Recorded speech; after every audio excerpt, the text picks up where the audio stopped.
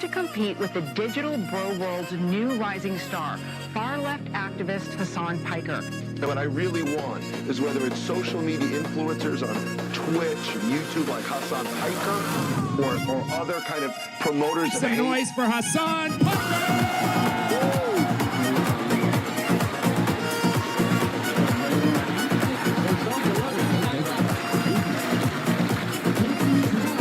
None of us are free until all of us are free. We must never allow these fascists to take away our voice.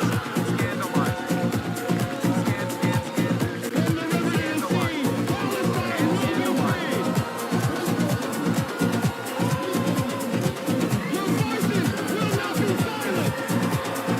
You must always maintain revolutionary optimism. You must always continue to organize. You must always continue to agitate, because the quicker we can create enough pressure that causes the American state to recalculate its suicide pact with Israel, the quicker we can save as many Palestinian lives possible. From the river and sea, Palestine will be free. Your voices will not be silent.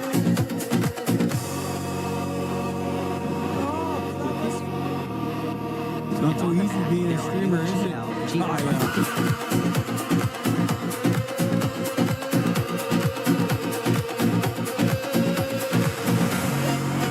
What's going on, everybody? I hope everyone's having a fantastic evening, afternoon, pre-noon, no matter where you are in the world. I'm Hasan Piker, and this is the Hasanabi broadcast coming to you live from sunny but also terrible air quality Washington, D.C., the belly of the beast, the heart of the United States of America, the heart of the empire. We are a nation in disarray, folks. We are a nation in crisis. But regardless, here we are at the Hasanabi broadcast to cover all of the day's news. And here at the Piker Broadcasting Service, we cover tomorrow's news today. I'm Hasan Piker, and we have a lot to discuss. We have a lot to cover. Why is the camera at a Dutch angle? Is it? Is it at a Dutch angle? You're going to make me...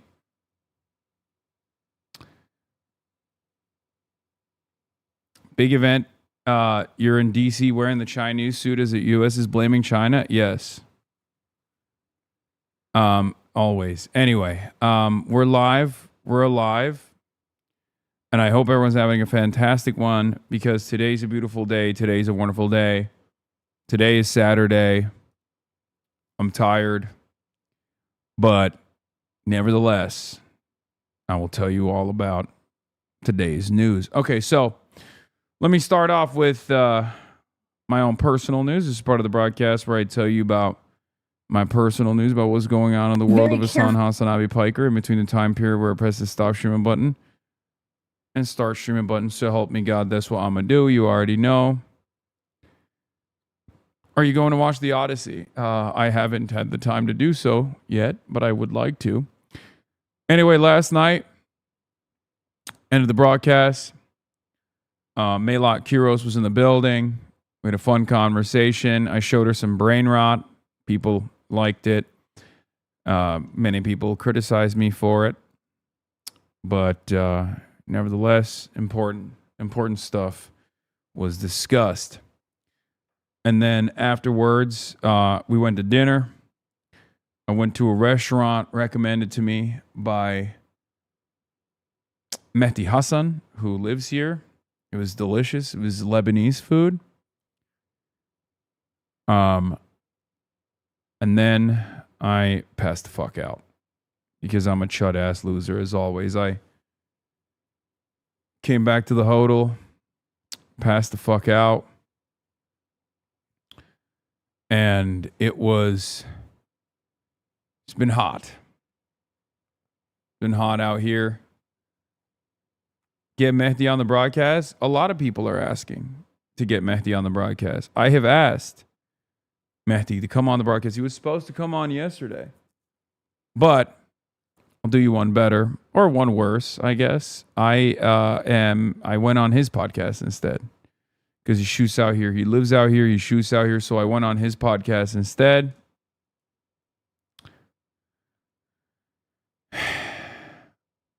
And I did that this morning. I went to bed, woke up super early, couldn't sleep for some weird reason. Air quality is dog water out here, for the record, for those of you who are wondering.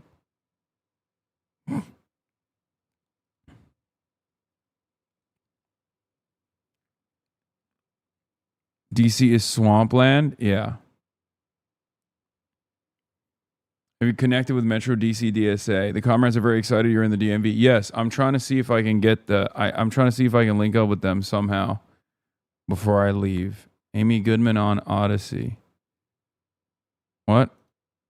Guys, I don't care about the Odyssey, okay? There is a People versus Powerful Bernie AOC Abdul El Sayed with special guest rally taking place in Michigan today at 5 p.m. right before I do my speech. I'm going to be delivering a speech somewhere else. Big Z defended you on the daily. The left wing. Yeah, I know. I listened to it. There were some really good moments in that, and then there were some moments where I was like, come on, dude. There was one moment where I genuinely was, I had to pause the podcast. Like he answered some of those questions in the most libbed up way where I was just like, dude, what are we doing? Anyway, but we'll talk about it. There was some good stuff in there too, though. I got a brief mention in it as well, which is interesting, I guess. But yeah, bro, these motherfuckers are not living in the same timeline as us. Look at that recovery speed. What is this?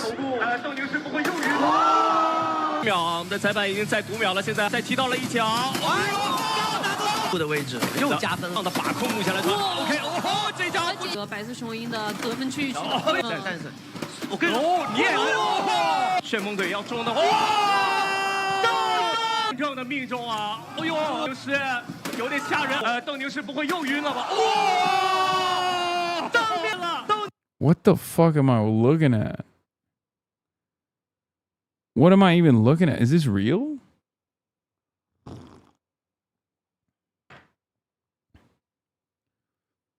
Is this AI? Is this fake? Or is this actually real? Like, this is a real thing that's taking place.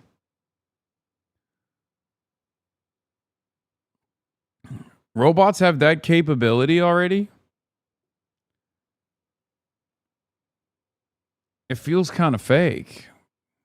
I mean, I know robots like that exist, but I didn't realize they had that level of mobility. Your nephew got his ass whooped? Wait, what? Jason the Ween got into a fight with the creator of Streamer University after getting slapped in the face? Wait, what? What the fuck is going on in Streamer U, man? With my dean. Oh my I'm dead ass. Bro, that's crazy. What the fuck? Who the fuck is this guy? What's his problem? I can't tell if this is real or not. Wait, what the hell? What is happening, bro? I stopped doing it. Messing with my dean. Oh my I'm dead ass. You wildin'? Oh, he smacked the shit out you, bro. Oh my god. Oh! Hey, calm down, y'all. Calm down. What the fuck? What the fuck is going on, bro? Is this...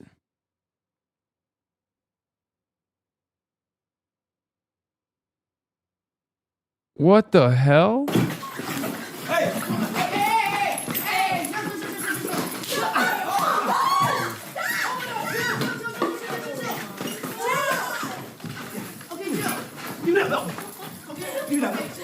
Bro, what the fuck is happening at Streamer University, dude?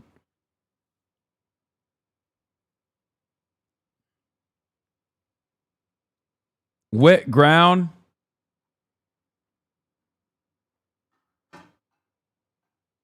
wet ground, nasty ass dormitory. I feel like I'm fucking back in college. Why didn't you go teach them about socialism? These guys? Ludwig made them all MAGA. I mean, low-key, Ludwig's classes have been pretty good. Agent's classes have been pretty good, too. I've seen some bits and pieces of it.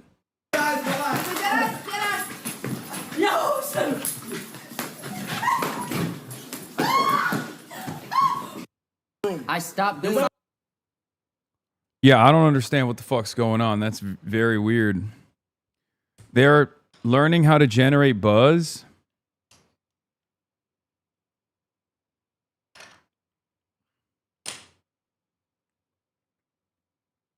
Yeah, I've never felt more 35 than I did right at this moment. I'm going to be honest with you, dude. Don't do this, Hasan. Chat's going to get racist. Wait, what? Racist?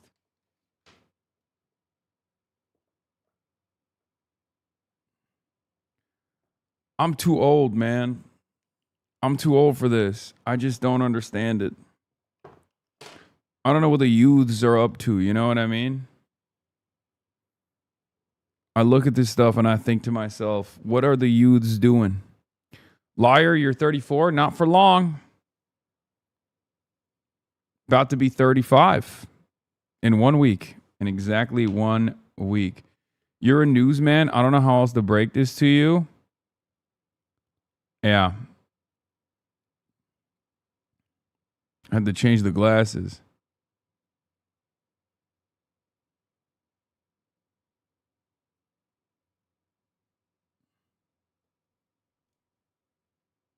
Anyway.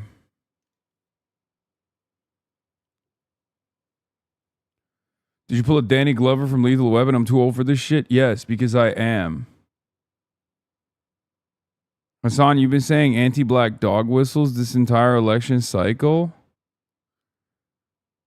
What is that? What's the anti-black dog whistle? When you say establishment. Right. Because what's so very careful when you say establishment. Right. Because what so many people mean and what Bernie Sanders absolutely means is black people. Yeah, no, that's not. So I've been meaning. That's crazy. That's no, I think it just means establishment Democrats. Like I don't think I think that's not. I don't know how to respond to that. You know what I mean? Because that's like, I feel like that was concocted. That was a take that was concocted in 2016 in a laboratory to one-shot me. I feel like they came up with that take in a lab.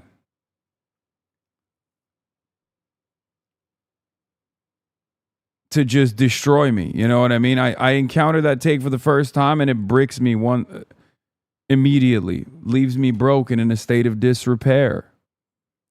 What the fuck is that, bro?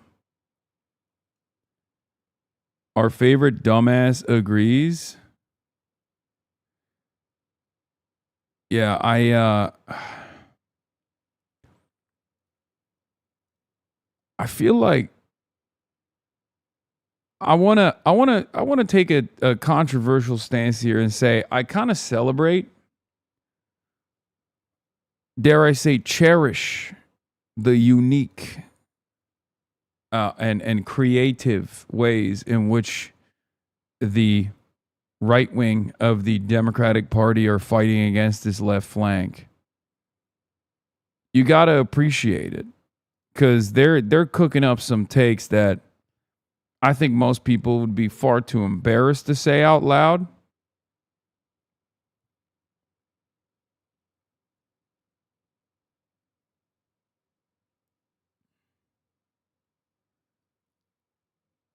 Have you seen this Haley Stevens? She's growing on me thing. Yeah, I saw it on my timeline. I didn't really have too much here. Let me blast off real quick. I'm in D.C. Iran kills 2 U.S. service members. Situation monitor. Michigan heats up. Wisconsin race shakeup. College Dems of America convention speech. Apparently, there's a lot of people who are mad that I'm even speaking at the College Democrats of America national convention. But the college Dems of America are very chill. Wait, what? Danny Glover was 40 years old when he said, I'm too old for this shit when Lethal Weapon was filmed? I'm too old for that shit, dude.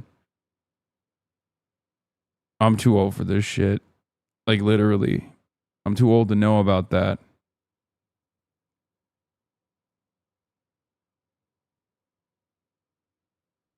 That's crazy. That's actually crazy. That makes me very sad. Toyota update. Toyota-thon? Hasan, my brother helped put together College Dems convention. So excited to have you as a guest. We come from a small town in Georgia. Thank you so much for coming to this event. You got it.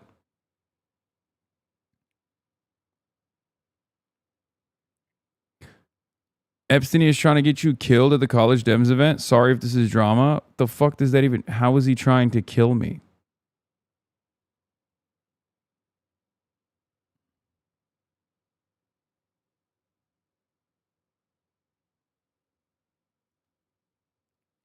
Fox News put me in the thumbo of this. Far left Democrats winning over Gen Z. Incredibly infectious. Wait, what the hell?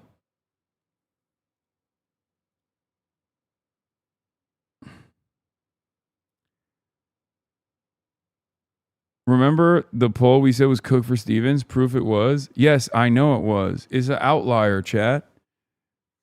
Yeah, the Glenn Garrett polls have always been an outlier. It's basically an internal poll. Anyway, we'll cover all that. We'll cover all that stuff. Don't worry. But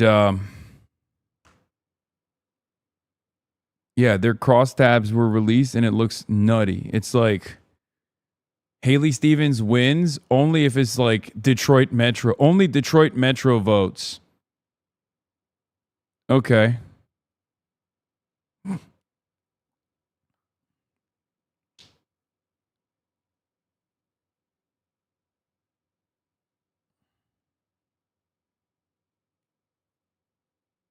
Blood sounds tired. I am, bro. I didn't sleep that much.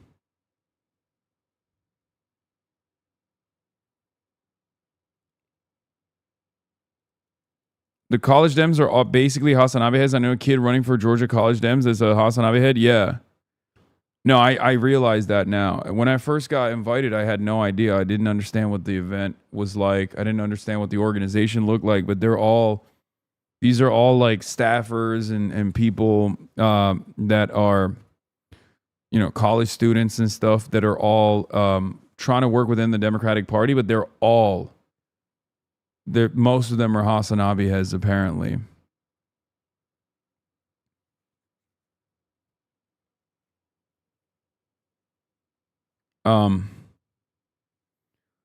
Why'd you stream, bro? Take a nap, fire up stream when it's time to IRL. It's Saturday, fuck the news. Bro, there's news happening, though. We got to cover it.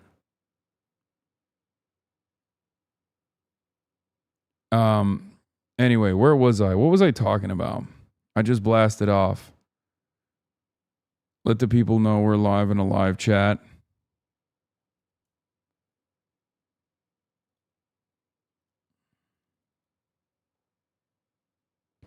We'll do AOC speech at the Justin Pearson rally. If you checked out Head in the Office coverage of the Michigan race, they've deemed Haley Stevens the plague bringer for the poop virus in 3 days of wildfire darkness. That's funny. I love Head in the Office. They're great.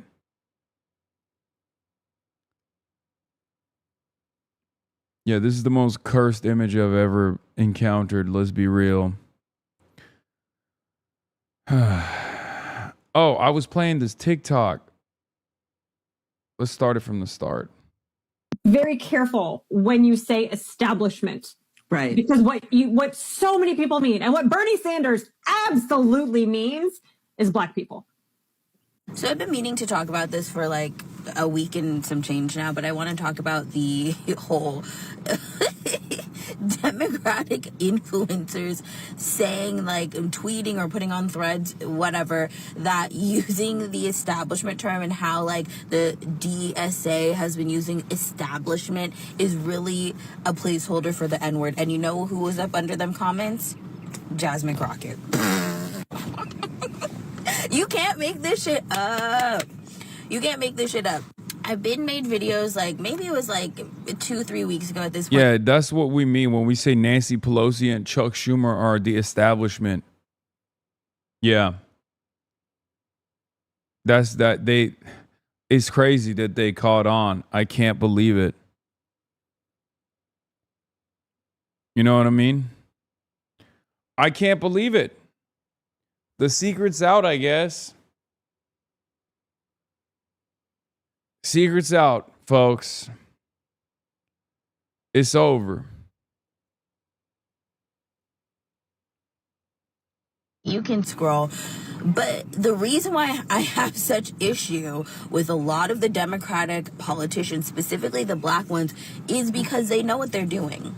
They're leasing out our identity, our radical tradition, our revolutionary history. They know. They read the books. They went to HBCUs. They were the first to do this or accomplish that. They were the only black woman in their job or whatever the fuck. They know what it is. But instead of using that position to turn back to community and hype up the things that are really central to our existence in terms of black people and pushing us forward and making sure our community is straight, making sure we have the programs we need, making sure that we are all being lifted up, they then turn that inward to enrich themselves and then market that back to you as if that's progress. The reason why these white Democratic fucking influencers are coming on here saying, doesn't that sound like the N-word? It's because their position is being challenged by a more left, and that's, you know, in quotations, a more left than them option. Yeah, I mean, the other side of this argument is, yes, literally. It implies that, like, you know, Nancy Pelosi is now officially black. Like, establishment Democrats are black regardless of the fact that they're not. It's just crazy. Also, saying this about DSA is really funny because, like, there's like one white guy in the entire country that's running. There's literally one white man. Right? Am I crazy? I feel like there's how many white guys are running as DSA candidates?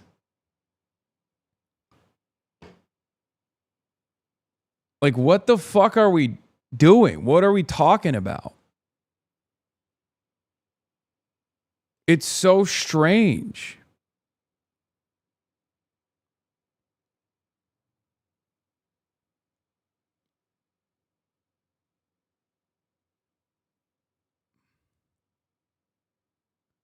There are very few white men running on the DSA platform, DSA affiliated, or even like close to our politics in general, right?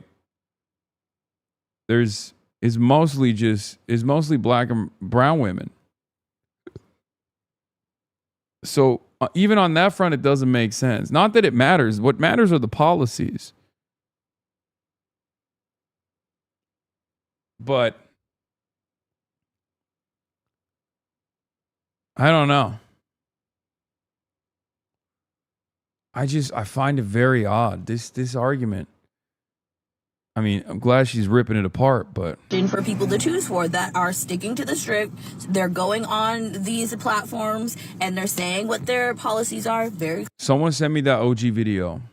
Clear, very transparent, no hoops and dance parties and all of that extra fluff and shit. They're straight to the point. Affordability, climate crisis, taxing the rich, all of these things, universal health care, universal child care. Things that people want to hear, things that people need, things that Trump ran on in order to get people to, you know, obviously vote for him, that he obviously was lying about actually implementing because our lives are a flaming piece of dog shit right now.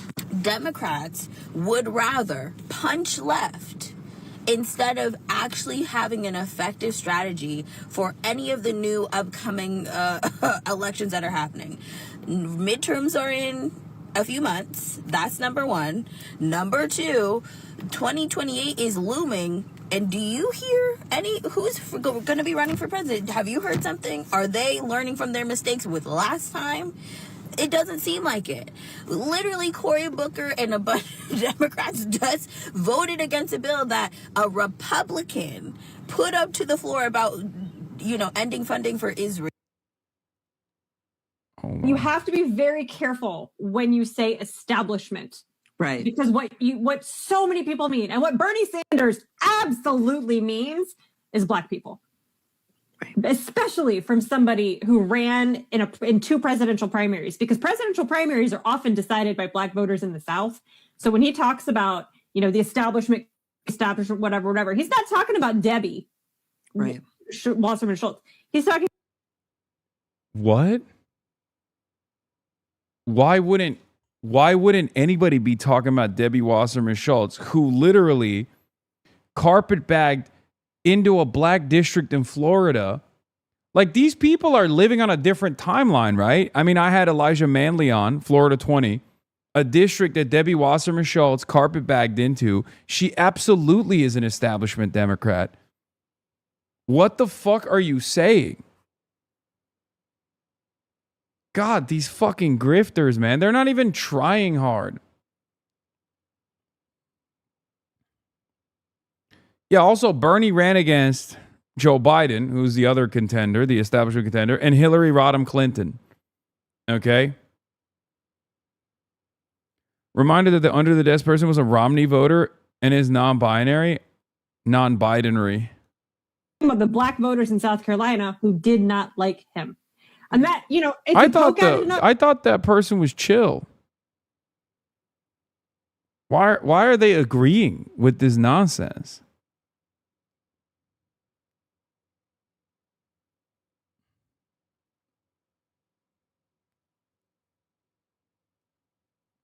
It don't make no dang sense.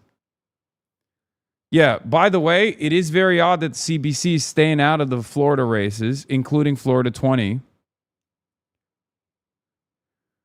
Even Hasan Piker, people on the far left of the party will start talking about, well, maybe Black people have too much power in the party. Maybe Black people. When have I ever said that? Literally, when have I ever said that?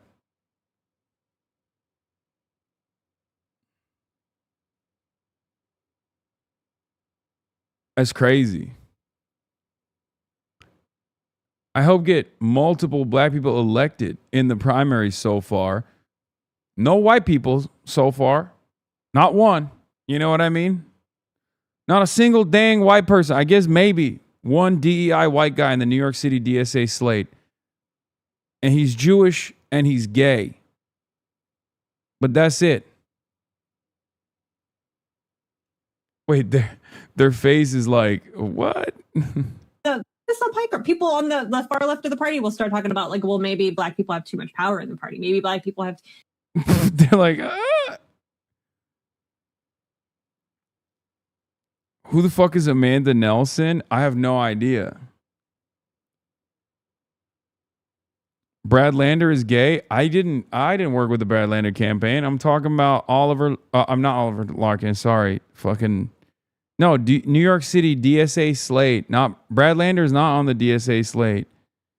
No, not Oliver Larkin. Sorry, Oliver Larkin is another white guy, but he's not gay. David Orkin is who I'm talking about. Also, Oliver Larkin, David Orkin. What the hell's going on?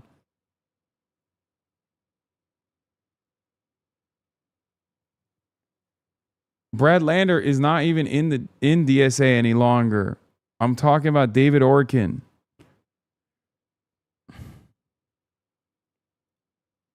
I've seen people on TikTok say that. What? You've seen people on TikTok say that I think Black people have too much power? That's crazy. Okay. What if people on TikTok were like saying you're a pedophile? Would that make it the case? You know what I mean? If I ran around saying stuff like that, that would be an insane. That'd be an insane thing to just claim, right? Oh, I've seen people on TikTok say that. The fuck? I can't believe she just said my source, TikTok. Shut up. And because when black voters have more power in the party and more power in politics in general, that is the boat that raises all ships, because they vote for progressive policies that benefit their communities and therefore everyone else. Bernie is trying, and his friends are trying to come at it from the... What is this angle that like Bernie Sanders' policies are just not progressive? Is that what the argument is? And the reason for it is because like black people in the primaries didn't vote for Bernie? Is that like that's how we... this is such a strange argument to make. We've moved beyond standpoint epistemology. Also, this is such a nasty way to do commentary. What a cynical application. What a cynical application of just the most hollowed out version of shallow identity politics. That's crazy.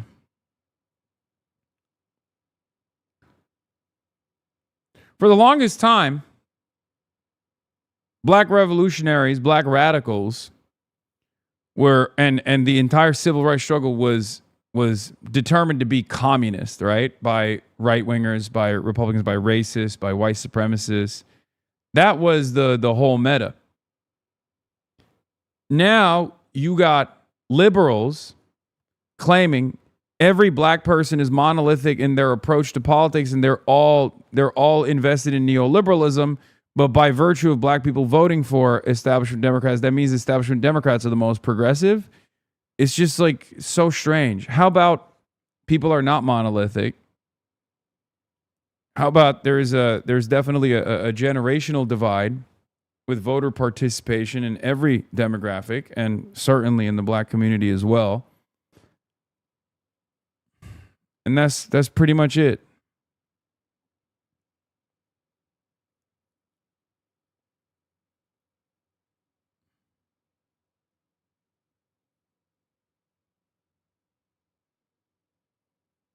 The civil rights movement wasn't made out to be communist. It was just communist. I mean, there were different elements in it. You know, obviously the biggest advocates were primarily socialists, communists, and the like. Yes. The Black Panther Party. MLK was a socialist. Not that it matters. I mean, it's just such a strange thing.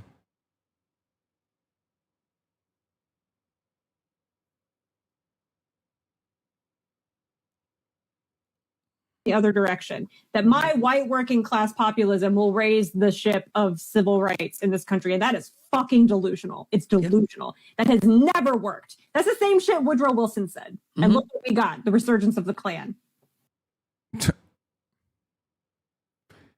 There's no way she believes this, right? She's just getting paid for it, right? A white woman quote tweeting a black woman saying this is peak Twitter. Yeah.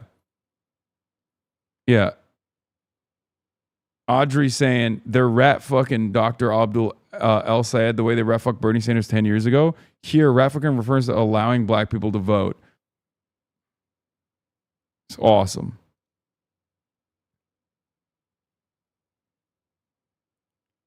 So what's going to happen eventually? Like, you know, the more black voters move in the direction of the insurgent left flank, as we've seen already, at that point, what is the establishment narrative going to be? What's their narrative going to be then?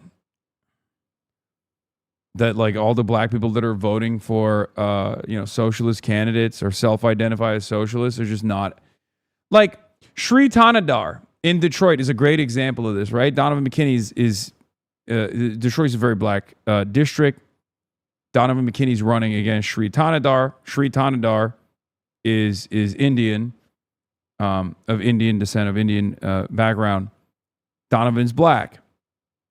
Donovan also happens to be the DSA endorsed candidate. And yet, Sri Tanadar has flooded the market with a barrage of ads. And he's actually, performing decently well, regardless of the fact that he is a pretty weak candidate, right? It's supposed to be a super weak candidate. And there are a lot of black people in the district that are, seemingly in favor of voting for Sri Tanadar over Donovan, who himself is black. So what is that? Like, how does that calculation work in that situation? Does that mean Donovan is no longer black and Sri is? How does that work? I'm asking sincerely, is Donovan no longer black, but Sri is because he's the establishment candidate? He's the pro-Israel candidate? Got to think before speaking. Are you telling me that, or are you telling that lady that?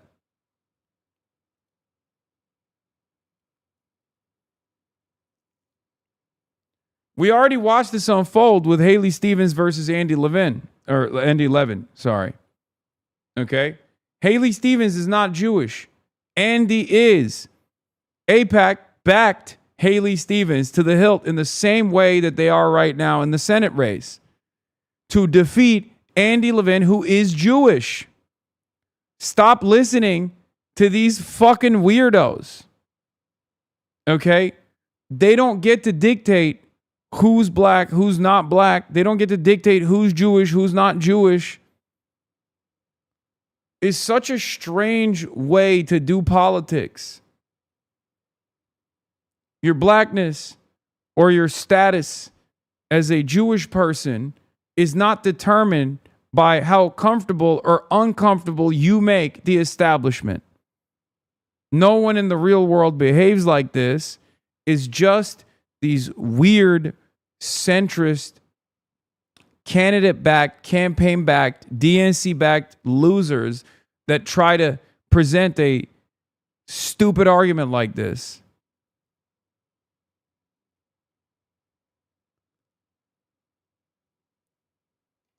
It's ridiculous.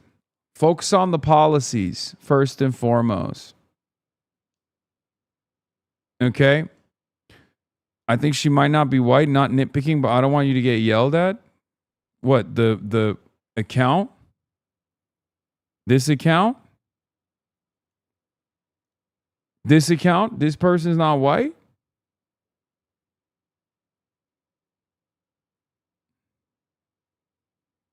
Alice Poole?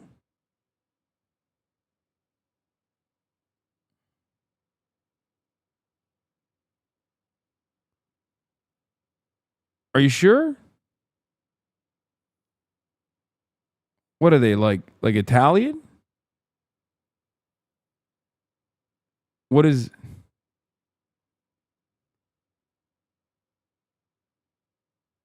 No, Amanda Nelson. I'm not calling Amanda Nelson white. I don't know who Amanda Nelson is. I didn't say she was white. Where did you get that from?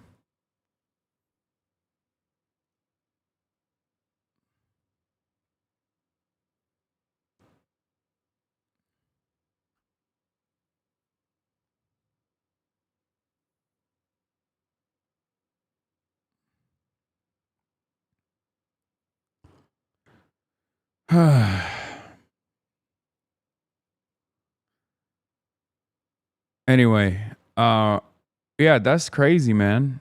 That's actually crazy. I mean, this stuff is so silly. It's so stupid. I don't think any real person believes this shit. Real.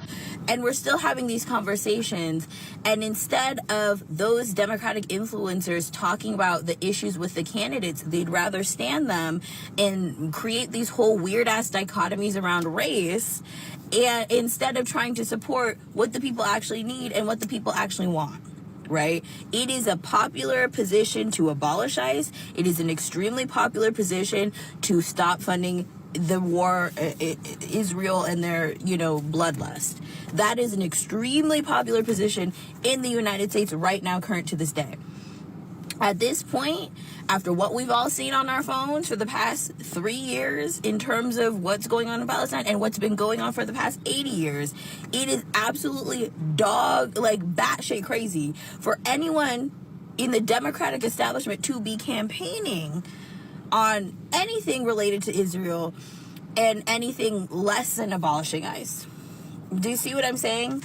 And yet, they will twist and manipulate and use black identity to cover themselves from any fucking responsibility. And these black politicians who are in it for their ego, in it for enriching themselves, in it for personal gain, are going to sit here and cheer them on while they do it, while it's under the guise, or they're claiming it's under the guise of protecting black people and protecting black women. I'm not falling. The establishment equals the N-word was started by a white woman. Oh my God. It was that Susan Lambert lady. It sure seems like many people on the far left throw the term establishment around when they'd rather be using the N-word instead. There is white supremacy embedded in thinking establishment could ever compare to the history and gravity of being called the N-word. Establishment isn't a slur, it's just an adjective to Democrat. Stop entertaining these goofy white people and establishment Democrat leaders who behave like this.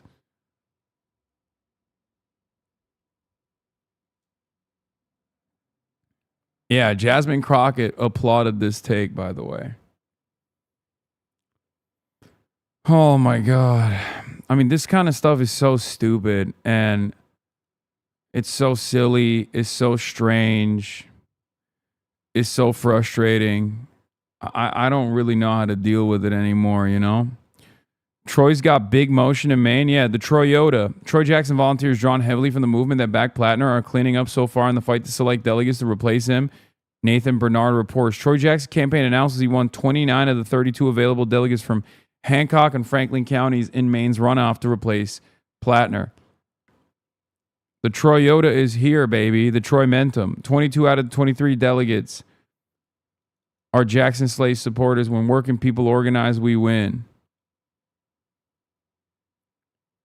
Deploy the Troyota is called the Troyotathon. Is up to 66 out of 80. Let's go. Let's go. Unleash the Trojan horse. Yeah.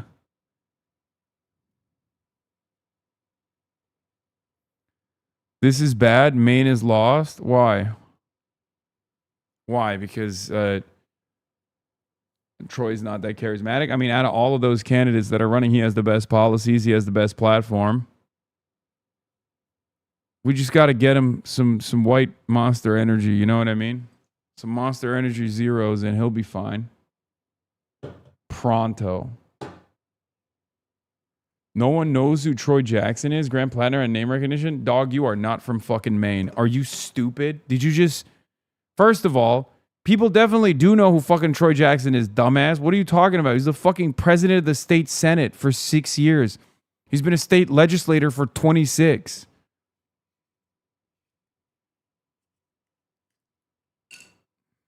The fuck are you talking about?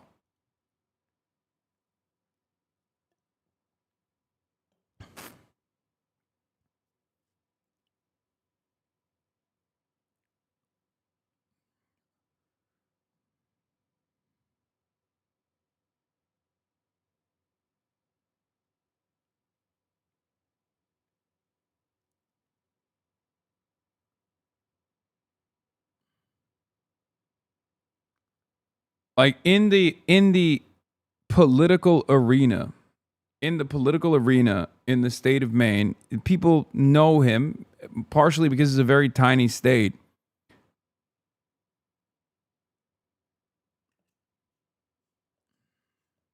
Bro is mansplaining. Plus, it doesn't matter. Once he becomes the Democratic Party, once he is the delegate selected candidate, there's going to be, you know, millions of dollars of ad spend introducing him to the entire state. Once again, what matters in that moment is that he has a pretty reliable background. He's reliable enough that people are comfortable with him. He's also he throughout his Senate presidency, he's also gotten a shit ton of his bills vetoed by Janet Mills. So he has not only his experience most likely offers comfort to the establishment Democrats. Okay, that's number one. But also, on top of that, his policy platform and the things that he has advanced as a long-term legislator, it gives him progressive cred. The only issue in the campaign is the only issue in his campaign is the Riz, but who cares? Fox News talked about your reaction to Maine. I saw. That made me sad because I'm not disrespecting. You need that monster more than Troy? I do. Very much. But I want to move on to Hasan Piker because he seems to be kind of the the socialist whisperer for the left. He watched some of the debate last night, and he's not happy at all. Why is this guy on here? Grade when Susan Collins was first elected our senator. Get off stage. Who are you, bro? She's helped to build. Oh God, Maine politics, man. Oh my God, they're all so Rizless. Okay, Matt.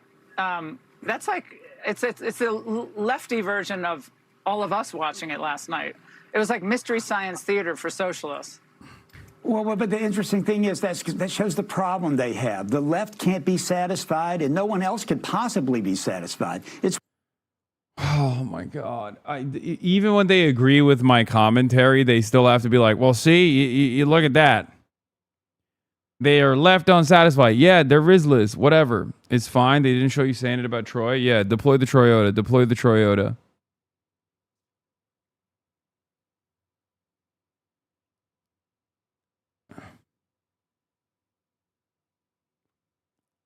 Kamala had Liz Cheney. Steven says Meghan McCain. Of course, we do have this rally tomorrow with Sanders and AOC for your opponent. There are a lot of people in the Democratic Party that are looking for that progressive kind of movement. Yeah. How would you try to bring those people in?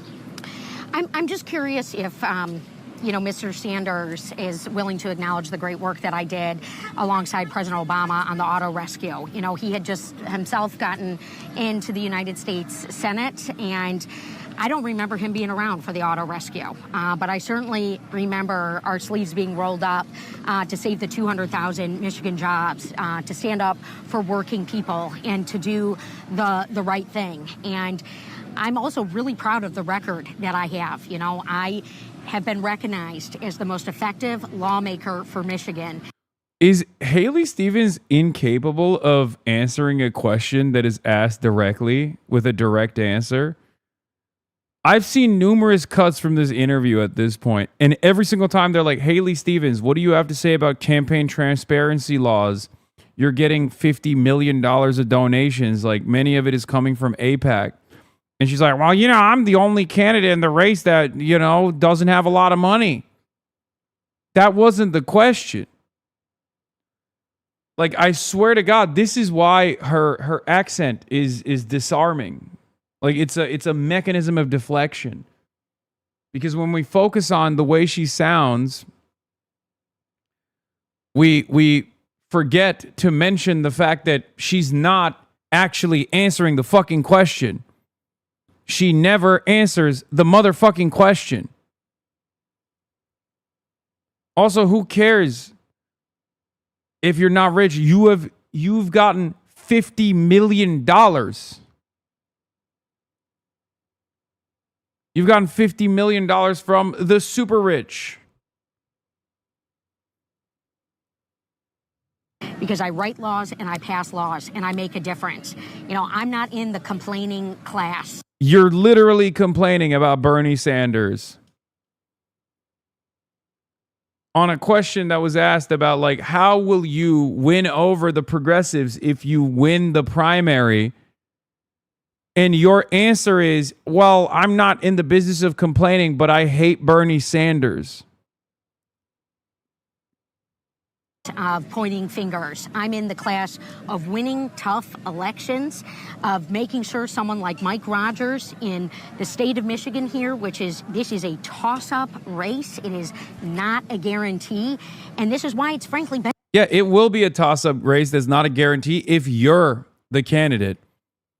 It will not be a toss-up race. It will be a guarantee if it's a matchup between Abdul and Mike Rogers. Bank on it. Take that shit to the bank, chat. Okay? Trust me. A few days ago, I was poking fun of Stevens, and now I think she's arguably one of the most authentic Democrats in the game. She's also got balls of steel for standing by Israel in this environment. Yeah, she's so brave for standing up for Israel. Thank God. Thank God she's getting paid $50 million for her bravery. Yeah.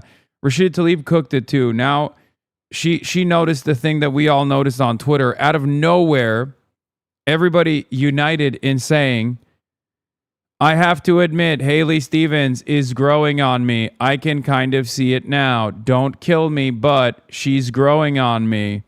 Guys, Haley Stevens is growing on me. She's growing on me. I can't help it. I gotta be honest, she's grown on me. If I was a Michigander, I'd cast my ballot for Congresswoman Stevens in the Dem primary. We are not posting a coordinated, organized post about how Haley Stevens has grown on me.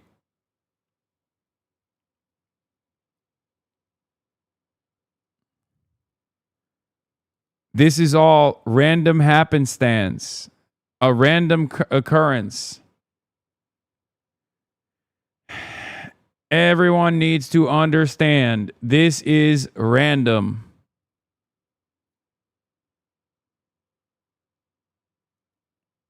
You could say he's grown on him as well. The more I see her in this kind of environment, the more I see her appeal.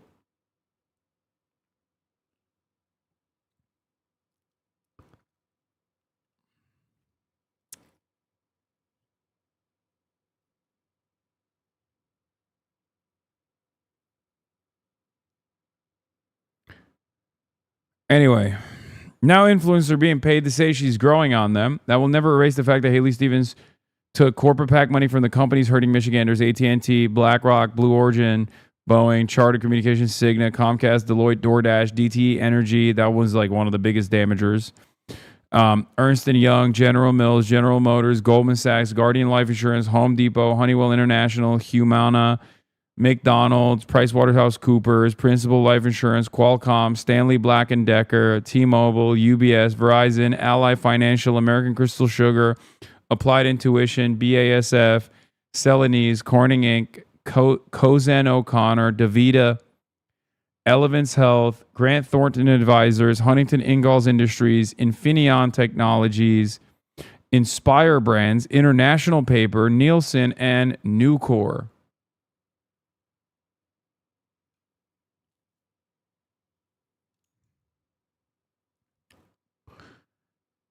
This is before we get to, of course, APAC and APAC subsidiaries.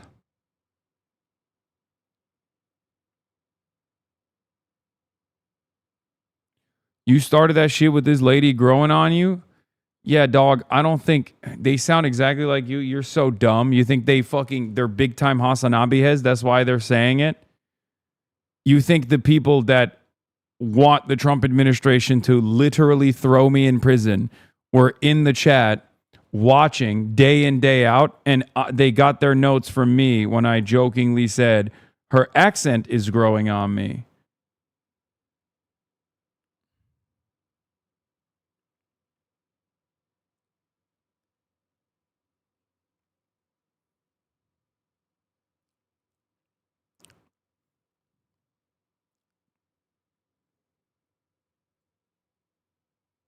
Okay.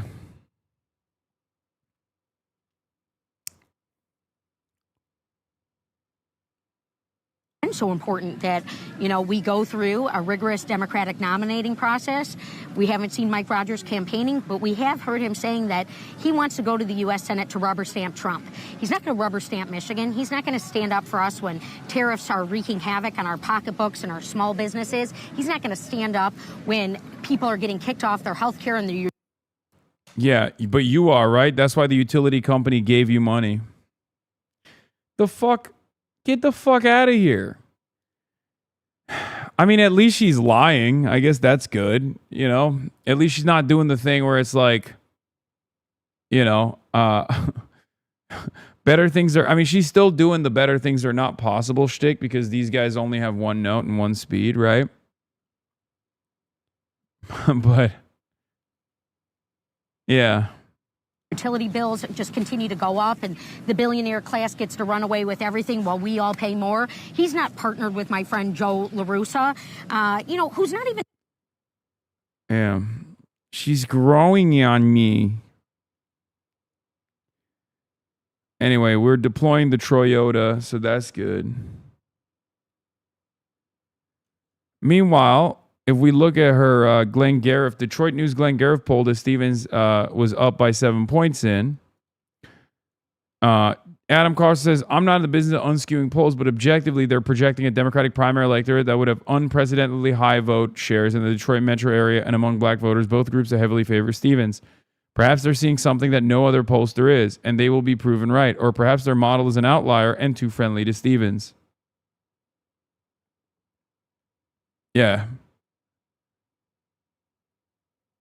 55% is the Detroit Metro Glenn Gariff poll participation,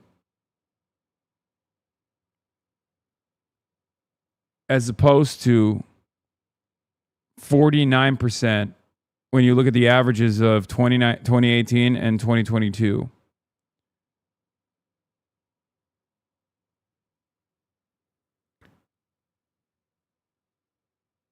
I mean, I think Abdul and the campaign is going to shock the world. Straight up. That's what I think. Ben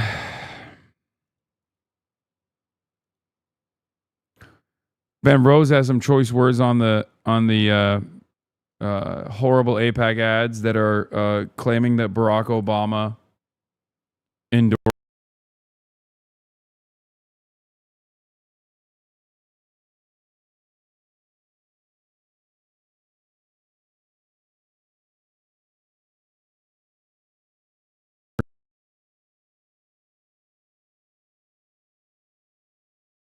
Haley Stevens this run. It's disgusting that AIPAC, which spent tens of millions attacking Obama, is now spending like crazy to lie and suggest he endorsed Haley Stevens. Is everything wrong with politics? Support Abdul El Sayed. If the Democrats.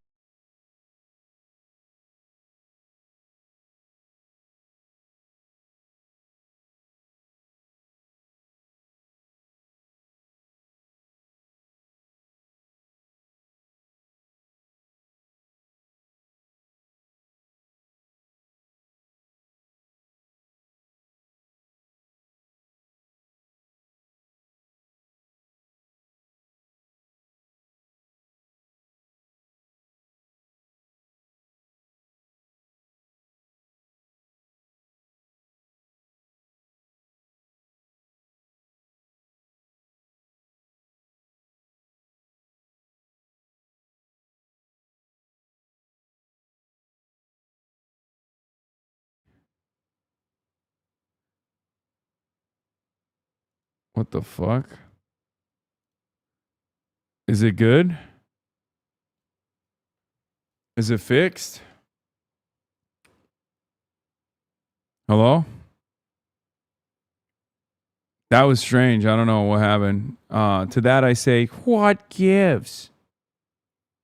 You know what I mean? What gives?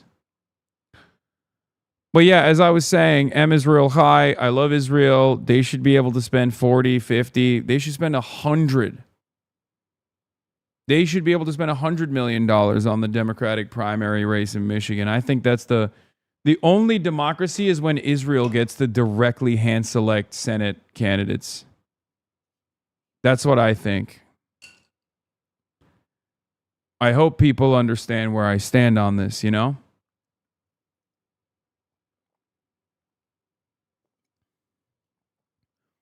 Why are you pocket watching? True. Why am I pocket watching the beautiful nation state of Israel? Chill, Hasan. What the hell is wrong with me, bro? That's crazy.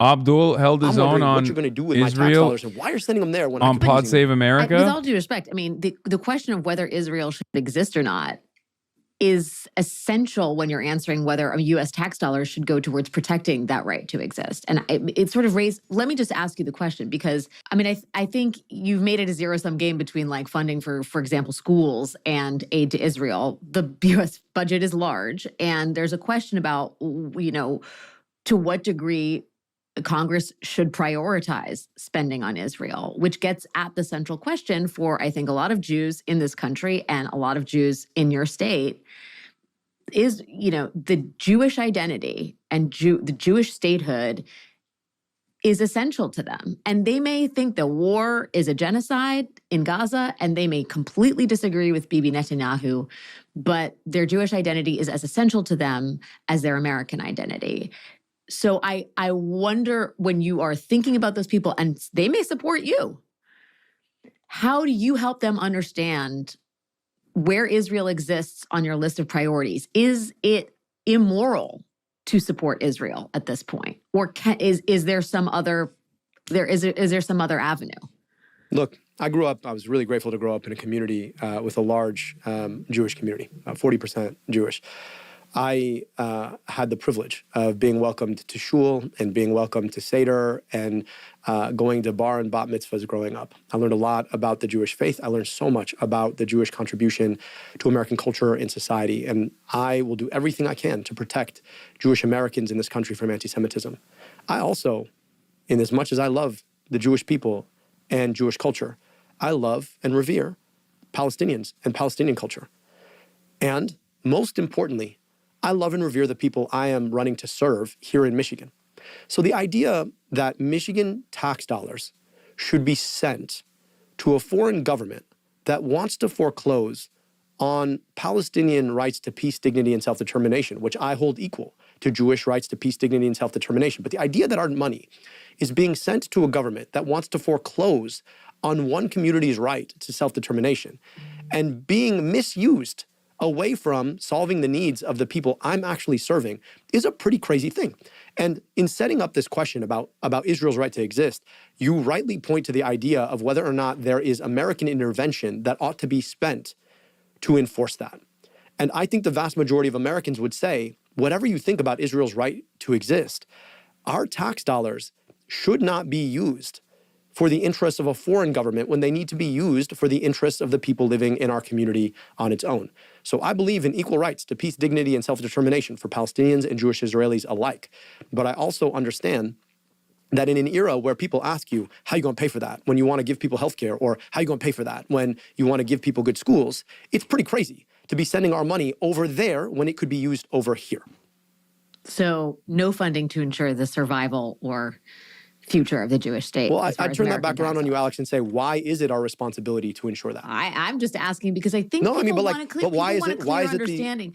I think that, but hear me out. Why is that the essential frame from which we work? Like, why is it assumed that the United States ought to be in the business of backstopping a foreign government? Like, I'm just saying, like, I don't want ill will for Jewish Israeli people at all. I really don't. I just want equal rights to peace, dignity, and self-determination for all people. But the notion that somehow our tax dollars ought to secure the interests of a foreign government, like, this is the United States and our own kids don't have good schools, and you're telling me that should be a primary concern over there? Like, imagine we said the same thing about any other country, any other one. Like, my family's from... Yeah, does Estonia have a right to exist? Why don't you care about propping up Estonia? Now, there's also additional irony here, because Estonia, at least to my knowledge, has not committed a genocide with our tax dollars. You know what I mean? Like, the question should be, does Israel have a right to unlimited U.S. funding? And then to expand on that conversation, you can ask, does Iran have a right to unlimited U.S. funding? Does China have a right to unlimited U.S. funding? Why is it only Israel that gets to have this like God-given right, like it's in the fucking Constitution or something? You hate Estonia because you don't want to give them $300 billion. Yeah. Can you imagine Can you imagine the fucking argument being like, hey, I hate how much you hate the beautiful nation of Lithuania because you don't want to give it $380 billion in the next 80 years. It's like, how dare you? How dare you? You want Estonia and Lithuania to no longer fucking exist. It's like, bro, that's crazy. Bro, read the comments on this video. Let me guess. As predicted, as is the case with every Pod Save America episode, the comments are going to be like, oh my God, Abdul is so fucking base.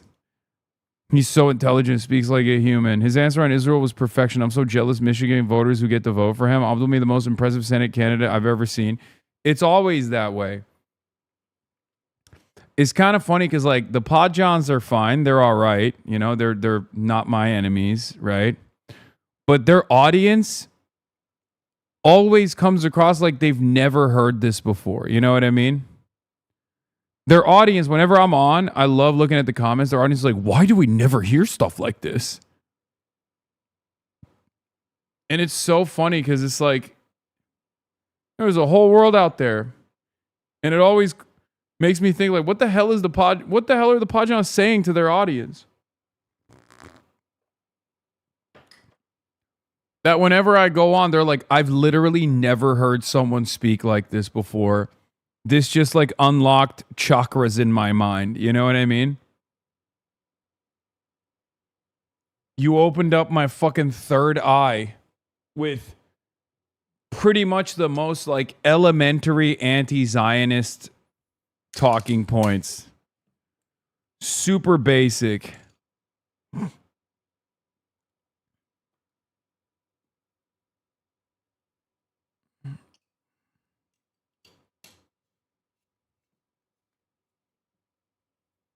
To be honest, that's why I became a fan of you like 2021. Yeah, that's why I always that's why I always give credit to the boys, to the Pod boys, to the Pod Johns, because they don't shy away from having these conversations and their audience is obviously primed for it. So that means they haven't been like negatively framing the left and constantly antagonizing against the left flank, which is something I do give a lot of credit to them over. Your appearance after the 2024 election on Pod Johns one time brought me over, never looked back. See, that's what I mean.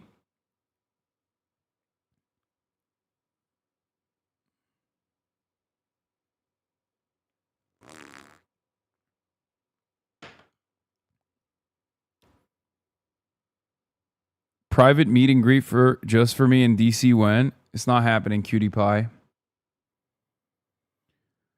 From Egypt, okay? Like, would it be crazy if somebody was asking me like, hey, do you think Egypt has the right to exist? People would be like, Egypt exists. I'm like, well, if somebody wanted to change the nature of Egypt, do you think the United States should be spending all of its money to make sure, or any of its money to make sure that that happens? And people are like, I don't know, that seems like a different country's issue. But like, I'm just saying that like you can both say that Israel exists, but it doesn't have a right to my tax dollars.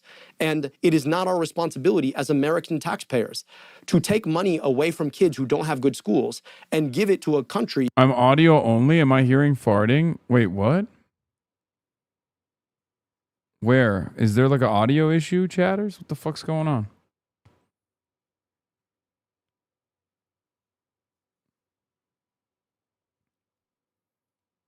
To buy bombs and tanks. Like the idea that our conversation even questions that is itself a big question we should be asking. Like, why is this the frame of the debate? Yeah, Chuck Schumer is here. He's sleeping in the bed. And he's a little bit loosey-goosey, you know? We know how his ass is. Oh, is it the coffee? Is it when I sip the coffee and you guys hear me drinking the coffee and you're like, oh, that sounds like a fart? That what it is? Anyway, speaking of Abdul, our boy, he got harassed by Jake Lang today.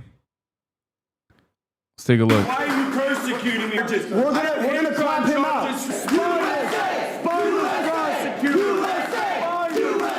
The reason I wanted to clap him out to USA is because he doesn't hate me. He doesn't hate AG. He don't even hate you. You know what he hates? He hates America. He hates the idea of what America was always supposed to be.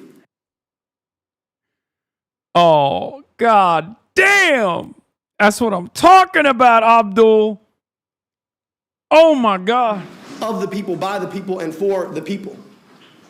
Where it should not matter the color of your skin, should not matter how you pray, should not matter who you love, that you can be fully and 100% America. He hates that America. He wants America to be small. He wants America to be like him. He wants America to be hateful. He wants America to be a place that does not include.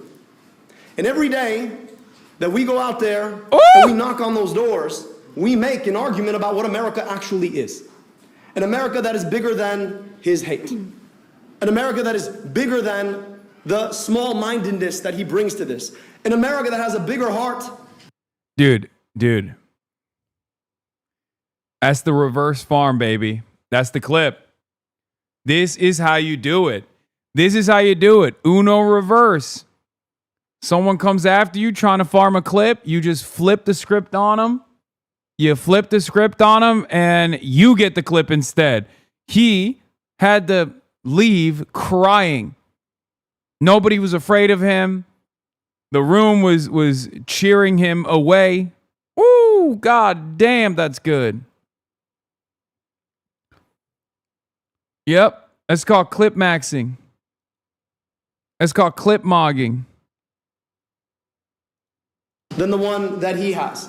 An America that is bigger than a Donald Trump who thinks that some people don't get to belong here because of their color of their skin. An America that is bigger than the idea that we all can come together and pray how we choose or not pray at all. An America that is bigger than Mike Rogers and the corporate corruption that they all take to run these campaigns to pick our pocket. The America they believe in is one where a few people who look a particular way get to siphon off your money to make billions. That's the America they want. That's the America he represents. That's the America he's so mad he didn't get. And as much as that's an ugly display of the America they want for us, this here is a beautiful display of the America we can yet build. You should stream with Abdul again? I will. That was fire. Why are you persecuting me? I have never been more jealous than I am of Michigan.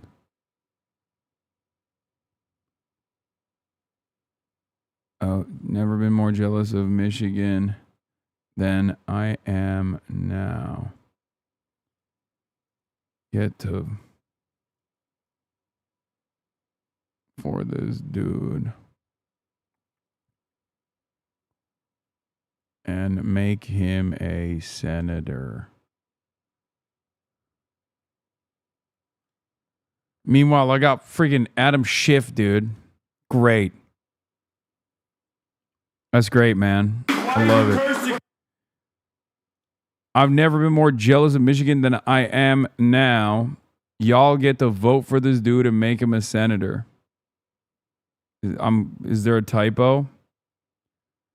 Do we got a typo? Yeah, I got the close-up footage of the IRGC footage, or not the IRGC footage, but the footage of the IRGC strikes hitting Jordanian military installations.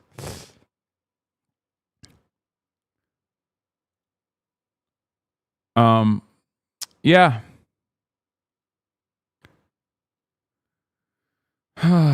It's Toyotathon in Maine. That's exciting.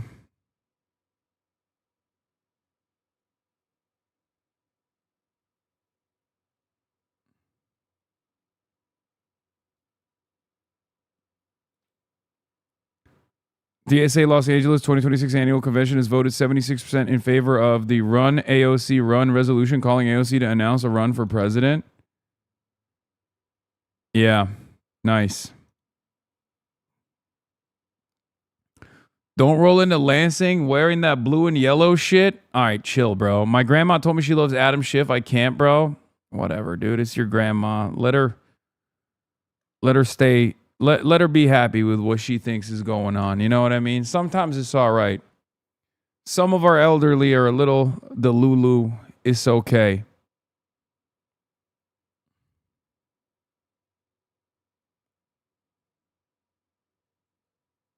Who said Troy Story 26? Me. I'm Troy Story 26.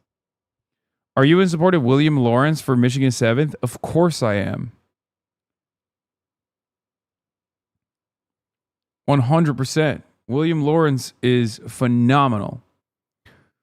Michigan is one of the best statewide slates out there. William Lawrence, Donovan McKinney, Kyle Blomquist, obviously our boy Abdul El-Sayed for Senate. They got a lot of talent out there. The person who's replacing Haley Stevens, Aisha Farouk, I think her name is. She's great too. Yeah. There are so many great candidates up and down that goddamn ballot. It's a phenomenal state and a phenomenal slate.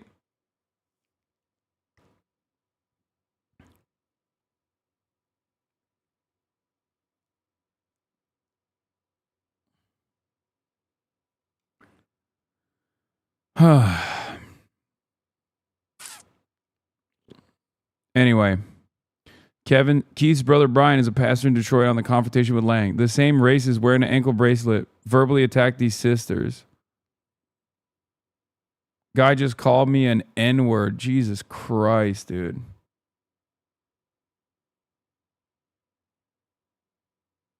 Jesus Christ, dude.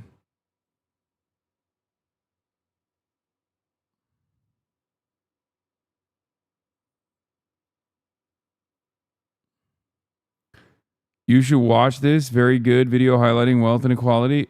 Communist Wyomingite. I'm not going to watch that video from the richest town in America. It's not what you think. Maybe later.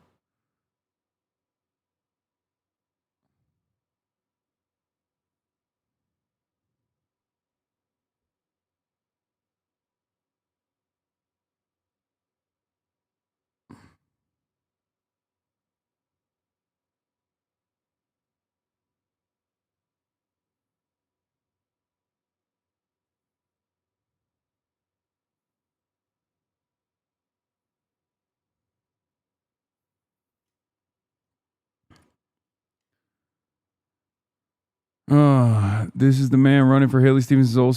Oh yeah, this is the person that's running for Haley Stevens' old seat. He's up against Aisha Faruqi, who has rejected all money from the Israeli lobby.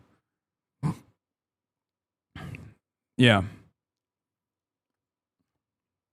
dude, I don't know what the fuck's going on with how much AIPAC wants to just maintain control over the state of Michigan. I don't know why they're so aggressive in Michigan. I guess they're aggressive everywhere. We're just focusing on Michigan.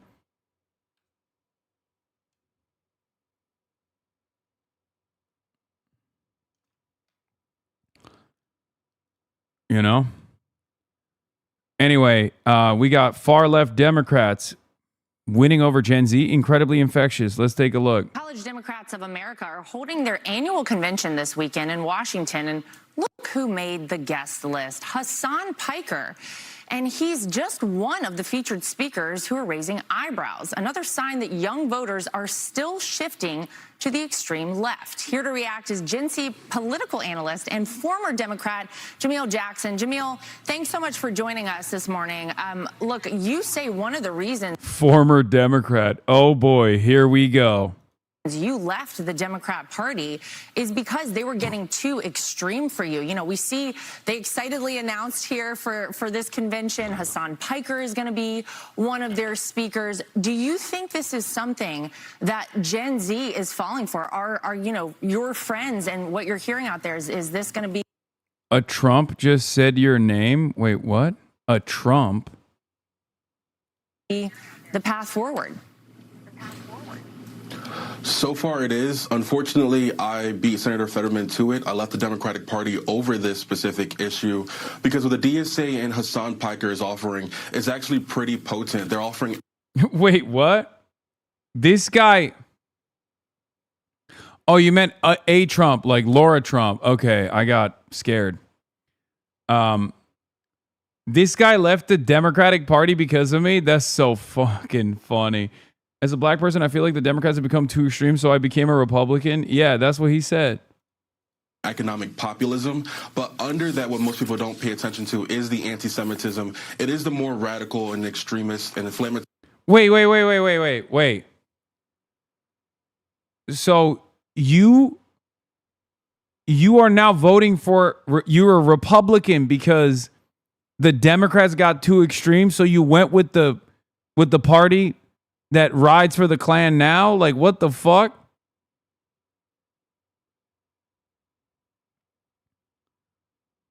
That's crazy. Yeah, the Hasan Piker wing of the party got too extreme for me, so I became a part of the party of racists. I became a racist because Hasan was too racist for me in the Democratic Party.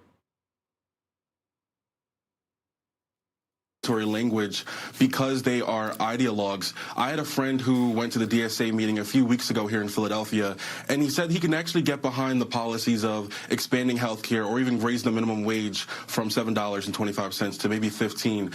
But he says he's a hard no when it comes to opening up all of our prisons, abolishing ICE, abolishing the police, and honestly open borders. What I say Yeah, I love saying stuff like that. I'm a big fan of opening up all of the prisons. Man, how about we open the schools, okay? Talk about opening something. We got to open the schools, man. What the fuck? Oh my God.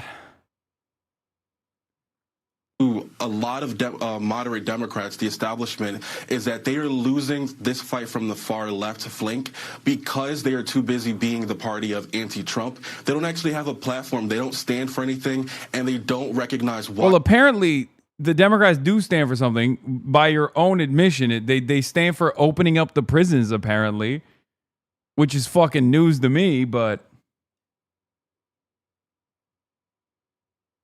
yeah, my favorite Hasanabi policy is legalizing crime. Yeah.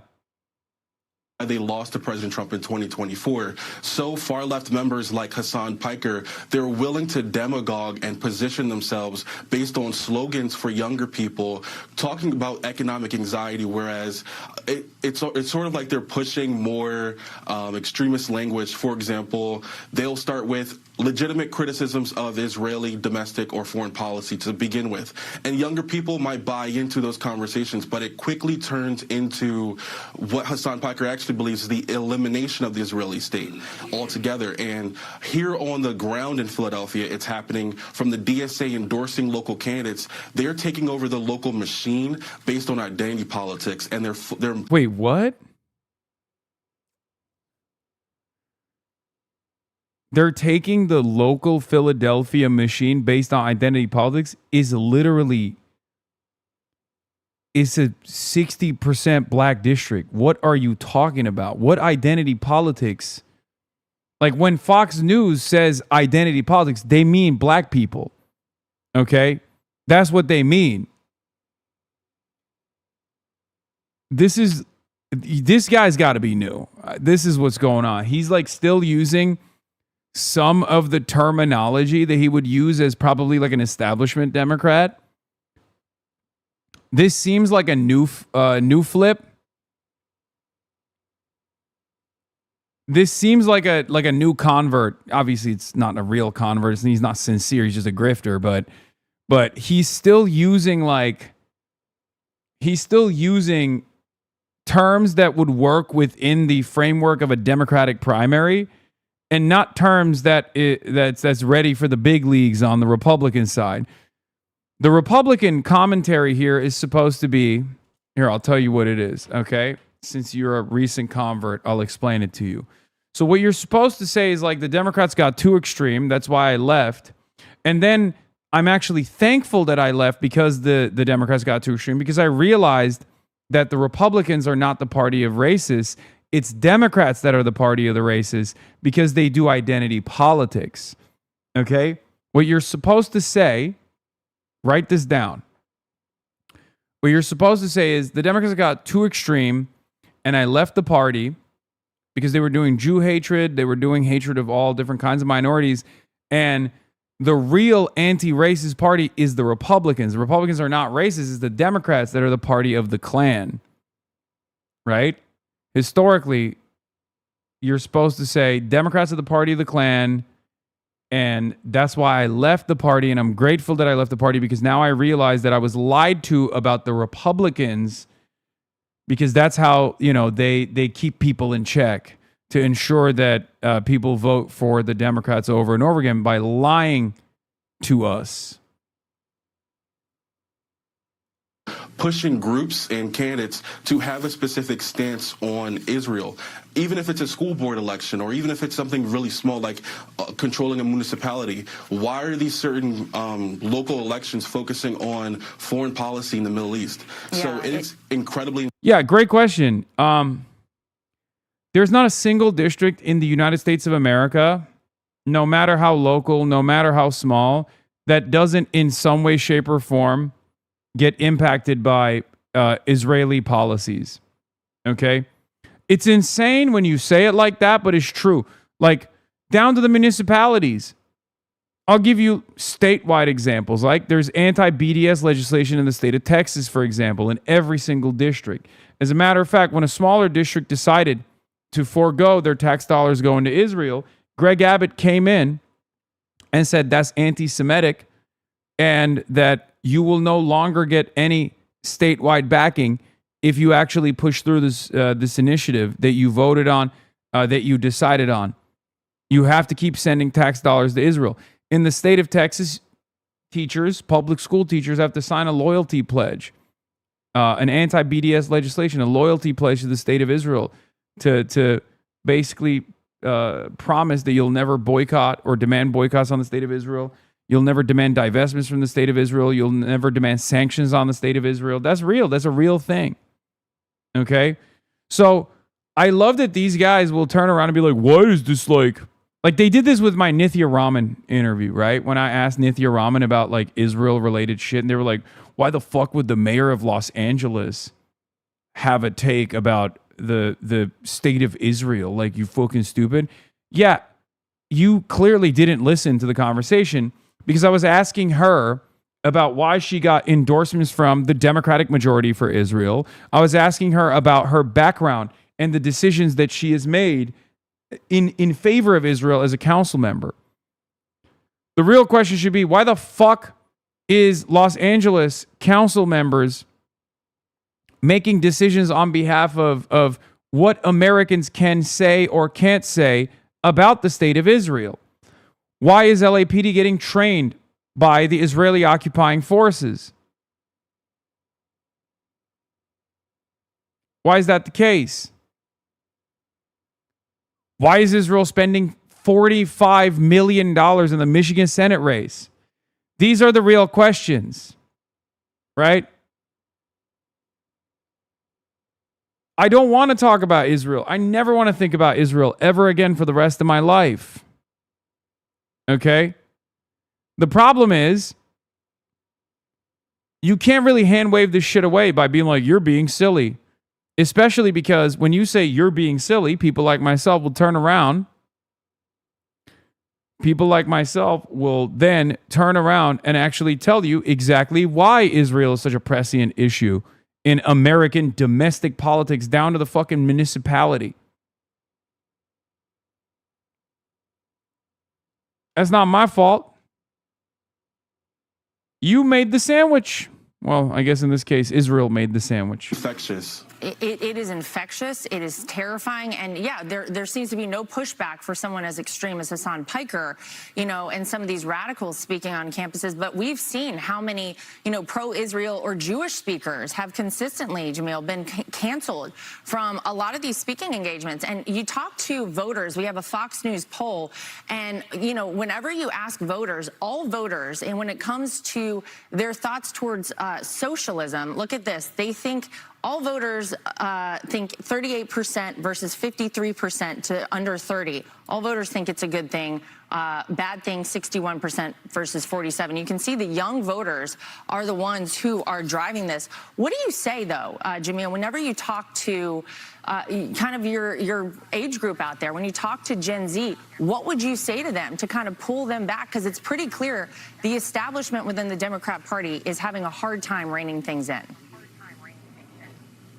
What I say to them is to stay the course. Right now, it seems really popular to go for socialism, and it's because that's the only thing the Democrats have changed about their platform since 2024. It's new, it sounds exciting, and they're willing to give another platform a chance just because President Biden has lost a lot of trust with the establishment Democrats and the core base of voters. The truth is, the establishment moderate Democrats are not willing to talk to young people. They're not. Bro, you just left the party. Why would anybody listen to you about what the Democrats should do?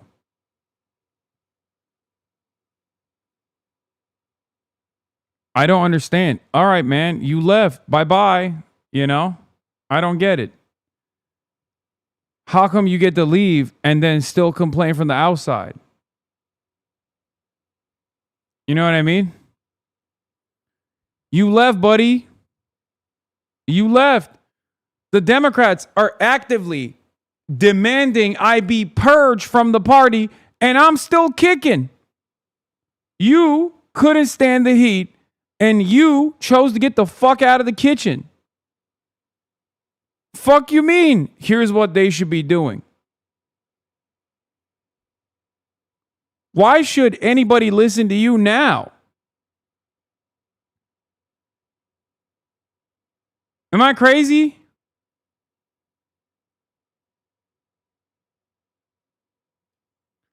Bro, this guy's running against Chris Rabb. Oh my God, that's awesome. He's going to get cooked. Building a viable platform for younger people. So it's really difficult for, let's say, someone like me or people who are just generally independent to talk to younger people when the DSA is giving younger people a seat at the table. They're inviting figures like Hasan Piker. They're more engaged online than 60-year-old moderate establishment Democrats. Well, we are happy to have you as part of the Republican Party, Jamil. Welcome over to our side of the aisle. We hope to see more of that happen, and we appreciate you being on with us this morning. Thanks so much. Thank you so much. Be sure to like and subscribe for all the Fox News latest on YouTube and catch full shows streaming now on Fox One. Yeah, good luck to this guy in all of his future endeavors. Anyway, here.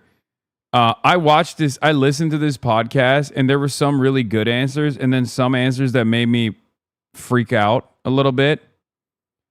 This was an interesting one. I got brought up in the Zoran interview. On what political weight you give the Israeli issue, because you are very clear about where you stand, but I'm wondering how you apply it to sort of how you look at other political actors. The left-wing streamer Hasan Piker recently said, and I'm quoting here, "Someone who will not say the truth about Israel's genocide will not stand with you and fight for you, for your health care, for your housing. It's that simple." Do you agree with that statement? Yeah, do you? Do you, Big Z? Big Z? Do you?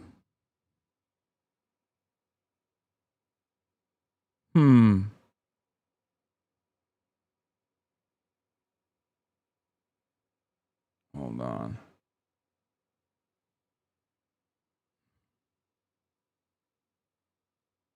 Not the Jeffrey Stunners? Are those the glasses we're matching? Someone said that's you, and they're so right. Oh, because we got the drip. We got the same drip. Is that what you're saying?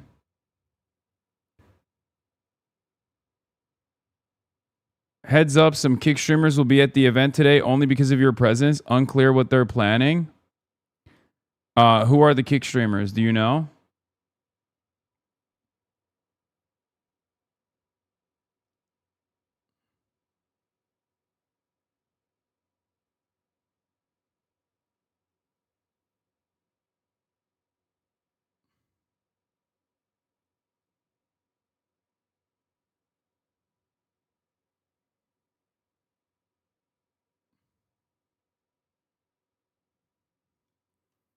DN Darius? Is Darius still there? I got tickets. Fucking losers, man.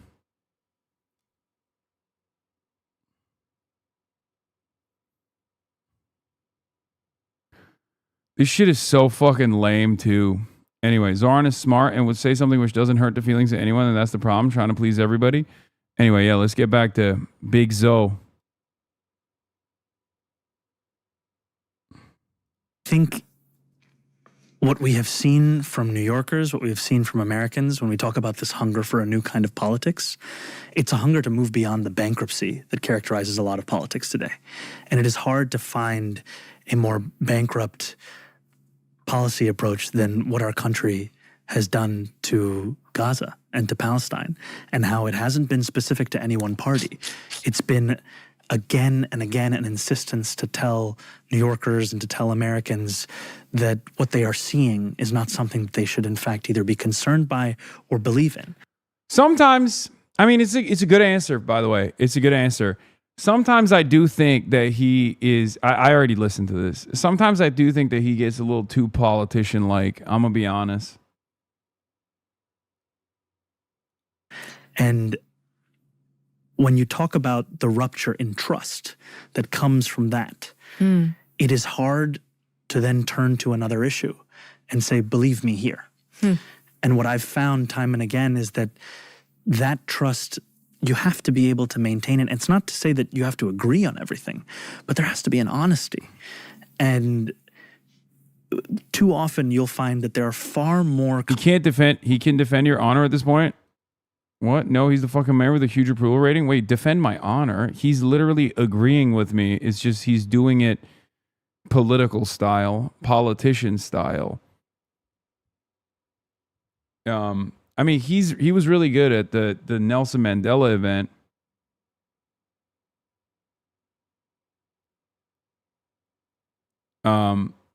So he's definitely capable of delivering passionate speeches about this issue. We know what his position is in general. The part that annoyed me in this interview wasn't even this. He's just explaining the quote with context. That's fine. This is great. This is a great answer. The part that fucking annoyed me.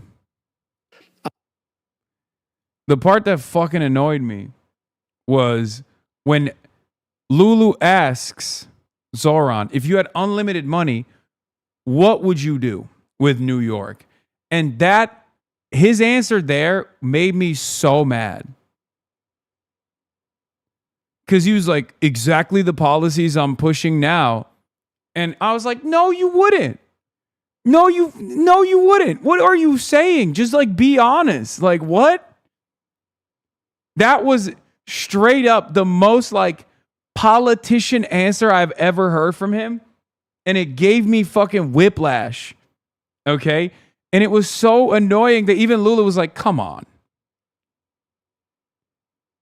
Come on. This is a thought experiment. It's obviously this is a thought experiment. It's not a trap. It's actually asking you what your broader vision is. What a dumb thing to make you mad, Law. What the fuck? I don't know. Maybe it's because I have because he's such a good speaker. He's such a good speaker. And he has the opportunity in that moment to deploy his speech skills and his charisma to show a bold vision that we should be pushing for in general. It's not a trap. It's not. Not everything has to be so defensive, guys. No thought experiments or hypotheticals until the term is over, brother. Yeah, he's already running. He's running for 2020. He's running for 2029. That's my problem. Congress people who will privately tell you that something is a genocide, then publicly announce it to be so.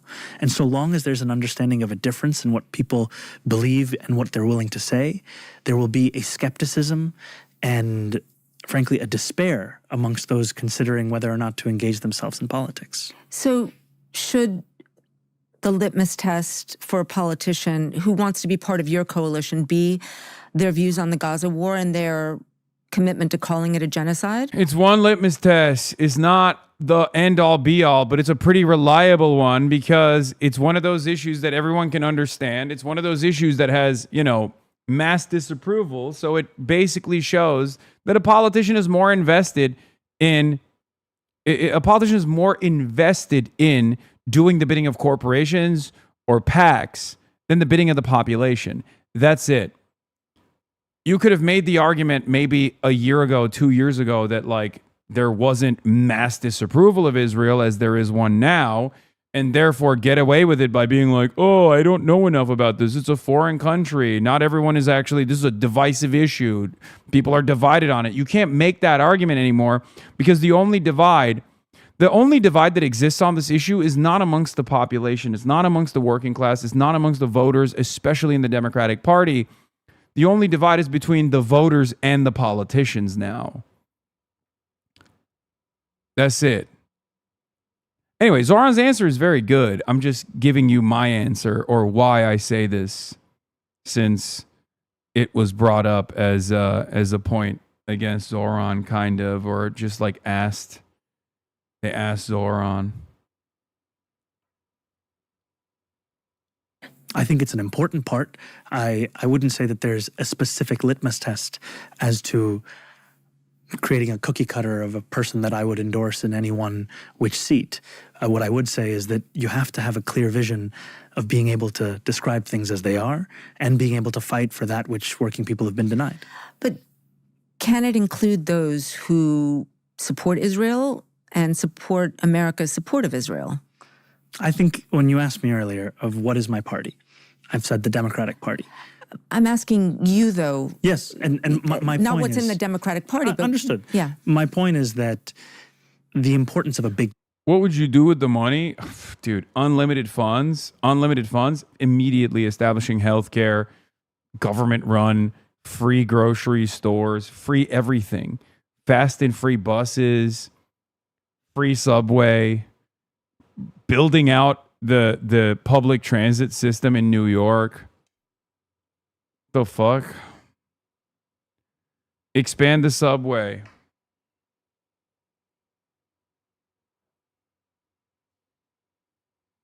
Infrastructure, jobs, good paying jobs. Millions and millions of jobs. Intent. It's critical not just in how we describe ourselves as what we belong to. I put a Japanese toilet in every public restroom. I put a public restroom in every corner and a Japanese Toto toilet in every single one of them damn public restrooms. And I make the janitor staff get paid like $200,000 a year. Luxury jobs for sanitation, okay? Good paying union jobs with great benefits for all the public workers that clean those toilets. Those toilets are going to look like Japanese toilets, okay? Universal bidet access for all. See, now that wasn't a part of his 5 policies. But let's be real. He did promise us that shit. He did. Remember? I ain't forget. But also that we can work with those with whom we might not have agreement on every single issue. And you can even see in the administration that I've put together, it's not an administration where at every job interview I ask someone, what are your thoughts about Israel and Palestine? Frankly, it has very little to do with most of the things that I'm hiring for. And what we want is to show that you are looking for expertise, you are looking to deliver on the ambition of your policy platform and to build a team that's able to do so. And when it comes to my endorsements of Congress members or those running for state legislative seats, they have to show a vision of the world that speaks to that despair and also addresses how you would actually deliver something different. And you felt that Espaillat didn't do that? No. One other question on this. Former Vice President and presidential candidate Kamala Harris. Would you move to New York City if Mamdani gives you Japanese-style toilets? Man, look, I love New York City, but I am needed elsewhere, okay? I love New York City. I love And I love New York City DSA. I love all the candidates there. But we got work to do everywhere else, okay? We got a lot more work to do. Right now, I'm focusing on Michigan and Wisconsin, okay? You should also be thinking about Arizona with Kai Newkirk. The job's not done yet. Let's get out of the midterms and then we'll reconsider where we move, okay?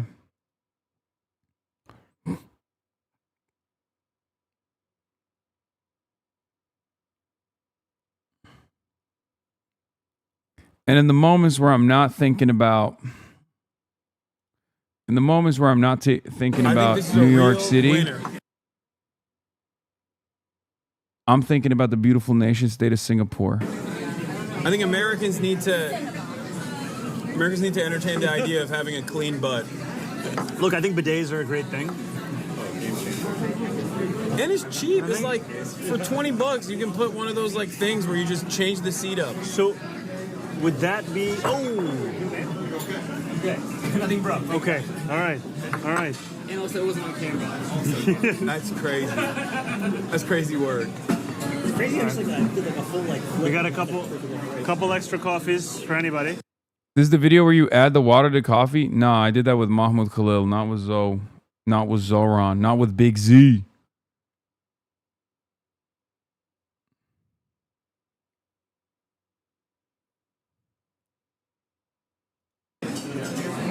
Donald, would you mind just taking one of these over there to that table? They might want something. So what's... Hold on, let me see if I can nail it. Hit it. This is a great jacket, by the way. Oh, thank you. The aftertaste resembles...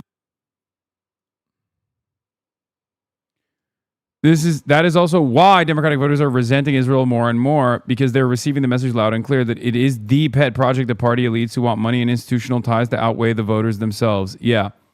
Ilhan Omar was turbo canceled for saying it ever since the pro-Israel side has said exactly the same thing as a threat. It's not about votes. It's about small, obsessive, and wealthy. It's about a small and obsessive and wealthy faction whose financial influence drowns out your votes. Yeah, I've seen this. Lemao, the dilemma Democrats is more financial than electoral. Dems can theoretically survive Jewish voter defection in non-competitive areas, but can they make up for Jewish and pro-Israel donor defections? Let's check in on their campaign coffers. The DNC has nearly $15 million on hand, but is $18 million in debt. What's crazy about this argument is that because AIPAC has funded Democrats and Republicans, they have basically upped the ante, right? They've basically redefined how much money is being spent in these elections.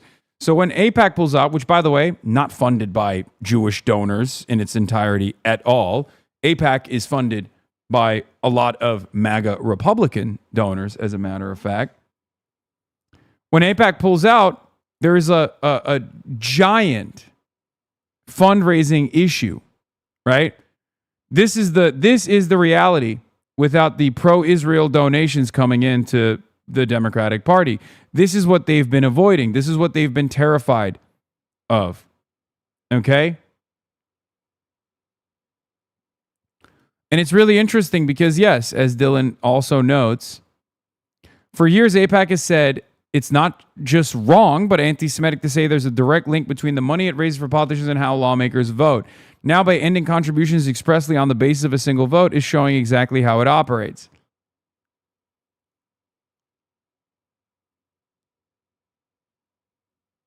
You see?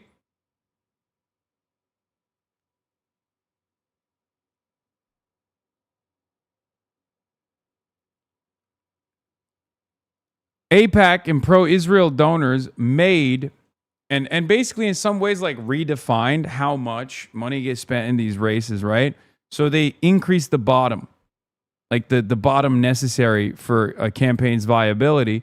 And then now they're pulling out of one side and all of a sudden they're still funding the other side. It's going to make it a little bit more difficult. Now, of course, the counter argument to this is the side that out fundraised and still lost. I'm, of course, referencing Kamala Harris, who had $1 billion. $1 billion. You still need money, okay? You obviously still need money to get in front of attack ads. It's not great when your candidacy is mired with fake controversies that are manufactured by big donors, like big outside expenditures. We're seeing a version of this reality with the Abdul al-Sayed race. However, the side that out fundraises doesn't always win, especially if they don't have policies that match. If they don't have policies that are responsive to the needs of the masses. Kamala Harris was a great example of this, and so was Hillary Rodham Clinton in 2016. You feel me? And that's precisely the reason why you've seen plenty of campaigns this primary season get outspent 2-1, 3-1, and in the case of Abdul al-Sayed, 10-1, potentially 12-1. Think about the fundraising disparity there. 12-1. For every dollar spent on Abdul, AIPAC and other corporate PACs are spending $12 to get Haley Stevens elected to that seat. Well, not even elected to that seat, just to win the primary. No guarantee that they'll continue spending at that level against Mike Rogers when Mike Rogers is also a servant of the same interests.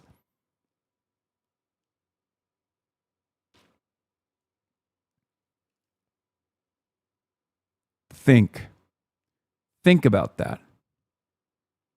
Is this a democracy? If your elections are bought and sold to the highest bidder, you don't have real elections at all. You don't have a real democracy at all. It shouldn't be this tough. It shouldn't be this tough to get the word out. It shouldn't be this tough to be able to, put yourself in front of every single voter and say, this is what I believe, this is what I stand for, vote for me and I'll fight like hell for you. But unfortunately, moneyed interests, Citizens United, and numerous other Supreme Court decisions that favor corporations being able to fundraise and spend however much money they want to has made it impossible to have an honest and just, fair and free election system. That's just the reality.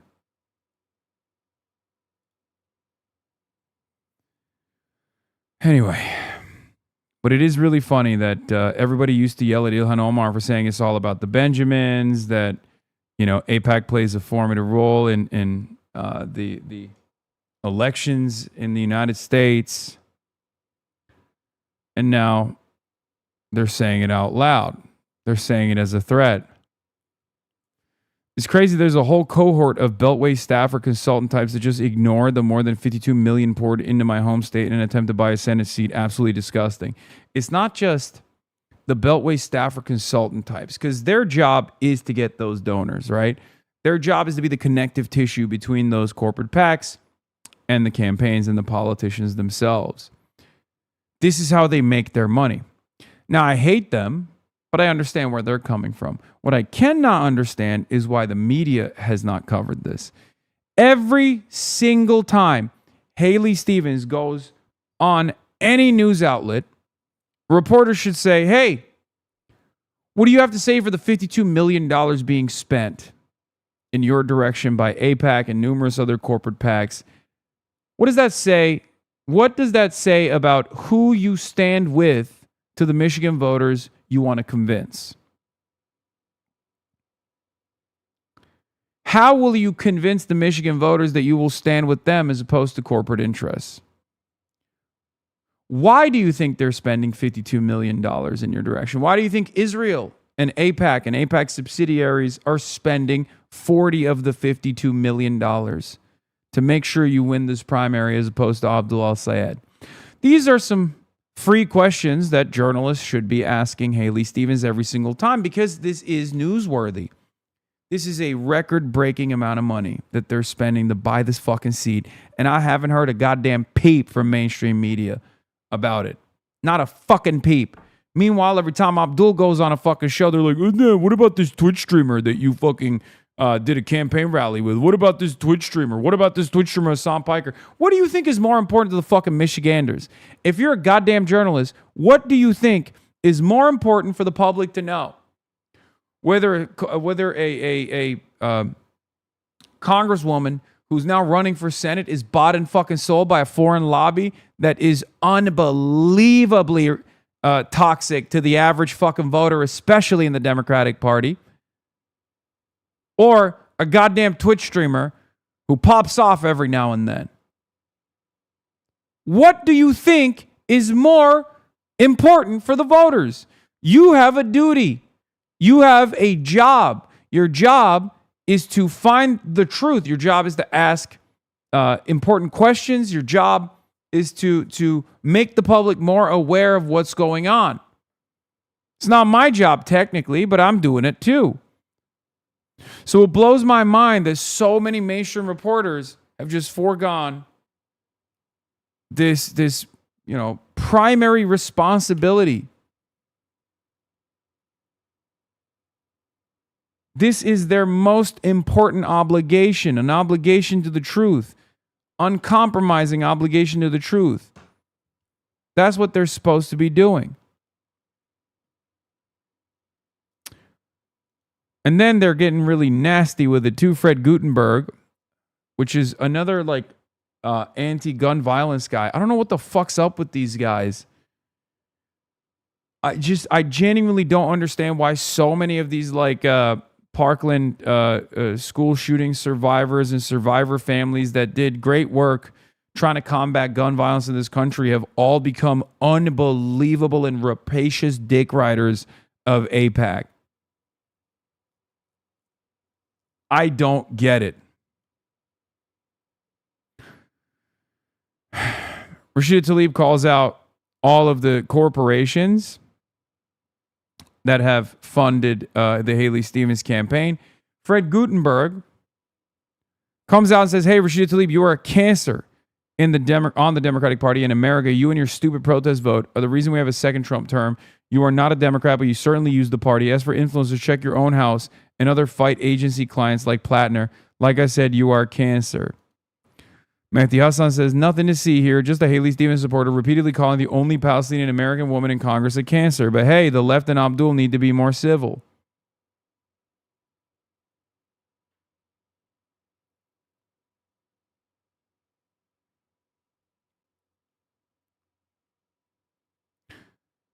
Hey, when do you think you'll be barred from flying? What kind of question is that, man? Hopefully never. Okay, what are you talking about? The Parkland shooting left them completely bitter and jaded. Dog, if you have made it your life's mission, to stop school shootings in the United States of America, how can you not channel that same energy for AIPAC? How can you say, on the one hand, American kids shouldn't be dying in schools, and then also, on the other hand, say, but Iranian kids should be blown up in their schools. Palestinian kids should be blown up in their schools. Lebanese kids should be blown up in their schools, and we should give the country doing that unlimited tax dollars and unlimited funds. How does this not add in your mind? I'll give you one more domestic example, right? Because people will say, okay, that's Israel, that's a foreign policy issue. Maybe they're racist, who cares? Okay, these guys have fought back against NRA funding, tooth and nail. It's an honorable cause. It's an honorable cause in their advocacy, right? These guys hate NRA. Why do they hate NRA? Because NRA is the lobby that makes sure that there's no real legislation written that would create a sense of safety and security, common sense gun reforms, common sense gun legislation that people want, like universal background checks. The NRA has made that impossible, right? So they're very familiar with moneyed interest from special interest groups coming in and destroying the democratic process. They fucking hate that, right? They hate that shit. What is this? The Reality of Genocide, an important read? Oh, God.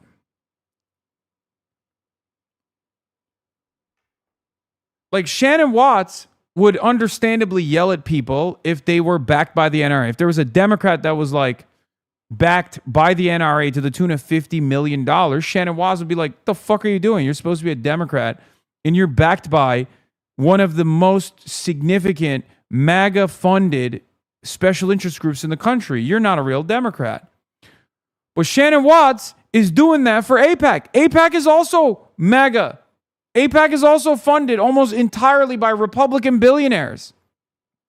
Right? What the fuck?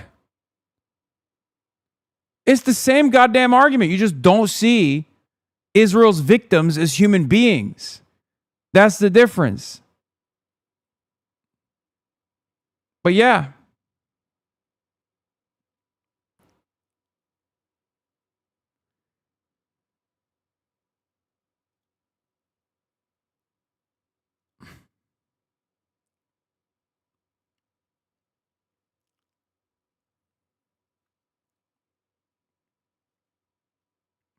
Mike Waltz called the arrest of Netanyahu by Zoran pure political theater. I mean, there is some truth to that sentiment.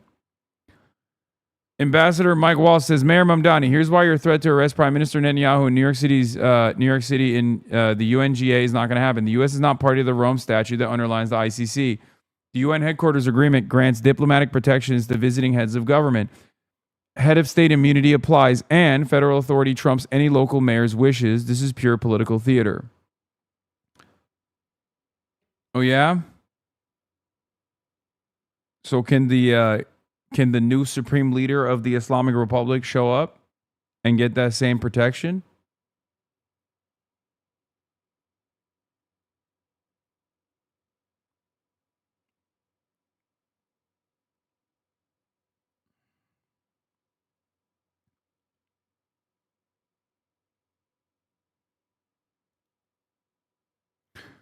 Are Greeks with Dr. Jihad? Are Greeks white is one of those questions that separates casual races from elite race scientists. Oh, I think Ben Shapiro loved the Odyssey, by the way.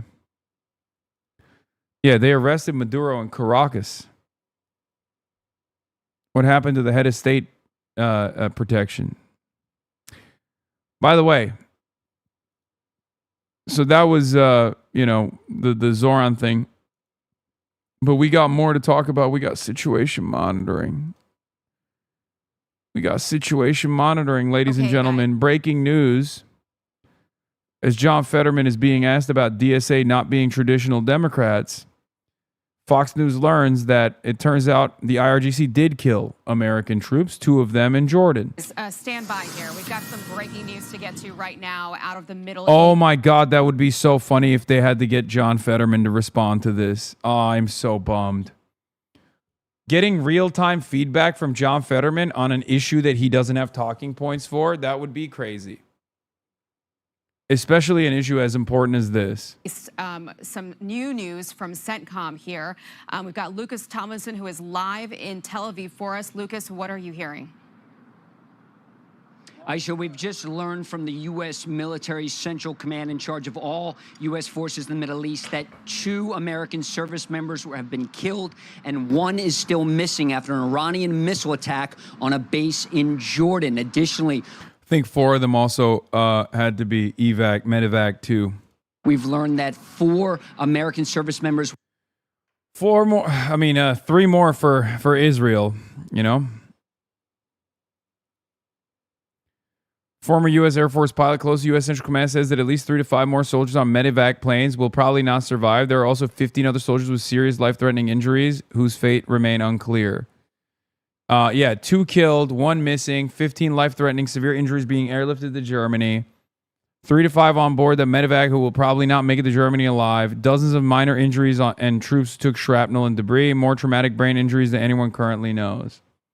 Now, this is speculative. I don't know how reliable this information is, but I will say this. If you were to ask me what I think the actual numbers look like, I would say something along those lines, because that's usually how it goes. If there were 2 troops that died, that means there were 20 troops around him. Okay? That's not how this goes. Like, you don't, Iran doesn't have the capabilities of hitting small munitions like that are only capable of killing 2 people, right? Like, it's clear that there are far more that were probably hurt badly in the process. Hold on.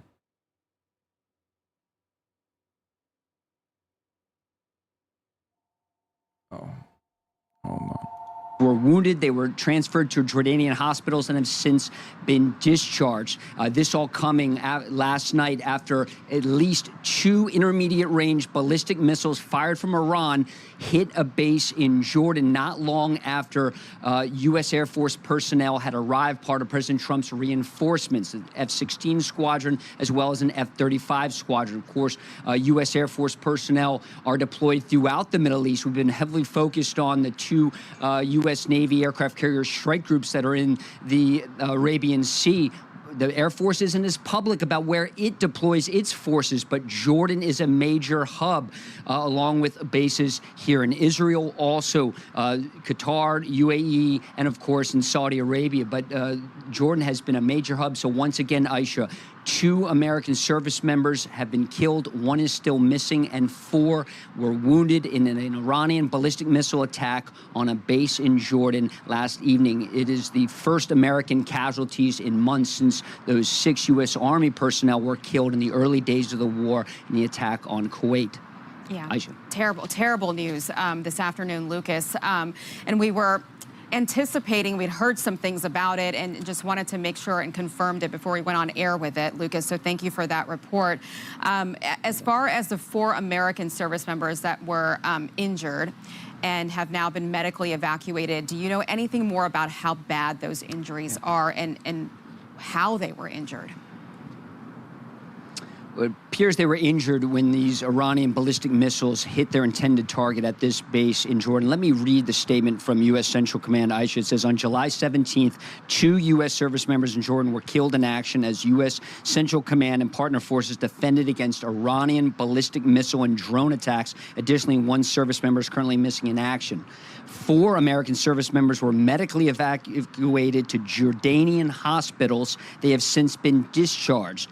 Other personnel who were evaluated for minor injuries have returned to duty. Out of respect for the families, CENTCOM will be withholding additional information, including the identities of the fallen, until 24 hours after the next of kin have been notified. So this is the alert from the U.S. Military Central Command about 2 American service members being killed. 1 is still missing.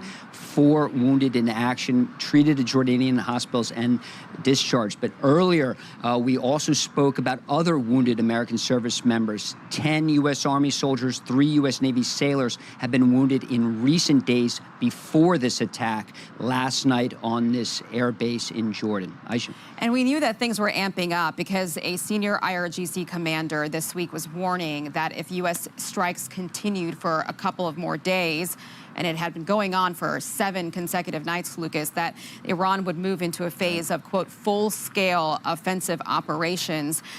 So they were certainly ready to amp this up, and it seems like they have. We have reached out to the White House, Lucas. I have been trying to get some sort of a...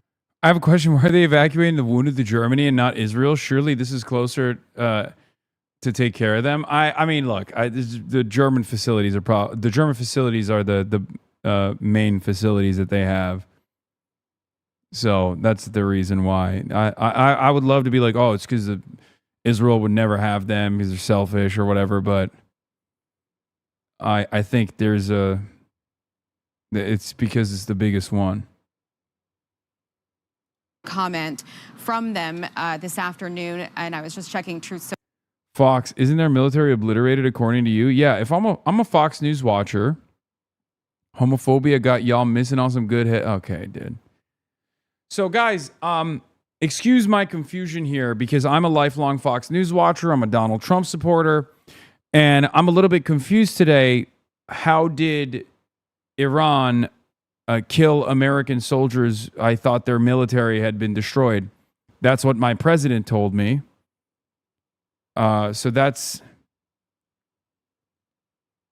what's like confusing to me, because I was thinking like they have no navy, totally obliterated. Iran is really worried. It's just very strange because like I've been told over and over again that it's fucking done. It's a done deal. Iran is just like too stupid not to come and negotiate instantly. And for some reason, it almost feels like maybe we didn't win the last 100 times that Donald Trump claimed we won. Trump hasn't posted for 17 hours. Where are you, Mr. President? I need to hear from you. This is Fox. The White House just called a lid, meaning we will not expect to see or hear the president make any public appearance for the rest of the day. There's also this, obviously. Trump orders CENTCOM to open the gates of hell on Iran, Channel 14. I like that at least Channel 14, he's got a lid, but the lid doesn't extend to other countries, maybe?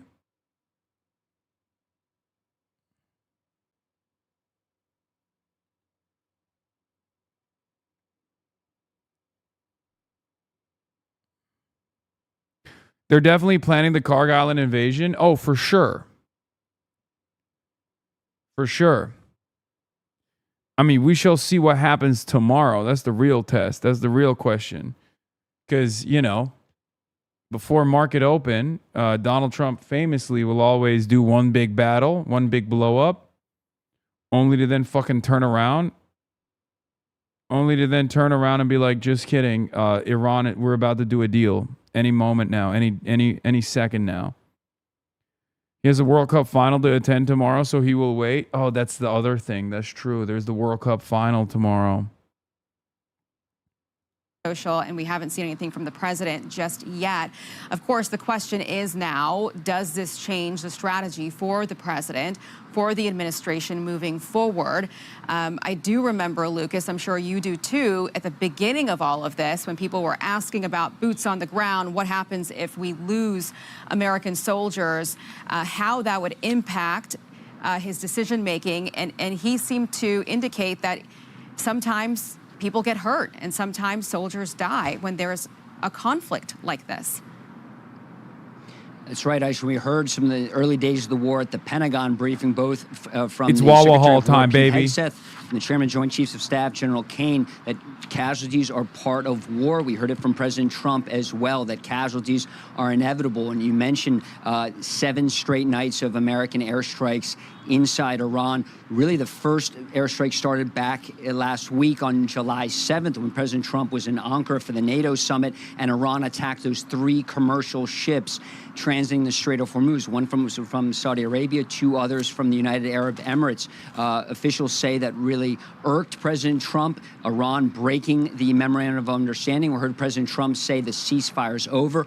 That was the impetus to restart the war, certainly major combat operations in the skies over Iran. And we've been slowly seeing the Pentagon ramp up the target list. Before it was, Keshem Island trying to reopen the Strait of Hormuz.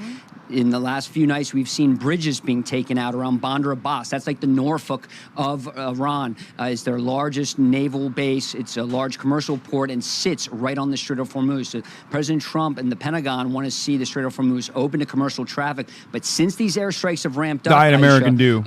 Traffic in the Strait of Hormuz has slowed to a trickle. In fact, it's been over 2 months since U.S. warships made that dangerous passage to the Strait of Hormuz as well. Lucas, just very quickly here before I let you go, because I'm reading the CENTCOM statement along with you as well, and obviously details are limited as they are still talking with families, respecting the families. They're trying to withhold as much information about these fallen warriors as much as they can, but just trying to understand what happened here.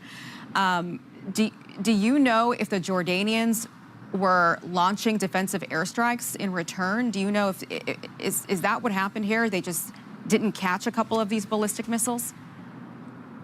Most likely, the U.S. Air Force was launching strike missions from this base in Jordan. I got a diet American Dew. This is straight from the reflecting pool. For those of you who don't know, This is a very special America 250th birthday diet dew. It's the reflecting pool color, which is, of course, the American flag blue. They tap it from the reflecting pool. This is made with all of the toxic sludge that happens to be American flag blue. Delicious. And I got a club sandwich from Wawa, my favorite. I've talked about this before. When Wawa started making club sandwiches, my life changed. And every time I'm in the East Coast and there's a Wawa nearby, I down one of these bad boys for old time's sake. Again, we've been very public. You see the CENTCOM video showing the 2 aircraft carriers in the Arabian Sea. We see the maps. We show them frequently of all the U.S. naval assets. We normally don't talk about U.S. Air Force assets in the Middle East because a lot of these countries, frankly, don't want it out there. They don't want it very public, although we have an idea, thanks to plane spotters and just monitoring open source media, when some of these jets arrive. But when you look at Jordan, Saudi Arabia, Al Dhafra and the United Arab Emirates, in Qatar, Al Udeid, where President Trump spoke just a year ago, in the Middle East, the Air Force is deploying to countries throughout the Middle East, including here in Israel. In fact, dozens of more refueling planes are headed here, not just to Ben Gurion, but to the international airport here, but also to the desert, to Israeli Air Force bases. More fighter squadrons are heading in. I was told Dual use?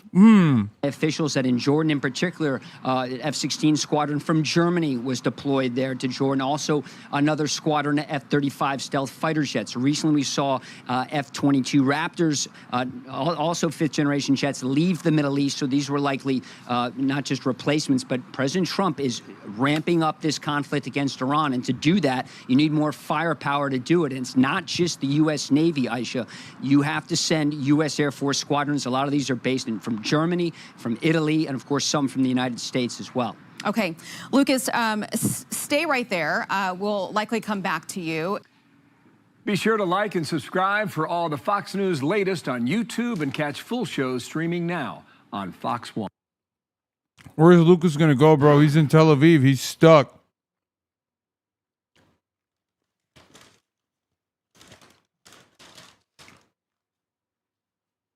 Oh shit. We got a chatter that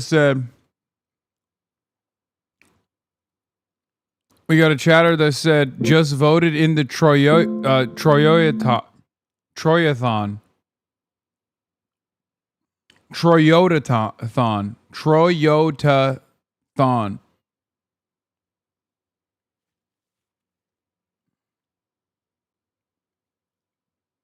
Damn, I had a hard time saying that. UAE is scared. Iran, Fars news agency quoting a well-informed military source. If the United States attacks Iranian infrastructure, the airports of Dubai and Abu Dhabi and the ports of Fujairah and Jebel Ali must be immediately evacuated. Breaking news, UAE Ministry of Foreign Affairs says we express our deep concern regarding the developments in the region and call for an immediate cessation of escalation. Huh. Wait, I don't get it. But y'all back that horse. And yes, it's Hoagie Fest, so obviously I got a chicken salad hoagie as well.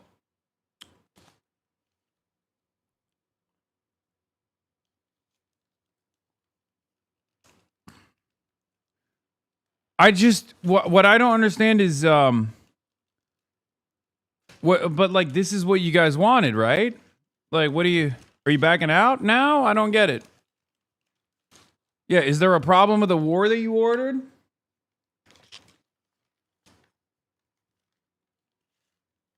Because I thought y'all ordered this war, and now it kind of feels like you don't like it. Mojtaba Khamenei statement. Oh my God, from Barack Ravid. This guy even has Mojtaba Khamenei's fucking phone number. Whose phone number doesn't this guy have?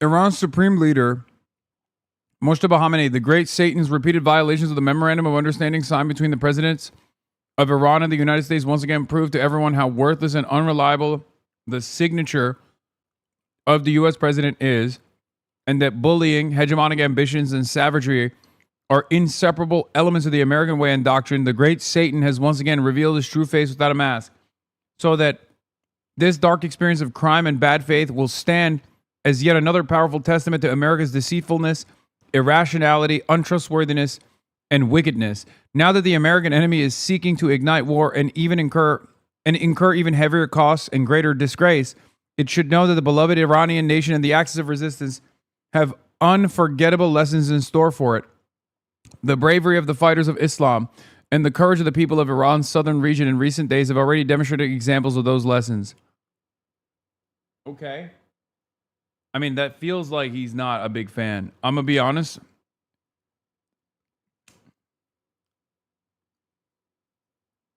I don't think he's a big fan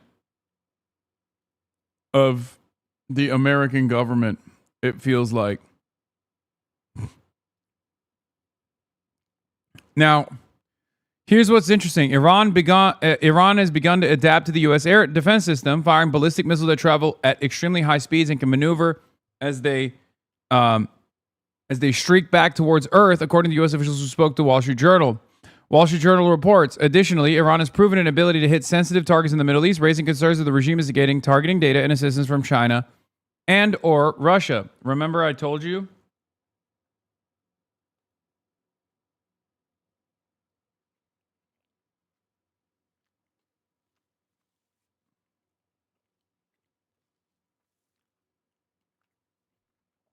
It's tit for tat. It's Russia, most likely. In exchange for Ukraine.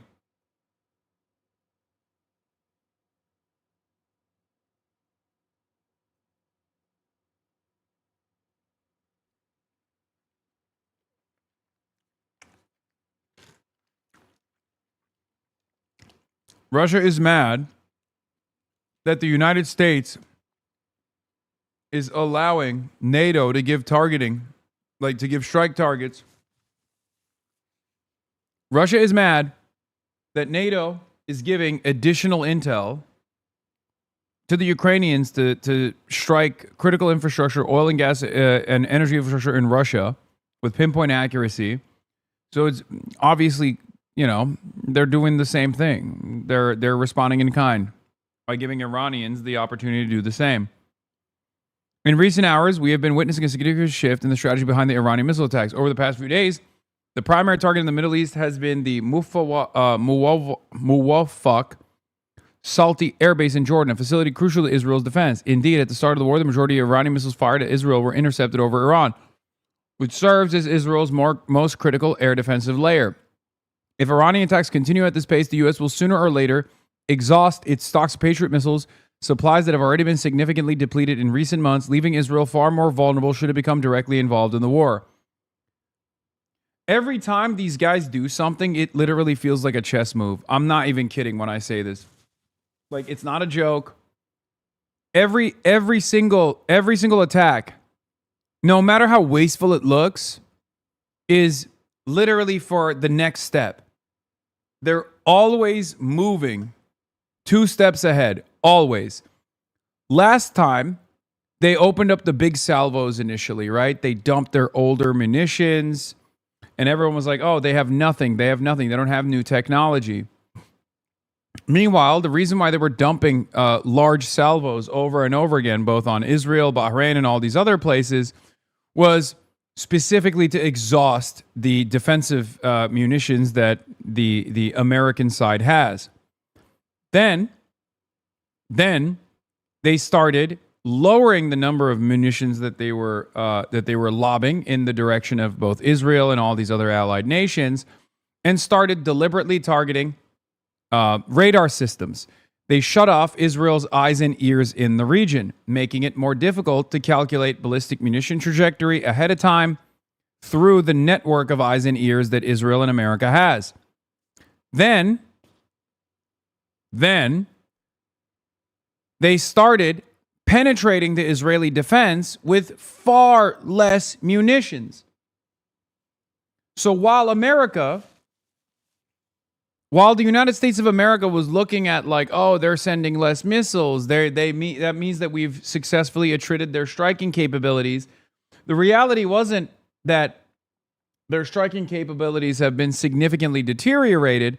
It was that they had no necessity to continue lobbing all of the missiles that they were lobbing.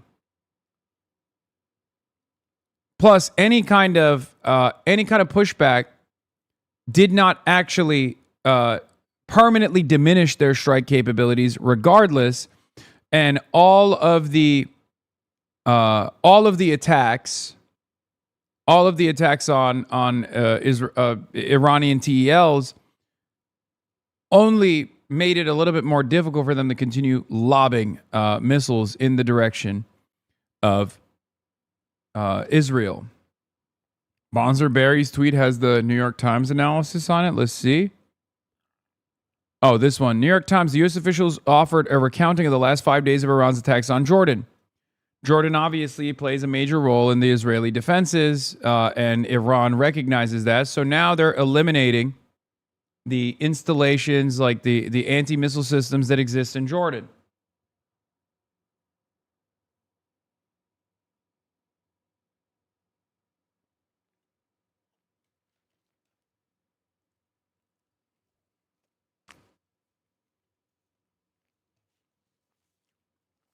This is also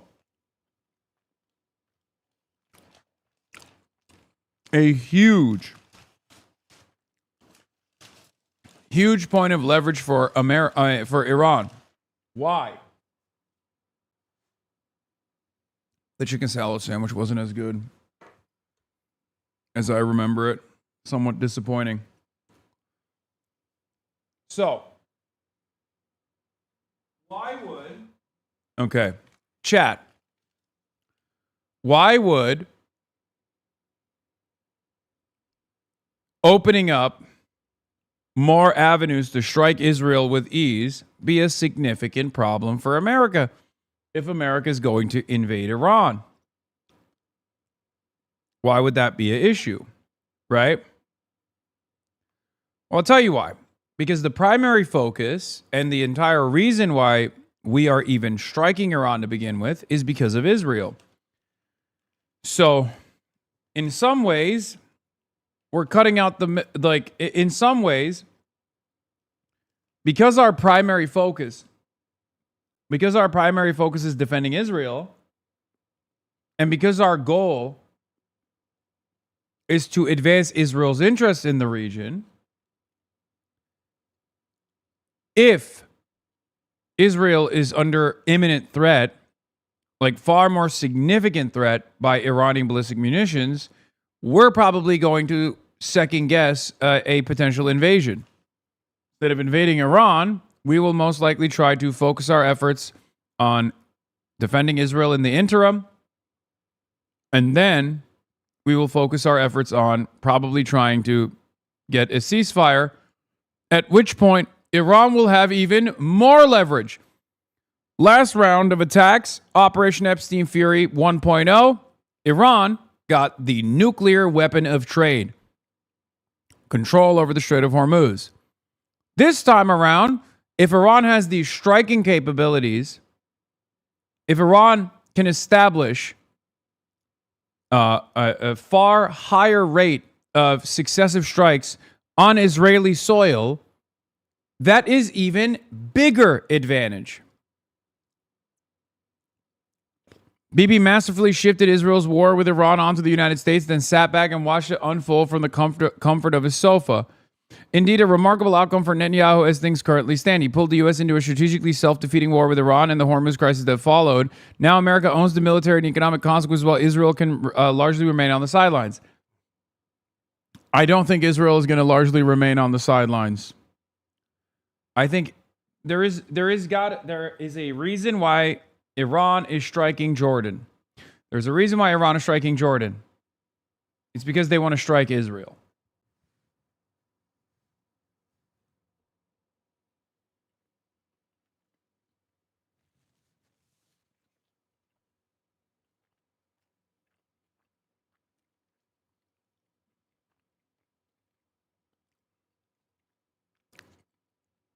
Jordan plays a profoundly important role in interceptions,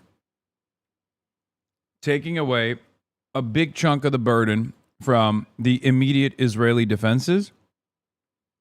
If Jordan falls, missile penetration through the Israeli defenses will increase, especially the cheaper drones that are far slower that Iran can send in these massive barrages. The first attack hit the U.S. forces in Jordan, struck a residential facility in King Faisal Air Base, wounding as many as 5 U.S. service members, they said. This is for the New York Times, reporting on the Jordanian incident. The second hit a base in eastern Jordan where U.S. Black Hawk helicopters were operating from, damaging a significant number of them. Then, 48 hours ago, Iranian missiles hit Jordan's Muwaffaq Salti Air Base in Azraq, which is the same base where troops were killed on Friday, the official said. The earlier strike wounded about 20 troops rushing to take cover in bunkers. No one was killed in that barrage. But on Friday, when the Iranians struck the base again, 2 U.S. troops were killed. The flurry of attacks and the losses they have caused are a sign that Iranian forces not only still have ample missile stocks, but also have become more adept at evading U.S. defense systems, U.S. air defense systems, said the U.S. officials who were speaking on the condition of anonymity to discuss operational manners.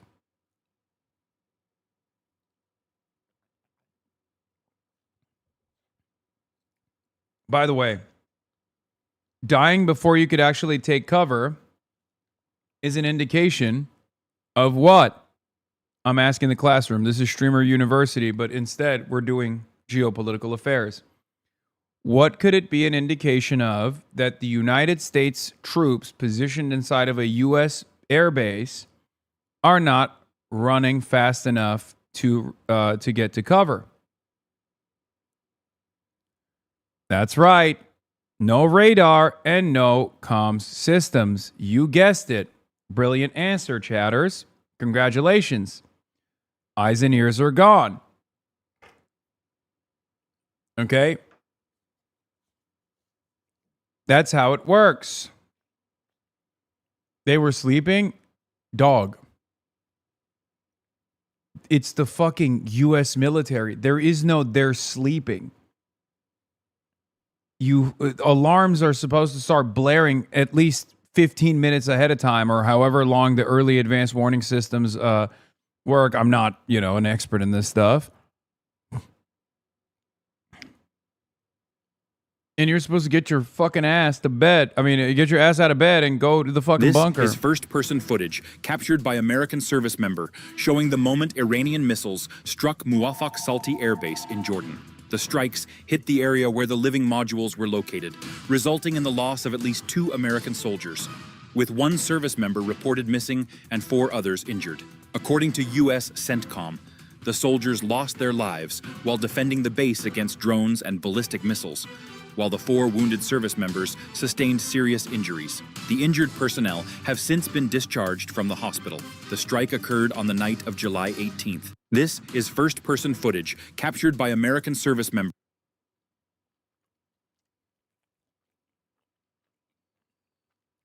It's cooked.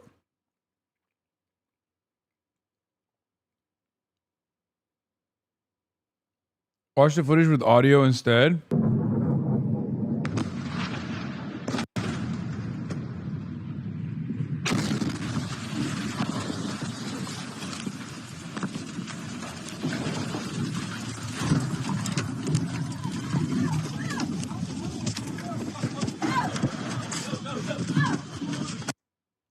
Okay, they're literally running into the bunker. No fucking air raid sirens. No sirens. They're running into the bunker after the first or the second fucking bomb exploded on base. That's what's really important to understand about this footage. Okay? No sirens, no early advanced warning systems. They're trying to panic rush into the bunkers after bombs have already dropped on the base. what the fuck are they thinking, bro? They're just gonna sit there with no radar. It could be the thunderstorms. Hold on, I gotta get the door. About at least a much higher casualty rate than what we have seen so far. Now, what would the point of all of this be? If this is what the direction is, that seems to then be aimed at making sure that it is a much more significant degrading of Iran's ability to close the strait. Already we've seen that before the MOU and during the MOU, the US was trying to establish a southern corridor in Omani waters that would be militarily fortified, and as a result, the Iranians would not have the same ability of closing that. So if war resumed, part of the strait would still be open. You take that in combination with what this could then be an effort to really deeply degrade Iran's ability to close the strait, and then you're starting to see a clearer picture of a military reopening of the strait as a whole, which would be nevertheless different from an attempt to overthrow the regime or to do the type of regime change. What is happening? Is this still out? What is happening? I don't get it. It's fine on my end.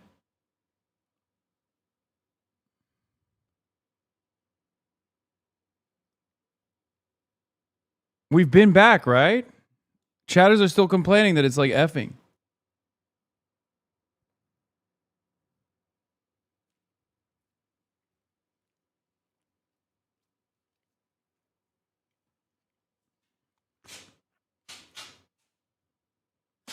Why don't they sleep in the bunker? Romkey, did you get the printout? Oh, hell yeah.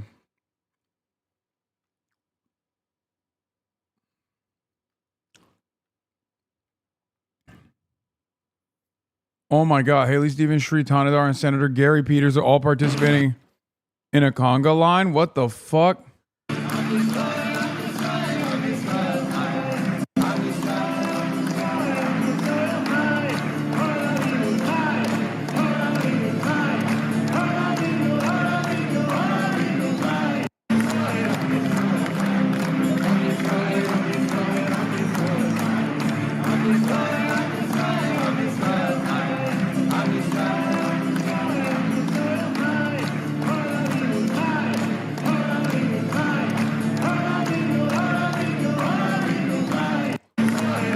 Yeah, I'm gonna be honest with you. I've only seen her this excited about talking about Michigan and Israel.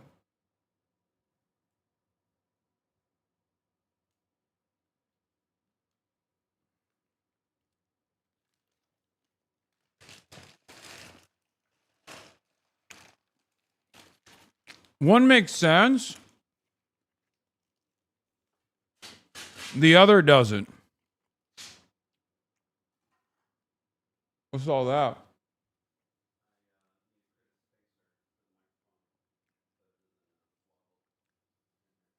Okay.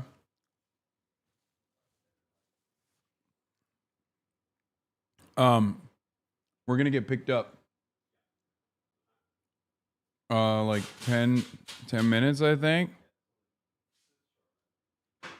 15 minutes, 10 minutes, something like that.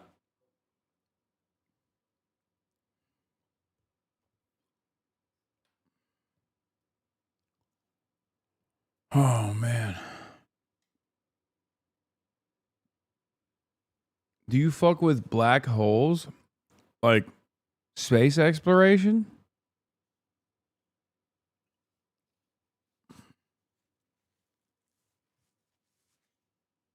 Wait, are we getting titty cam now? Yes. Crazy that Jocelyn Benson is there when her husband used to work with Abdul when he was the health director for Detroit. Yeah. The U.S. can't protect its Gulf region vassals or its own base against Iranian air power. That lesson was learned in March and forgotten by June. About the extent of Trump's memory capacity, says Mark Ames. Likely the bunkers that video is from. As I assessed last night, the impact of the Iranian ballistic missiles was the billeting berthing area for troops at a time when the area would most likely be occupied by troops not on a mission. Shelters in this area are simple and made of concrete. They're not designed to withstand the impact of a ballistic missile. They are designed to protect you from the fragmentation of a nearby explosion. The shelters usually set up between the berths so that you don't have to go far during incoming attacks to find some safety. There are shelters further away if you have time to get there. These are some older examples, but representative of what troops had available to them last night.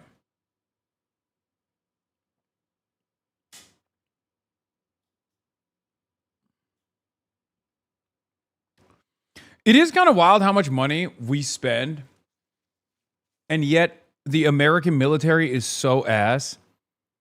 Like, with the amount of healthcare that we're fucking wasting away, you would assume that these motherfuckers are staying in like 5-star accommodations, right?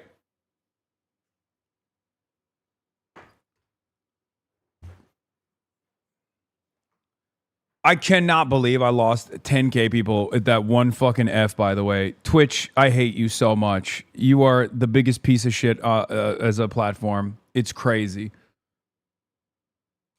Like, literally. Total wipeout. One fucking F.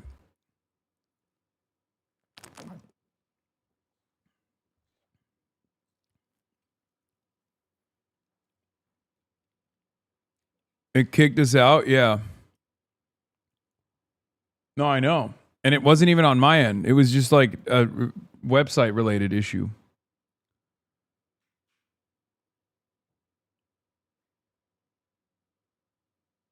It's expensive to have free healthcare. So what do you mean? Yeah, it's also expensive to have a permanent war all around the world, it seems.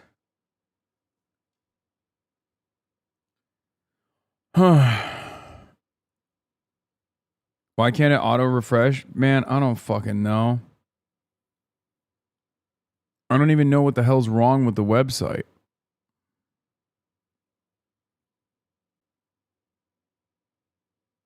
It happened different on all my devices.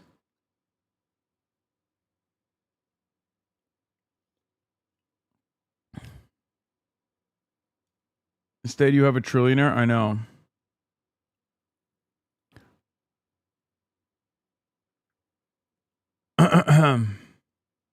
Change operations that clearly was part of the plan earlier on in the first war in February. Having said that, this may be the American plan. I still find it very difficult to see how it would be successful. I think it would bring about a huge risk of large number of casualties, would make it more difficult to go back to the negotiating table.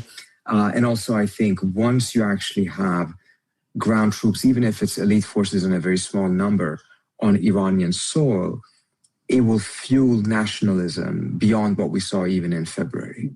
And that is also something I think the US side miscalculated or underestimated back in February, and it appears to be another count of underestimation now. Yeah. I think it depends on when it comes to the tolerance of the two sides. The United States basically is using GCC countries to attack Iran, and Iran's response goes to the GCC countries. They're hitting some targets, as we've learned moments ago or 2 hours ago. Kuwaiti government has announced that Iran has hit one of their major power plants and the desalination plant. Iran has also threatened to switch to economic targets if the U.S. doesn't stop doing war crimes. Yeah, of course. That also obviously makes sense. I said this already. I said this I said this yesterday, and I said it the day prior. This is going as predicted. If the United States of America starts hitting targets that aren't military installations and starts actually hitting like infrastructure, possibly hitting infrastructure because they are interested in potentially doing the unthinkable, which is obviously invading Iran militarily, then Iran, in an act of escalation or following up America on the escalation ladder, will retaliate in kind and strike back against civilian infrastructure.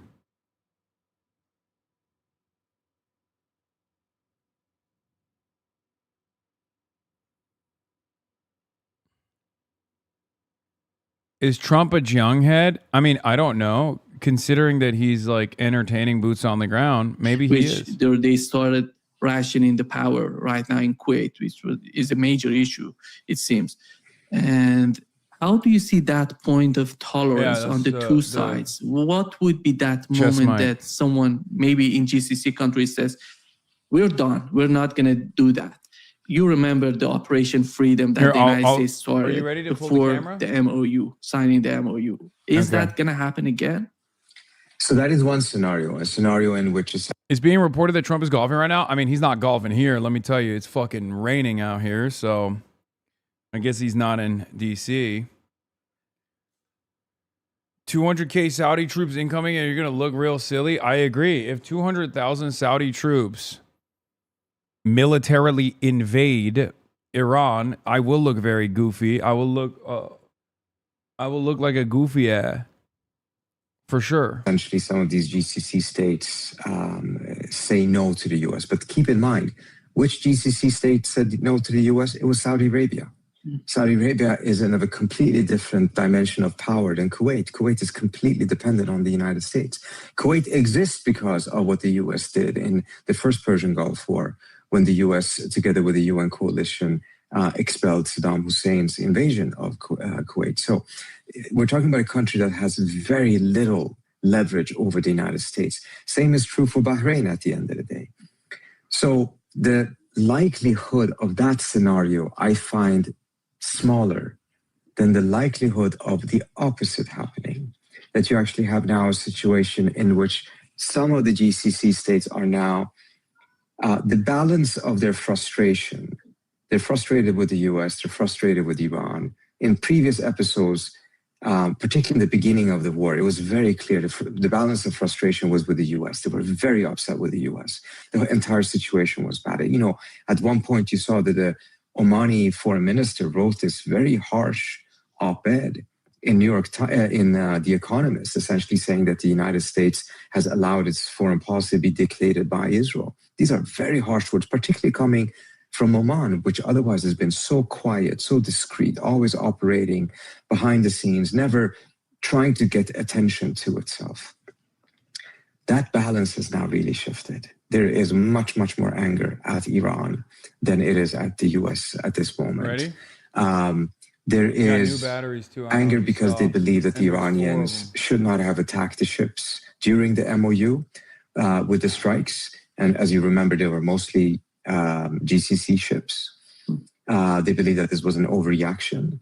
They believe that the Iranians closed the strait too fast, so that the Iranians moved up the escalation ladder much, much faster than what they'd done before. There was a meeting in Muscat, as you remember, 10 days or so ago, that unfortunately failed. They did not reach a deal.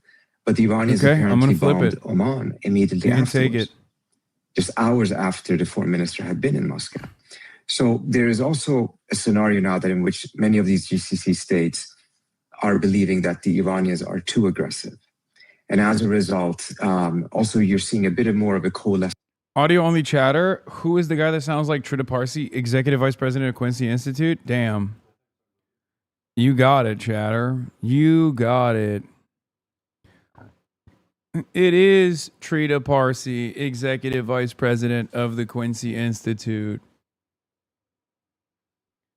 What is this? France's goalie is paid by England. 0-2 before 20-minute match time is crazy.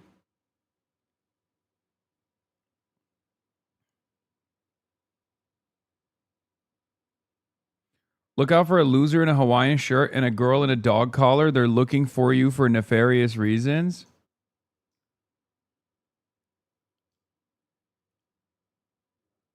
Oh yeah, I've heard that there are kick streamers that are trying to like disrupt the process for some strange reason.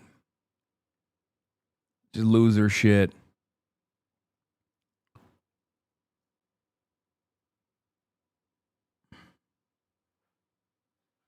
Why do your ops sound like a Yakuza sub story? Dog, if you knew what they look like, you would realize they're not like a Yakuza sub story at all. That makes this sound way fucking cooler than they actually are. By the way, I will say, it is very strange that just like literal stalking is so fucking normalized. Like straight up cyber stalking and like also literally physically stalking someone is so normalized that these guys like have entire communities dedicated to doing that shit. But you know, what are you gonna do? Is it ready to go? Yeah, of course. Okay. It's raining hard. Bring an umbrella. I don't need it. A lot of gold in that room. Are you in the Trump White House? Yes, I'm in the president's ballroom, dude. You got me. This is the guys. That's why I came to DC. It was a lie. It wasn't for. Listen, I need you to understand something. It actually wasn't.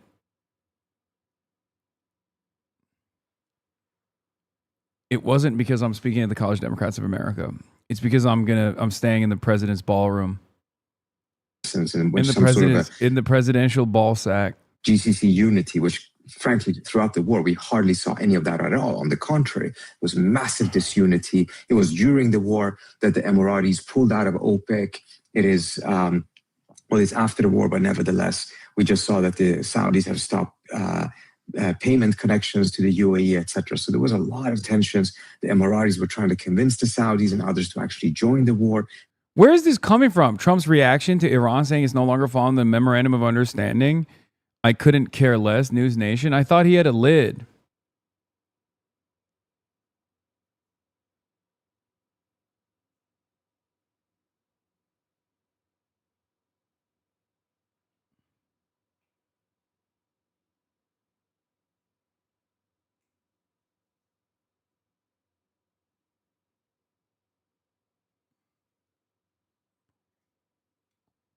What happened?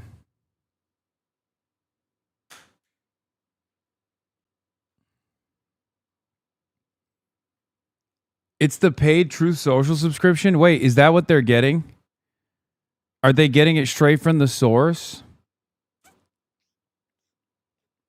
I thought he wasn't doing interviews. I thought he wasn't giving any information out. But he's out here. First, we heard from Channel 14. He's like talking to Israeli news. And on top of that, he's talking to fucking Newsroom or Newsmax. What's next, bro? Is he going to do a One America News Network hit too?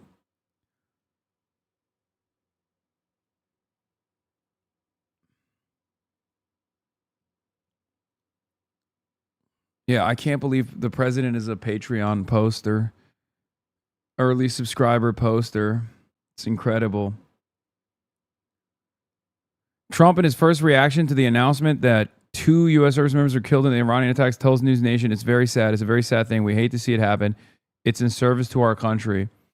Yeah, when he says our country, he means Israel. Our country of Israel.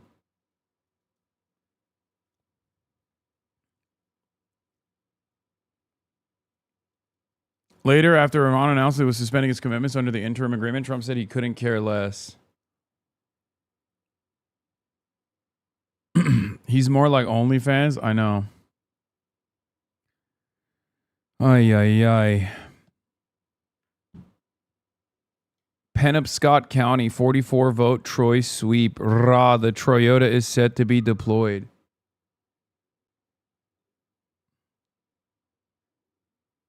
Sean Fain speaking at the Abdul rally. Let's hear from our GOAT. There's nothing like being in Detroit and the sounds of Eminem. Man, nothing. And there's also nothing better than being in a place where we all come together for a common cause. To reverse the worst wealth inequality in the history of this country and take back power for the working class. My GOAT.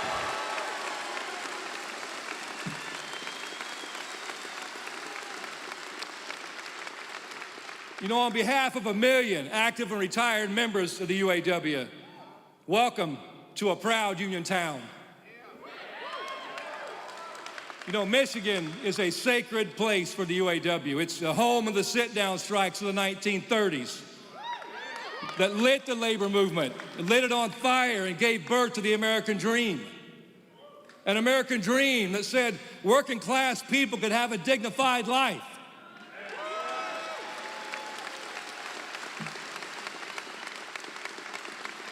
A life where you could raise a family, you could own a home, you could take the kids to the doctor without worrying about breaking the bank. You could retire knowing that you were going to be okay because you had a pension and health care that you earned.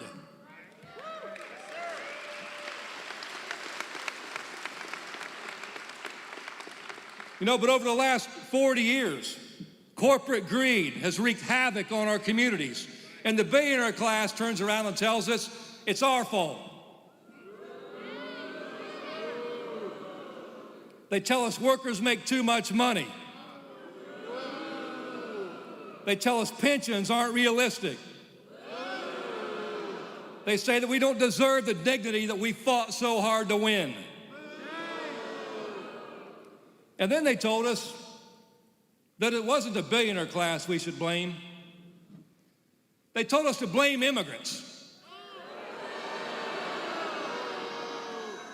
They tell us to blame people that look different than you, or love different than you, or pray different than you.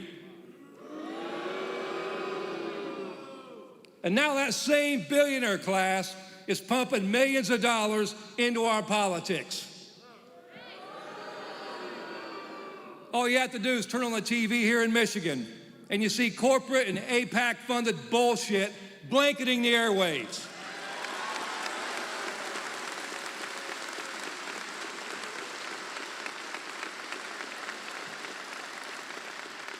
The UAW had to send a cease and desist letter to Dark Money Super PAC running a TV ad with the UAW wheel and President Obama attempting to mislead voters. And you think about that. The same corporations and billionaires who have screwed working people in this country over and over again are funneling dark money organizations. They don't have to tell you where their money comes from, so they can blanket the airwaves with their bullshit and try to mislead working class people as they vote. Is that okay with you? No. Hell no. Just like it's not okay that 12 billionaires and now Wow, a damn he's being trillionaire quite anti-Semitic, own as much sweetie, wealth for as the saying bottom half of Israel shouldn't be society. able to buy this election and mislead voters. He's being anti-black too.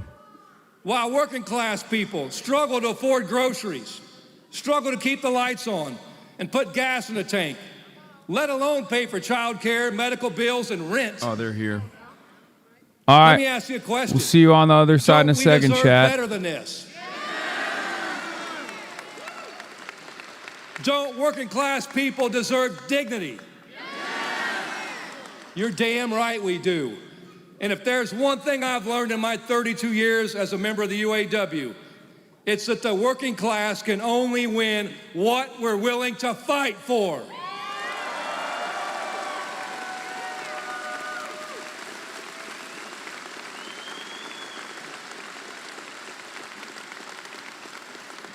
This is a pick a side moment. And the only reason we're in the position we're in America right now is because too many Democrats can't decide who the fuck they want to stand with.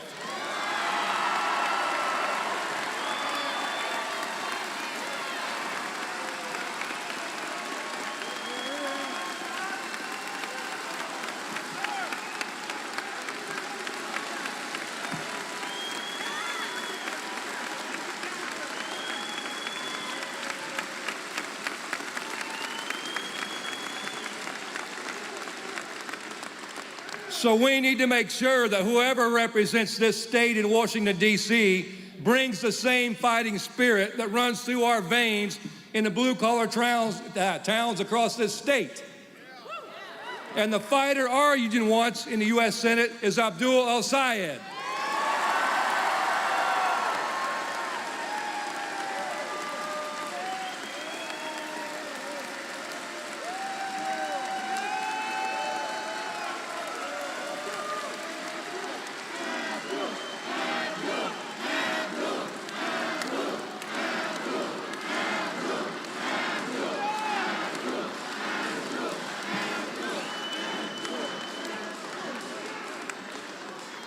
You know, a few weeks back, Abdul spoke to our UAW Constitutional Convention, where over 1,000 UAW delegates gathered in Detroit.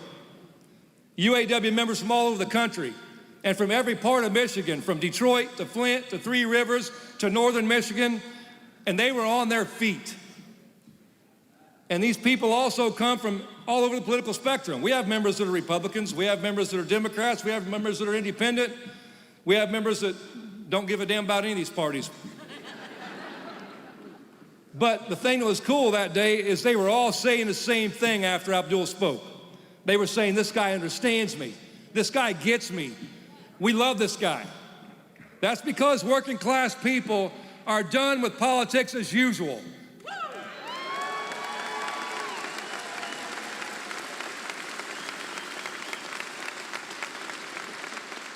Politics that tell us we can't think too big. We can't expect too much. We can't be too bold. It's the same thing the boss tells workers all the time. Don't ask for livable wages. Don't ask for good health care. Don't ask for a secure retirement. Don't ask for time off. Don't ask for dignity. And we know that's all bullshit.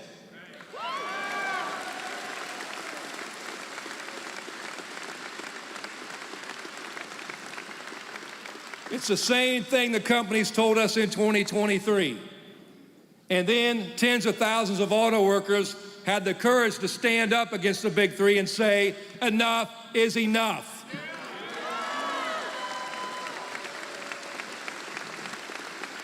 We struck all three companies at the same time. And we fought and we won.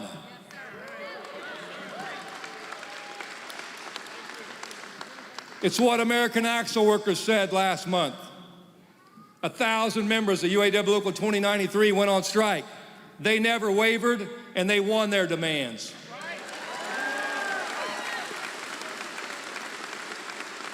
They fought, and they won. Also in the last month, right here in Warren, Michigan, 1,000 UAW Local 400 members of Bridgewater Interiors let the company know that if they wanted to fuck around, they were gonna find out.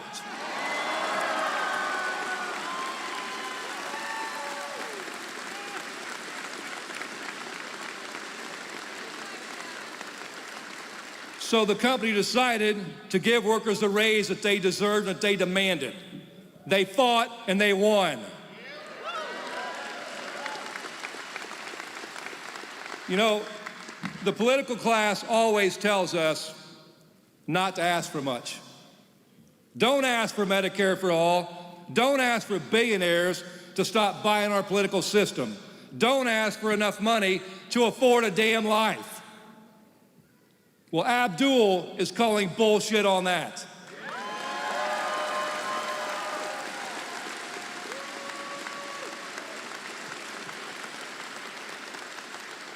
He's building a real working class movement that, like our union says loud and proud, we deserve better. That's why the UAW is going all out in this Senate primary and is going to fight like hell for Abdul, because we know Abdul will fight like hell for us.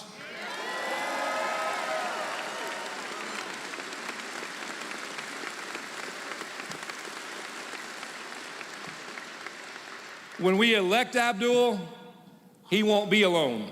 He'll be joining a growing group of fighters for the working class.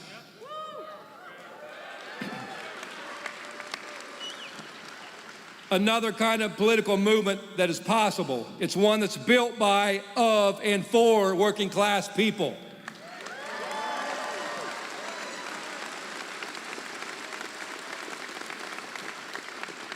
And our next speaker knows all about building a movement. She's inspired millions to actually fight, to run for office, to go on strike. She's helped build one of the most inspiring political movements that I've seen. And it's an honor to stand shoulder to shoulder with her. I've learned from her, and I know everyone in this room has. So Detroit, please join me in welcoming this badass fighter for the working class, our friend, Alexandria Ocasio-Cortez.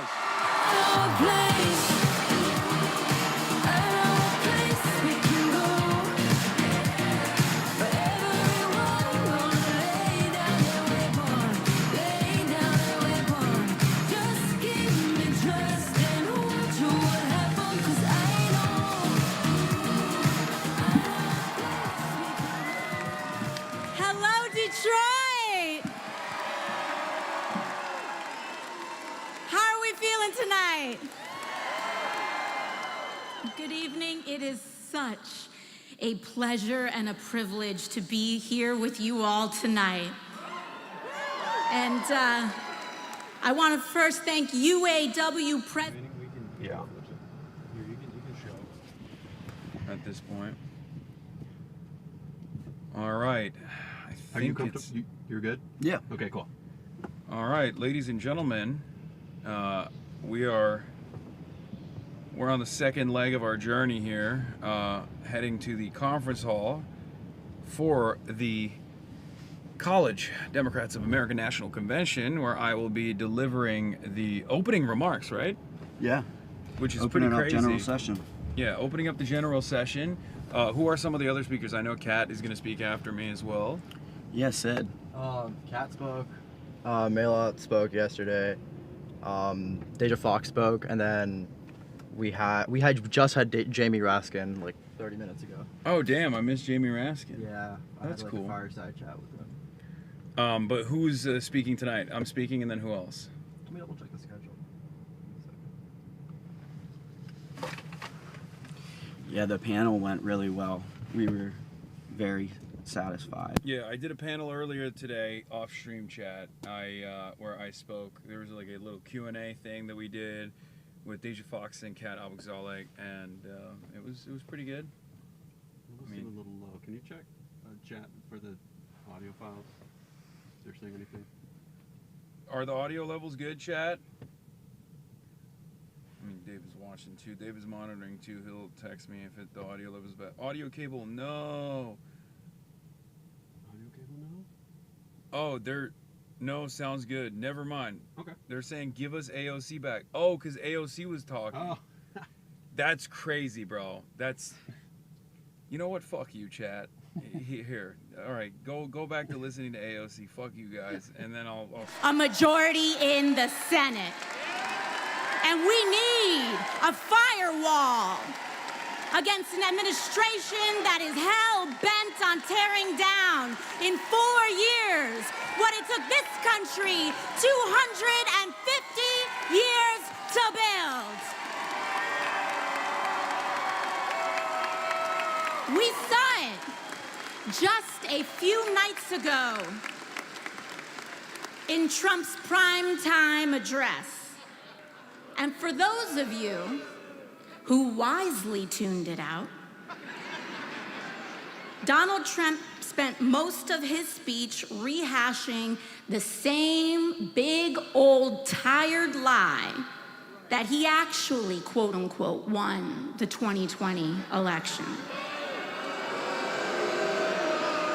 And we know he will stop at nothing to stay in power. And we know that it has nothing to do with true or false.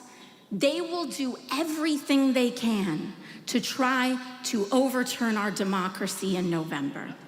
And if we do not take back the House and the Senate, we're going to make it a whole lot easier for him and his cronies to do just that.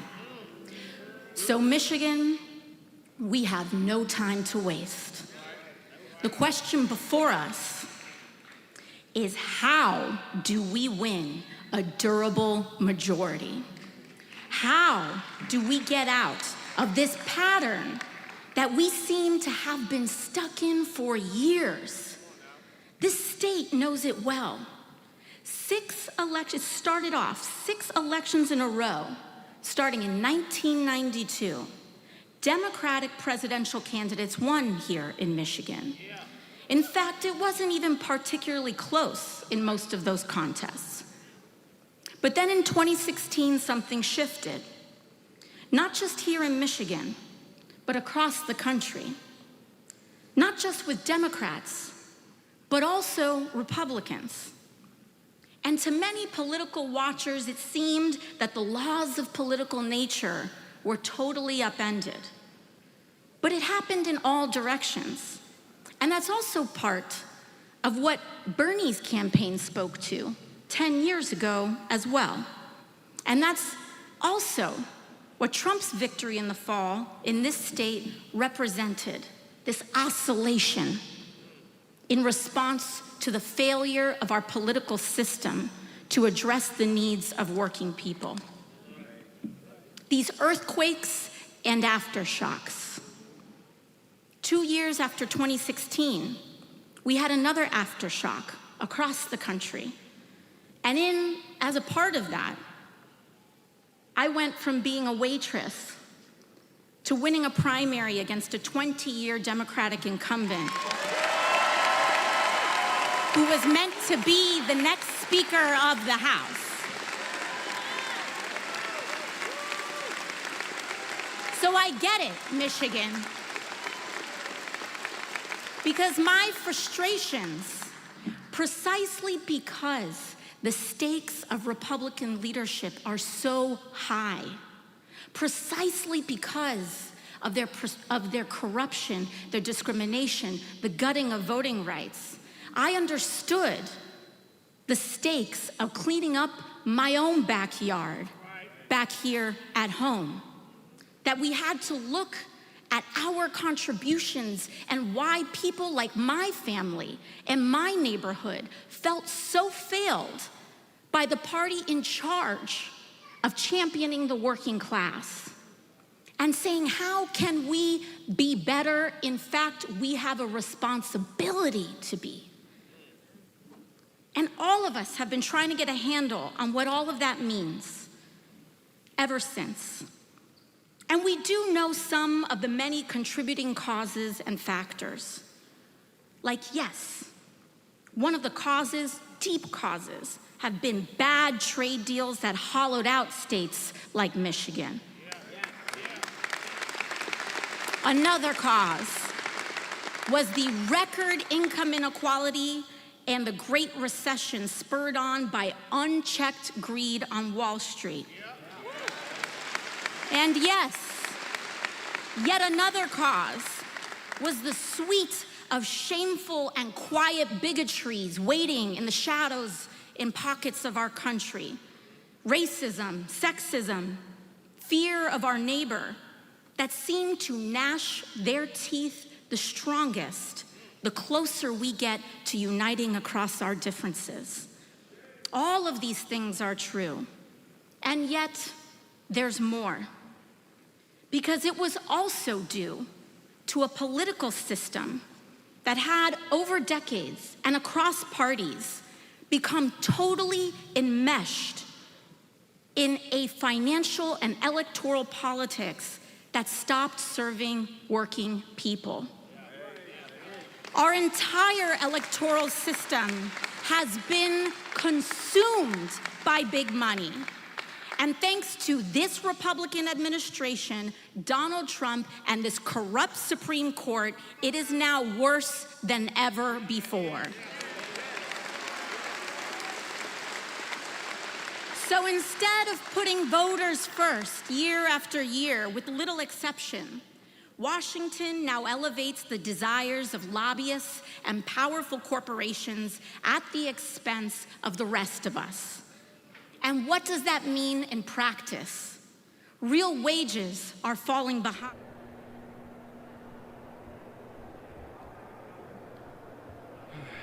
All right, chat.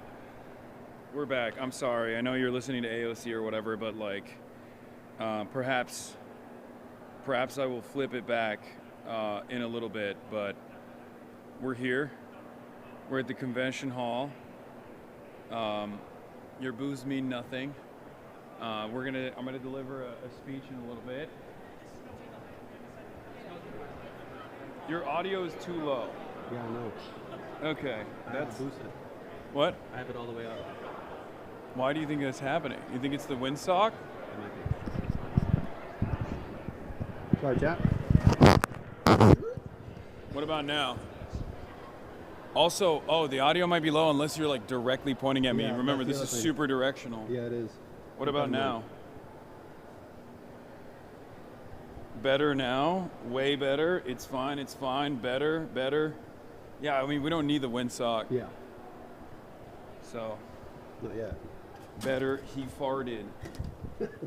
That's what it sounds like when you take it off. When you take the windsock off. Let's chill right here real quick. Okay. I'm going to double check what room we have you in. Okay. It's a little quiet, but there's a lot of room to raise the volume bar, 100%. But when you use this input, you can only control it from here. You can't control it from the camera. Huh. Yeah. What about the dials on it? I have it all the way up to 10, plus 20. Okay. That's and weird. I took off the low cut too. But maybe some audio files can yeah. advise me. Or, yeah, whatever the one that we have. We can always just switch to the labs. That's true, but the labs are really bad with the mic. I feel like it's it's crunchy. Completely. It's super crunchy. You brought the labs though, right? Yeah, they're right. Oh hell yeah. This is it?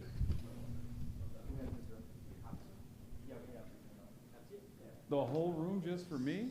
I mean, he can chill here. I mean, I'm just we're gonna live. have Kat and everyone else come through as well. I mean, like, no one's here besides me. Okay, that's chill. No one uses this room here. So, yeah. Damn.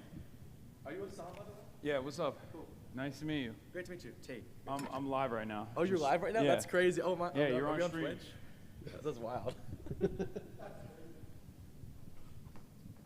We have a spread of British delicacies that have been brought to you by one of our Dems Abroad people. Proper strand.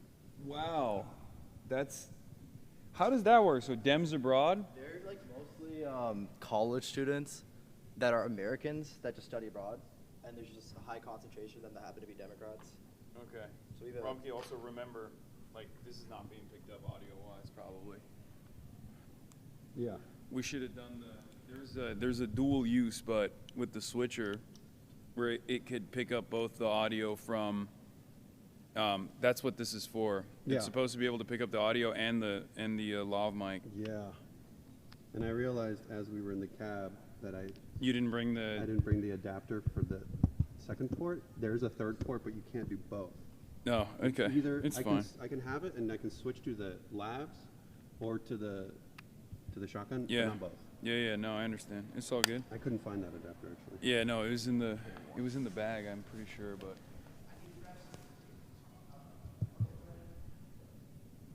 hi.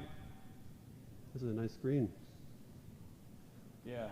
Is the room that I'm going to be speaking in similar to this, or? Yeah, the same one as before, our big Oh, the same one as session before. room. Okay, yeah. Oh, they got Iron Brew. This is Irish, isn't it? Or Scottish? It's not Irish, it's Scottish. Right? Am I saying? Is it correct? The shotgun mic is usually fine unless this is in his equipment. No, this is a directional mic. It's a different kind of shotgun, chat. The normal shotguns that we use are not as good at picking up from long distance when you like aim it in a specific direction. This one has to be aimed directly at the speaker at all times, otherwise you won't be able to hear it. Like there's no audio. It doesn't really like pick up audio from the sides at all.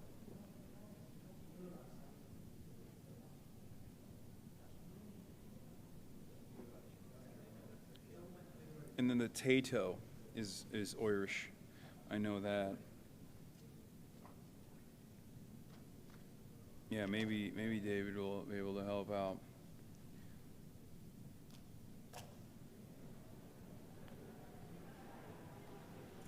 It is cold as fuck in here. Holy shit. Yeah, probably. Yeah. Did they bring these for Hasan? No, I think they just brought it in general. Friends from abroad. Should we do an impromptu tier list? I don't want to eat right now. I'm already full as fuck from that Wawa club sandwich I crushed.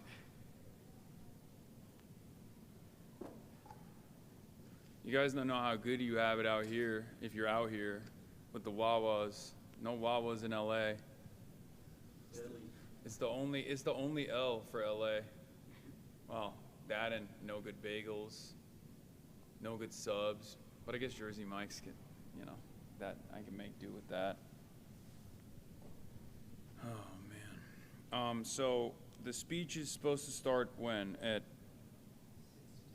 Oh, 6:10. All right, so in 20 minutes. Okay, so we got 20 more minutes, chat. 20 more minutes until the speech starts. And who else is going to be here? Kat's going to be here? Yeah. Yes. Okay. Kat Al-Ghazali is going to be joining us. Dave is working on troubleshooting. Mike is fine when it's facing you. Yeah, I know. That's fix hair in back. What is it? Which side is what's fucked up? Sunset Sinkhole. 20 more minutes of low audio. Yeah. Wait, is it still low audio? Well, I was turned away from it for like 1 second. Is it still low audio or is it not low audio when I'm speaking directly? Because if it's low audio, then we'll just flip to the fucking law mics and it's fine. I think it might be a good idea. They're saying no. Audio is leveled well. But like, unless I'm standing next to you over there, that's like all the audio is gonna come off the speakers. But Do you want to hook up into the? We can switch. No, that won't work. Let's just switch to the law mics. Fuck it. Do you wanna flip the live mic to you, and if we need it, I'll enable it on my end. Yeah, because I won't be able to do it once you're up there. Yeah.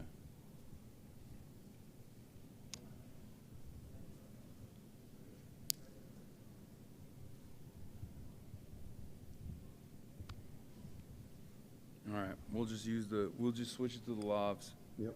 Yeah, all right, hold up, chat. Let's just switch to the lav, Okay. yeah. Cool. I'm gonna put this down. There was a click that happened and the audio levels got a lot more quiet when in the car. Make sure the on switch is flipped on the mic itself so it's getting phantom power. Yeah, it's on. It wouldn't. We wouldn't hear anything if that wasn't on. Let me. Let's do some clicking. Okay. Oh, is that better? Is that better? Was that actually? That actually is better, isn't it? Wait, is it? I see a lot more. Wait. That actually might have really improved it. Wait, what did you click off? So instead of, I took away the 20 decibel. Oh, it's way better. Holy fuck, we can hear him way better. Wow. Whoa, it's so loud. I can bring it down a little bit. Okay, now you can. Way louder now. That's so funny. All right. Problem solved.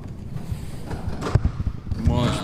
Oh yeah, that's loud as fuck. I can hear myself. I can bring it down, like in the middle, at the middle spot.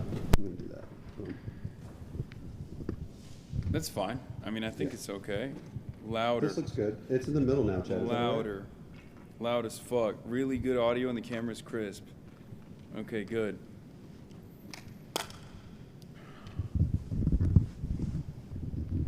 Wow. Them saying that click, I was like, wait a second. Yeah. Thank you, Chatter. Click whoever for you. noticed the click. It was David. Thanks, David. Should I put the sock back on? I mean, there's no wind. Yeah, there's. What's the It's sock just in for? my pocket. Now I got a sock in my pocket. Okay. No, we're good. It's too low. Okay, I'll bring it back up, guys. I'm sorry. All right, I'm sorry. There we go. Ready for the way too danks. Should I, I'm gonna test out the speech. I'm gonna get up there and do it. Okay. Let's do it. Let's see. Wait, It's good. It would be a funny bit if you like start it and you show the audience. Yeah. Okay. Yeah. Let's do that. Well, we'll wait for him to be done working.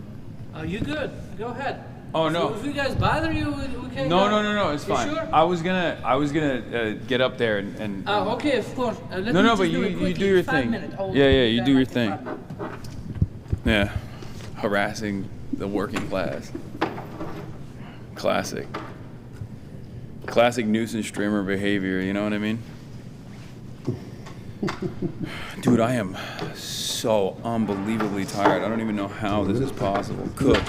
Chad, I'm turning on low cut. Another clip. What does that do? The AC that people hear, low cut kind of takes that out. Wait, really? Yeah. They can hear the AC? Yeah, I saw somebody say that. That's Yeah. They're audio perverts, dude. That's fucking nut. They can hear the AC. Yeah. The low rumble of the AC. Did that help, Chad? I don't think that person actually is in the chat anymore because they when they heard the click, they heard your hair move. They heard your hair move and they were like, "This is unbearable. I'm fucking leaving. I have audio sensory issues." Yep, I hear it. I lost to the AC. Craig. Okay. Oh, we're good to go? I hear your stomach rumbling, he said. Wow. All right. Oh my God. Okay. Here we are. Hold on. Where are you going to film from? That's a question for these guys. Where am I going to stand when I'm in the room? You have a stage, like a platform. No, but that's too far. We don't have a. Okay, great.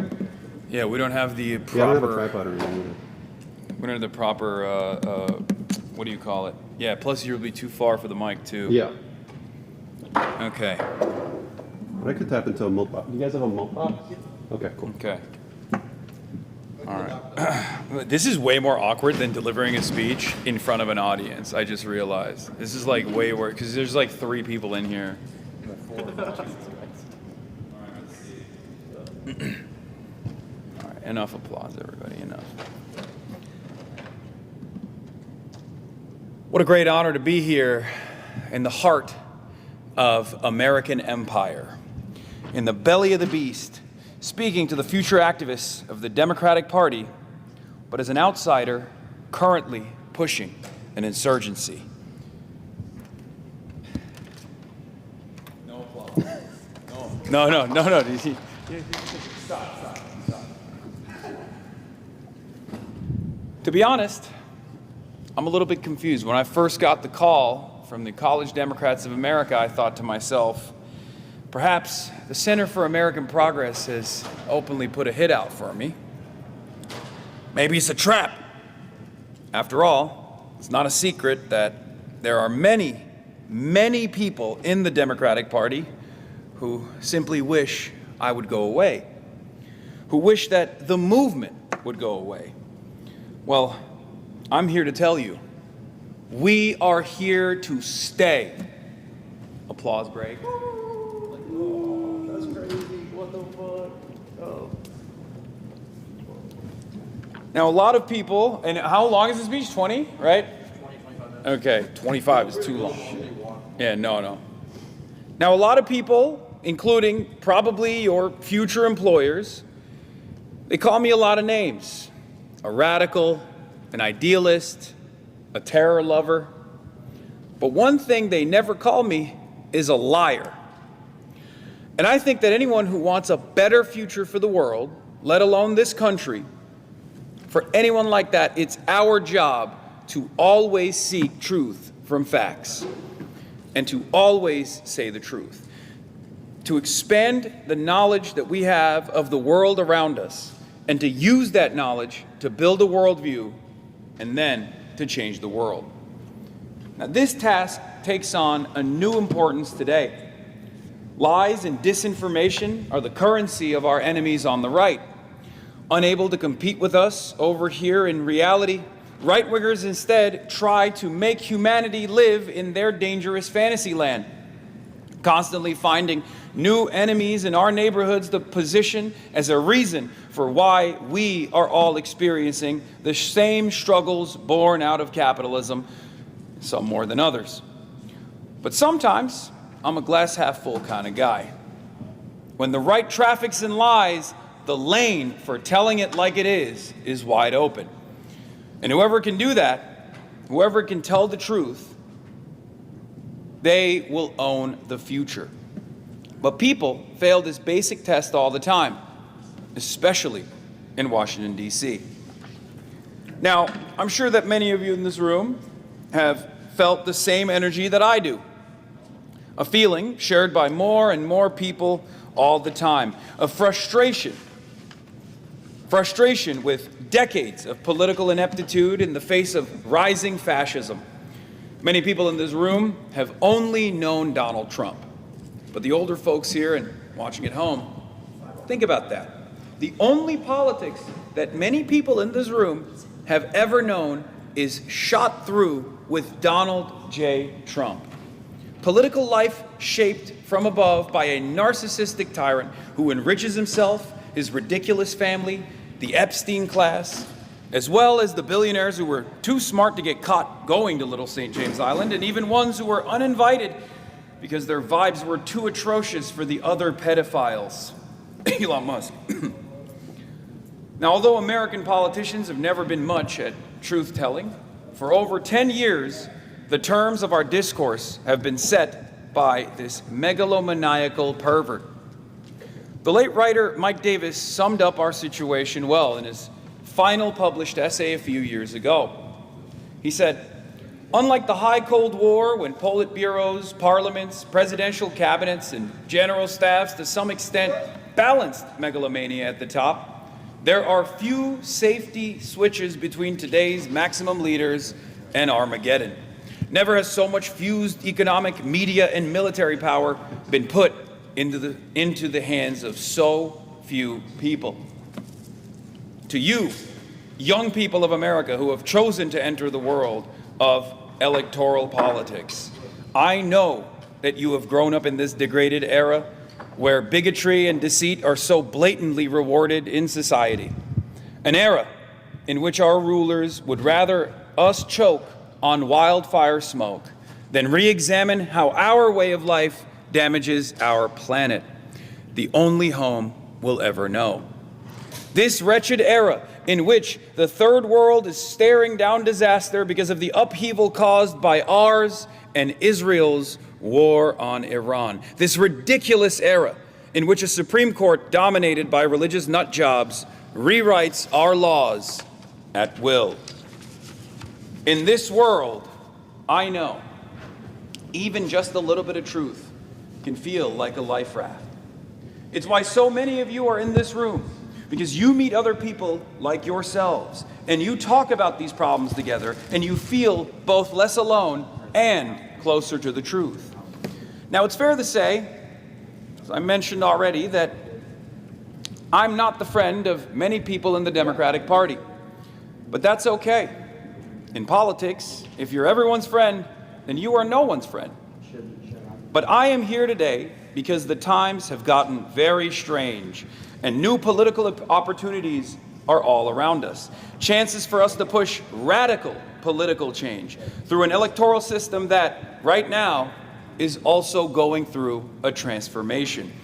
And you can feel the changes with every news story, the sense of backlash that's in the air. Inflation is not under control. Data centers that no one wants are taxing the energy grids, fueling an AI bubble that may not really replace you, but will get you laid off regardless.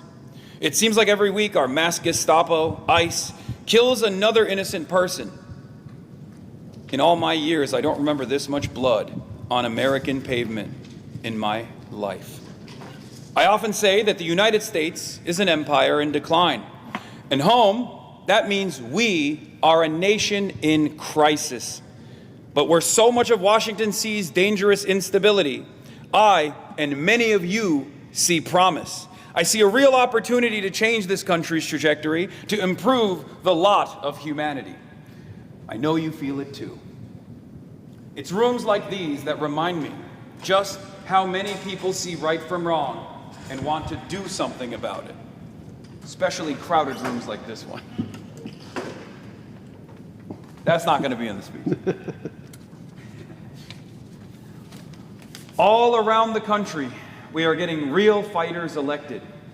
Fighters who see the crisis and can describe it in clear and truthful terms, in uncompromising terms. This means demanding an end to the endless wars, an end to profiteering off of health care, an end to the rule by people who put the interests of capital over the interests of the working class. It's talk like this that has Washington terrified, that has MAGA terrified. These people and hate movements who try to control our lives are most afraid of popular action, of democracy, of the people. They're afraid of us because of the simple fact that there are more of us than there are of them. There always have been, and there always will be. There are more good, decent people with moral conviction who find it unfathomable that the wealthiest nation on earth chooses to spend its billions on blowing up schools overseas rather than building schools in our neighborhoods. kind people who can't understand why, in the wealthiest nation on earth, there are hundreds of thousands of people who will go to sleep outside tonight, and millions more who live paycheck to paycheck. Hard-working people, frustrated that an honest day of labor delivering packages, cleaning counters, or teaching children is no longer enough to take care of a family or own a home. All the while, the world's wealthiest man sits around tweeting racist screeds. Wait, is this still going? Oh yeah, it is. Okay, sorry. You're good. Just cut off my own fucking flow there a little bit. I was getting in the groove, getting my groove on. Tweeting racist screeds and unfunny jokes as the people grow his net worth to the trillions.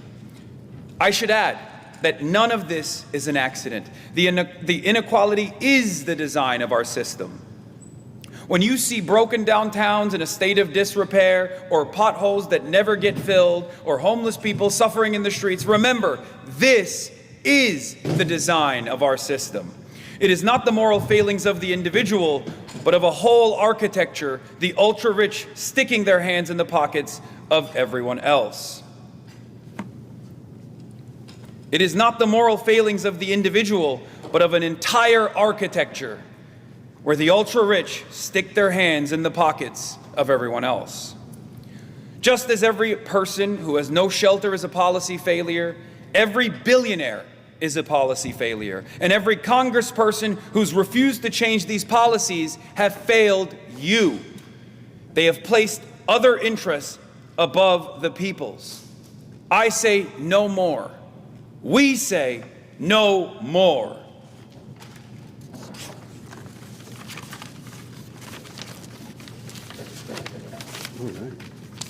I've traveled all around the country and talked to countless people over dozens of protests, rallies, and marches. I've been shot at by my own police department that I pay the salary of, with weapons that I funded for them, with tactics that we see taking shape abroad and elsewhere.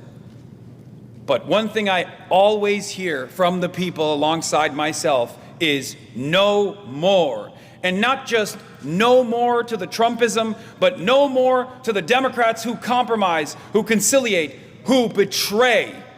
Democrats who will cooperate with fascists, who will fund ICE, who will fund Israel, who will help poison the planet, who will stiff workers and help the bosses. We don't need those Democrats anymore. And in fact, we have a message for you. We're coming. We are unbossed, unbought, and unbowed, and we will become undeniable. And then that's it. Rah! Thunderous applause. All right, let's get you on stage. Tomatoes. Are we ready to go?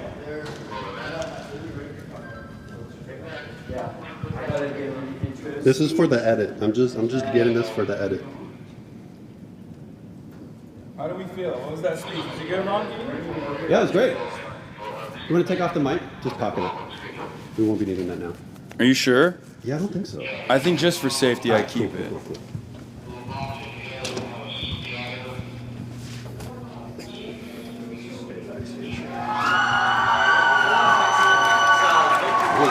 Oh, it's already starting. Damn.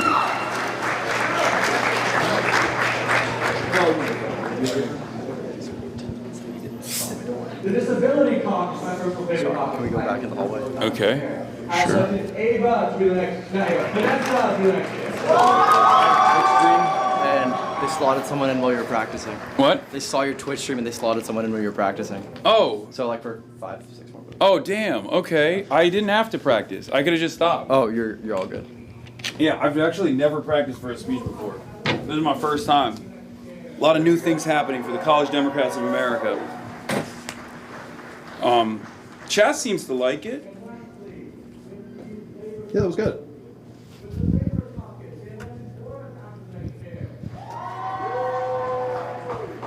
Well, I don't know. You've heard some of these before. What'd you think? DSA Slate or this one? Well, I'm on camera mode, so I'm not like listening as closely. Okay, I as see how it is. I didn't captivate you so much that you fucking... You know, I'm biased. I got my preferences. But that was pretty good. That was fire. Take the staple off.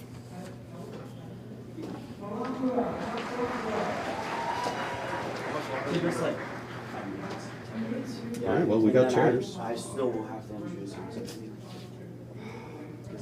Well, he could be in the hallway or introduce him. Yeah. I feel like they'd want to say, I'm going to speak for a little bit, and then, like, I will introduce someone up on stage. Okay. And we can start. Sure. Sorry, Alan. Just sit on it, you know? 10 minutes? Okay. This guy's been riding his off with already. Are they doing roll call of all the different regions? After his speech. Oh, okay, cool. He's just like opening address and he passes us for a second. Oh, okay. Well, we could practice it again if you want. No, because then they're gonna slot someone else in, and then fucking we're cooked.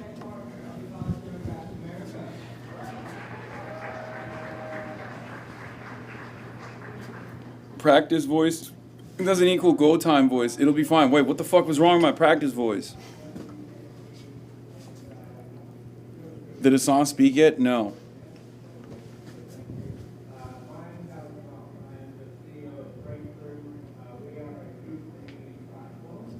Remind the people that Father Time is taking old politics out.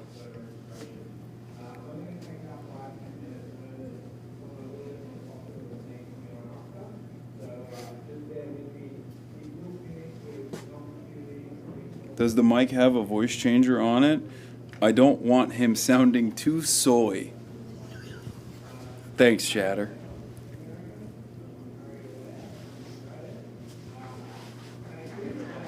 Worst I need to practice on chat now, you'll be nervous? No, I'm not.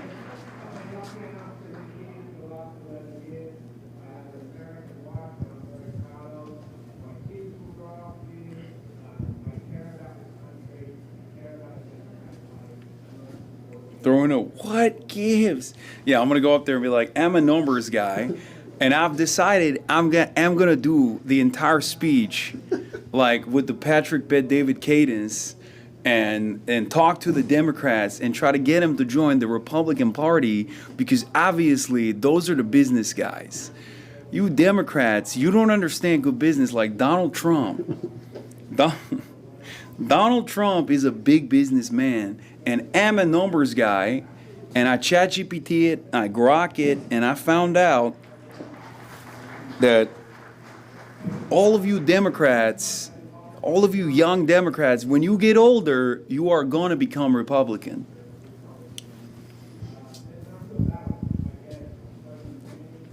Talk about Singapore? Okay. I'm going to get up there and be like, I'm here to talk to you about the glorious city-state of Singapore, its beautiful ports, and also my undying love and loyalty to making sure that free flow trade continues through all straits, from the Strait of Hormuz to Malacca. Bob el-Mandeb to the Straits of Hormuz, to the Strait of Malacca, and beyond. Singapore, more like Singaports. That's what I think of all the time. I love import, I love export, I love commerce, and I love trade. Except for one man, and one man only. His name, More Pegasus. M. Pegasus. More Pegasus. More Pegaslop. He goes by many names, but the one I know him as is criminal. More Pegasus, for the longest time, has betrayed the beautiful nation-state of Singapore, the land that he occupies and resides in, the laws and the fantastic criminal justice system that has maintained its integrity until now. More Pegasus has slandered and defamed an international shipping magnate, me, Hasanabi Piker. Yeah, you can do 25 minutes of that. Yeah. This is the real speech.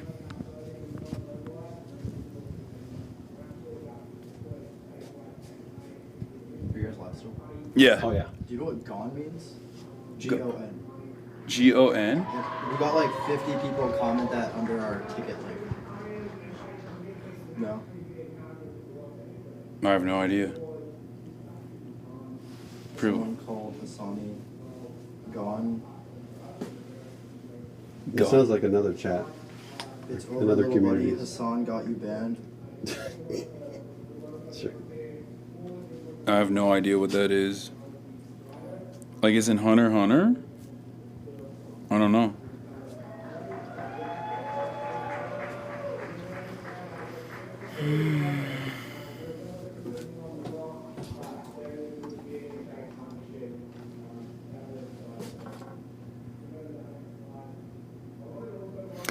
People give time to savor those amazing points and concepts. Let them savor those tasty morsels. Oh, they're saying Going Fit maybe? Like Hunter Hunter? Because they're saying I look like a Japanese schoolboy whenever I wear the... Hey, let's do the fit check. Yeah, fit check. Hey. We got the crepes on. Yeah. Oh. Let me do that again. Crepes. Boom. Boom.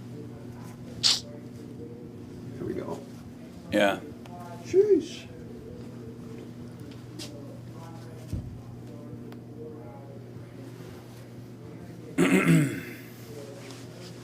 I can't wait to talk about international shipping in the beautiful city-state of Singapore. Sponsors still talking.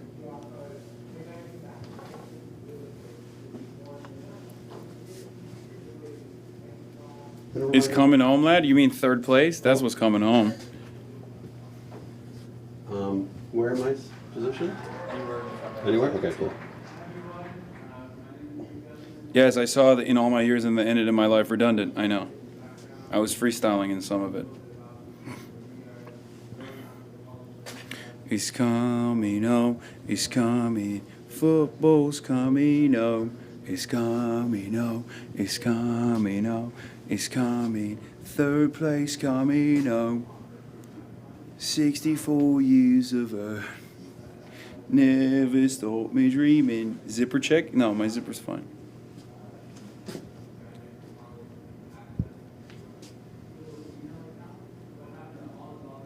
Third place coming up. Bro, you have to say Turby Derby at least once during the speech? Yeah, I'm not going to do that, man. Even though he lives in my heart. The governor of South Dakota. Turby Derby. Is this song going to get a mic so it's clear? No. We're going to fuck this up. We're going to make sure that you can't hear anything.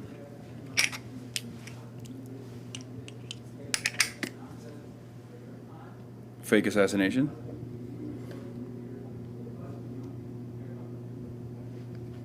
Sick. Fight. Damn, bro, the sponsor is really taking his time. This is ethical beach prep. I should go in there. Film it. I think it's probably fine.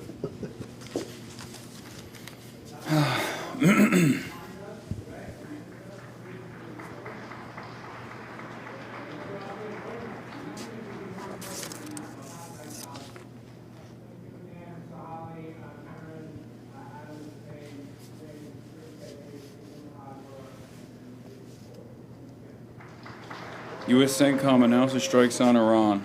I mean, that's not surprising, I don't think. Do we have an ETA? 5-6 minutes. You definitely said 10 minutes 10 minutes ago.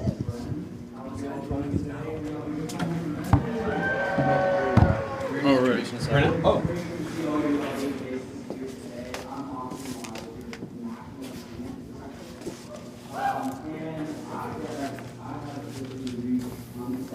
Sadly, I graduated back in May, which apparently qualifies me to offer some ancient wisdom to you all.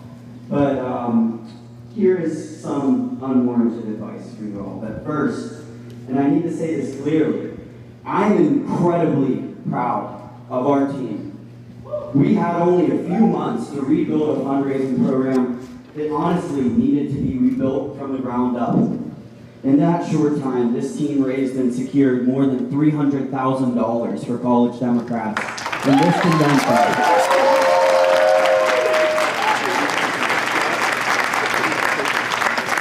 And for this convention, without selling out the values that brought us all here today. That did not happen because of one person or one big check. It happened because people made the calls, built the relationships, and followed up on believing that this organization was worth investing in. Are we worth investing in, college graduates? That is what organized power looks like.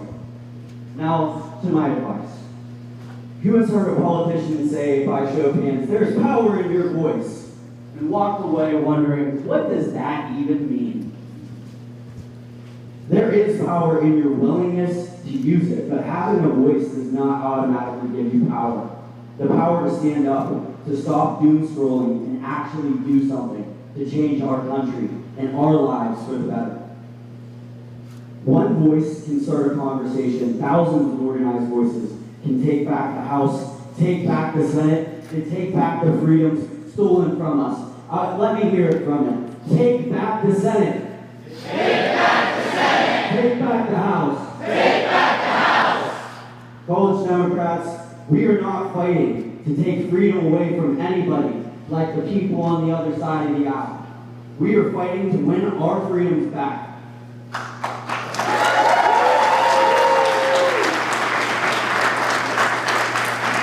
Liberty means learning without classrooms and politicians censoring your classroom.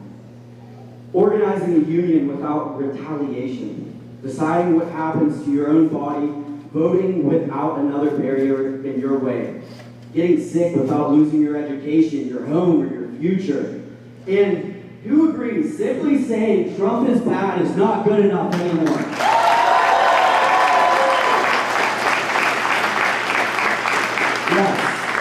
Yes, Donald Trump is dangerous, but he did not emerge from nowhere. He is the product of a corrupted system that turns financial insecurity into resentment, public failure into private profit, and turns working people against one another while someone else writes the rules for us. No more. I say no more. Do we say no more, college Democrats? Let's name what that system looks like. The military-industrial complex can always find money for another contract, while students are told there's never enough money for tuition. There's never These enough guys are money crazy. for grants. There's never Can enough money chat? for funding, Can you guys hear? housing, or classrooms. Big Pharma looks at sickness and sees revenue. Big Tech and big AI, I guess now, looks at your attention, your anger, and your data and sees another product. You, corporate landlords in big capital, look at a home where somebody should be able to build a life and see an asset to buy. Then they raise the rent on us and sell it back to us at a price we can't even afford. They are looting our bank accounts, our time, our security, our liberty, our happiness, our chance to own things that we buy. Nevertheless, a home. They do not need a secret meeting. The system already rewards them for extracting more while giving us less. And while working people fight one another over scraps, the people who wrote the rules walk away with the whole damn table. We are not against people succeeding. We are against the system where a handful of people succeed by making everybody else poorer, less healthy, less free, and less liberative.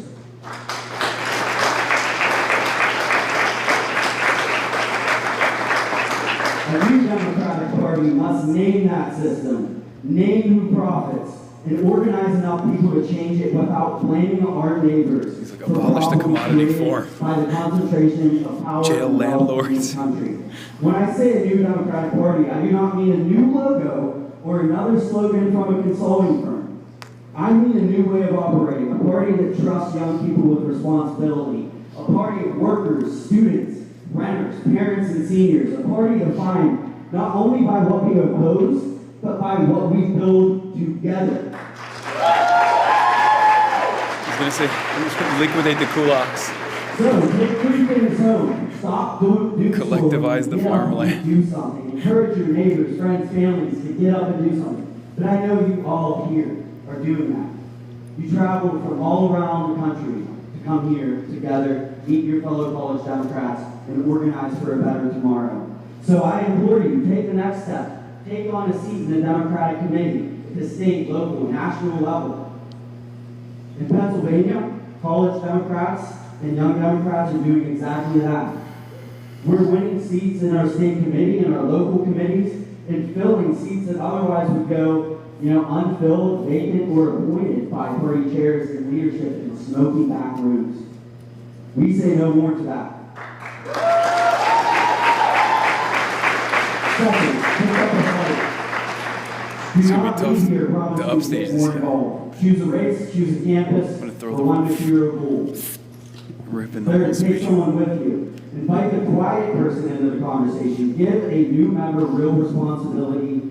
Build relationships with labor and community organizations and fellow clubs on campus. And when you gain power, open the door wider behind you and uplift others like the people who helped you get there. That is how we build a new Democratic Party. And CDA has proven that principles do not make us powerless. During my term, we rejected corporate, dark money, military-industrial complex, and APAC-aligned money.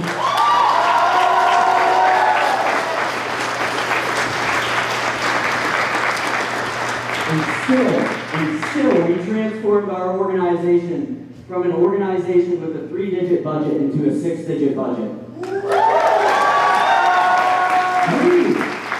did that together. We can do this shit for real, guys.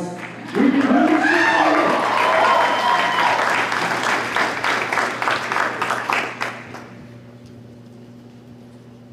One last thing I'll say. Civil liberties advocates warn that language this broad, like that used in NSPM 7 domestic terrorist listing and designations that recently came out against our friends at the Sunrise Movement. It's ridiculous. In Ohio, just 2 weeks ago, organizers in the faith community and voter registrations that turn out black and brown communities, they have their HQs in their homes raided and their doors knocked upon in the morning. A government always says it is only going after somebody dangerous or controversial. Today, that might be someone like our next speaker. Just a few weeks ago, what happened in Ohio? The moment we silence ourselves because we are afraid of being next is the moment intimidation has worked. Silence does not protect freedom, but solidarity does. So let me hear you. Take back the Senate. Take back the Senate. Take back the House. Take back the House. I don't know about you, but I'm ready to do it, and I'm ready to walk to victory here in November. But it's not going to be an easy walk. We're going to have a fight, guys. Because we're in it. We're in the fight of our lives. Take up a fight. Take a seat. Take someone with you.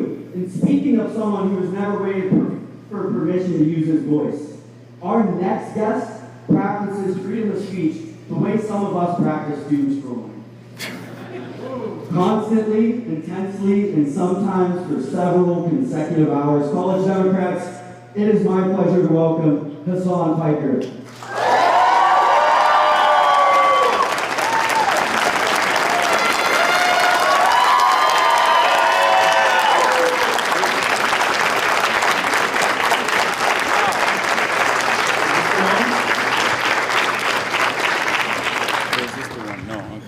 This is what we're using, right? Okay. This might be a little... Put it on the top. I'm gonna fix it. Yeah, it's a little bit short for me, unfortunately, so apologies. Okay. Brought a little bit of Diet American Dew with me on stage. It's reflecting pool colored. It's delicious. Not a sponsor. Just putting that out there. What an honor to be here. Thank you so much for having me, College Democrats of America. It's a great honor to be here in the heart of the American empire, in the belly of the beast, speaking to the future activists of the Democratic Party, but as an outsider currently pushing for an insurgency. To be honest, when I first got the call from this organization, First said, I don't know what that is, I'll be honest. I apologize. And then they told me they hadn't held a national convention of this size since the Nixon era. So give yourselves a round of applause for that.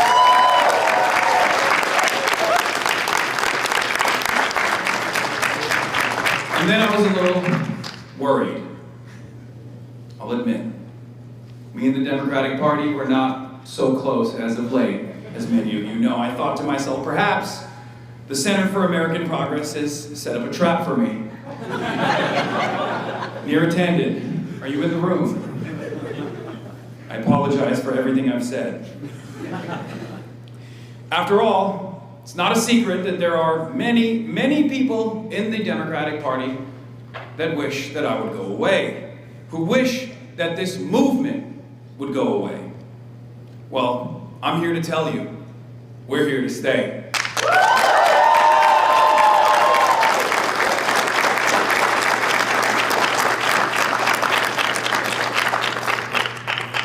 Now, a lot of people, including probably your future employers or your current employers, they call me a lot of names. They say I'm an idealist, a radical, a terrorist.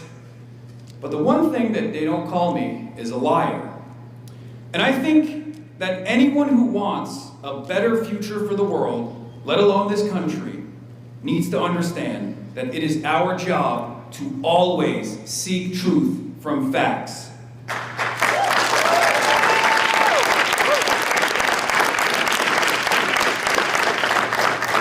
We must always expand our knowledge of the world around us and to use that knowledge to build a worldview, and then we can move on to change the world. And the reason why I stress this is because a lot of people, they see this as a career. And I work with a lot of campaigns. I've worked with establishment Democrats in the past, and right now I'm working with a lot of Democratic Socialists all around the country.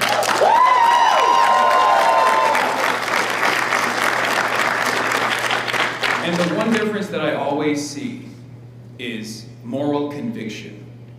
Moral conviction to always say the truth. And an endless thirst to understand exactly what's going on. We have a lifetime of social conditioning that has guided our lives, that has motivated the way that we see the world. Sometimes that means we have a lot of blind spots. But moral conviction is really important, because that is what makes the difference between the insurgents and the establishment Democrats that are simply following along. And I think that anyone and everyone here must constantly push for this. This task takes on a new importance today. Lies and disinformation are the currency of our enemies on the right.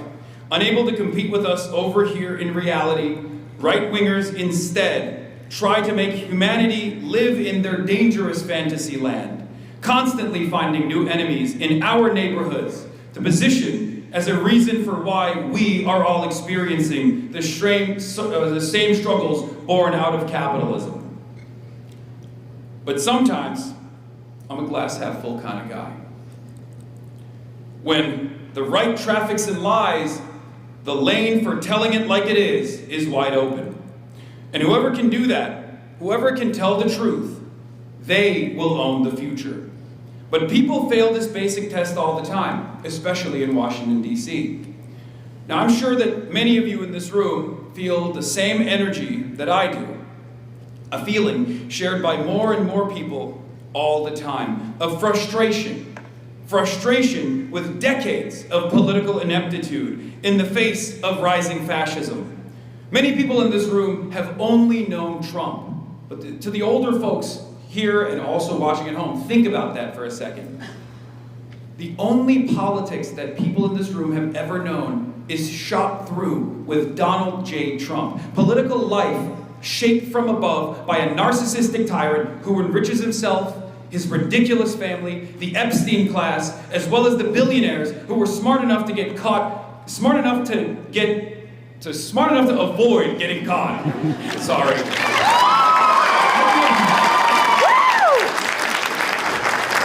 As well as the billionaires who were too smart to get caught, going to Little St. James and even a billionaire who was uninvited from Little St. James Island because his lives were that atrocious for the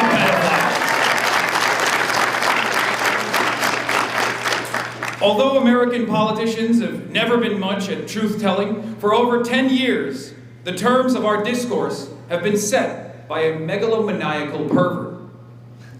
The late writer Mike Davis summed up our situation well in his final published essay a few years ago. He said, "Unlike the high Cold War when politburos, parliaments, presidential candidates, and general staffs to some extent balanced megalomania at the top, there are few safety switches between today's maximum leaders and Armageddon.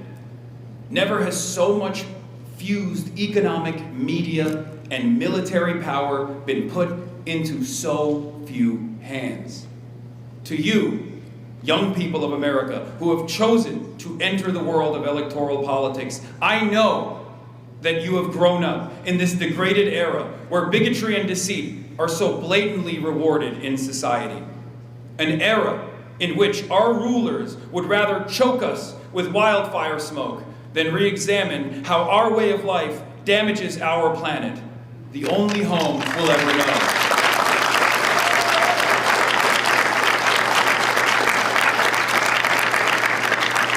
This wretched era in which the third world is staring down disaster because of the upheaval caused by ours and Israel's war on Iran.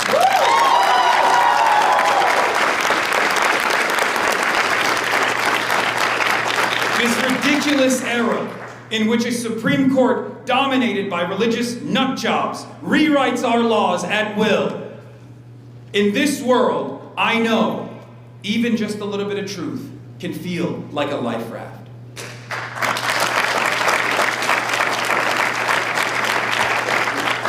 It's why so many of you are in this room, because you meet other people like yourselves and you talk about these problems together and you feel both less alone and closer to the truth. Now, it's fair to say, as I've repeated over and over again, as you all know, that I am not a friend of many people in the Democratic Party. But that's okay. In politics, if you're everyone's friend, then you're no one's friend.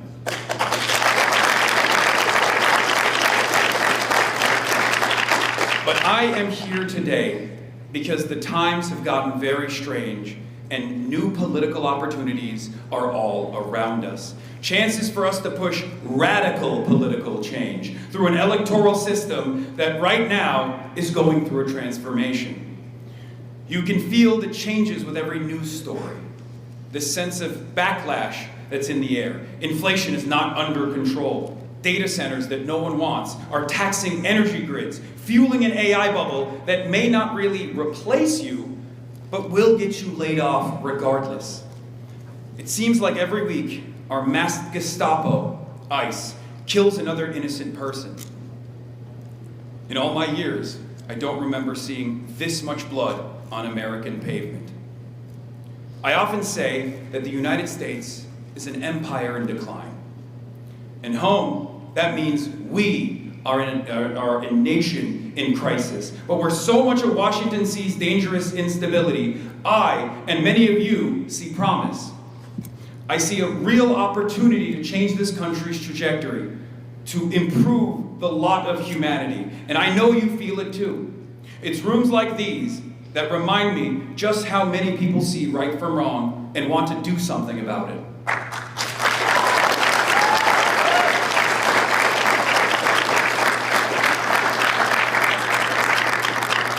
All around the country, we're getting real fighters elected. Fighters who see the crisis and can describe it in clear and truthful terms. This means demanding an end to the endless wars, an end to profiteering off of health care, an end to the rule by people who put the interests of capital over the interests of the working class.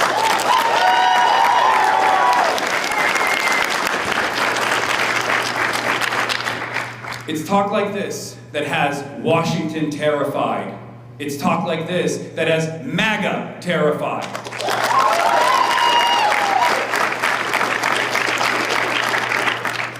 These people in hate movements who try to control our lives are most afraid of popular action, of democracy, of the people. They're afraid of us because of the simple fact that there are more of us than there are of them. There always have been, and there always will be. There are more good, decent people with moral conviction who find it unfathomable that the wealthiest nation on earth chooses to spend its billions blowing up schools overseas rather than building schools in our neighborhoods. Kind people who can't understand why, in the wealthiest nation on earth, there are hundreds of thousands of people who will go to sleep outside tonight, and millions more who live paycheck to paycheck.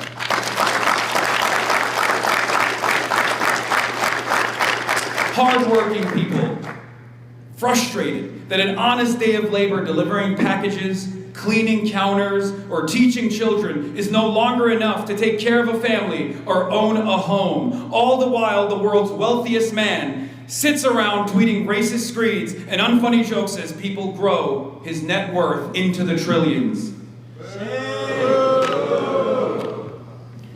I should add that none of this is an accident.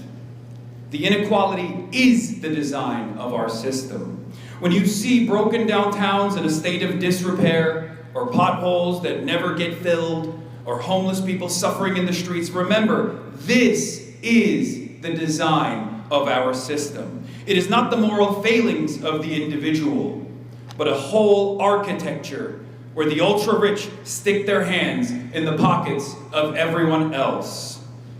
Just as every person who has no shelter is a policy failure, every billionaire is a policy failure.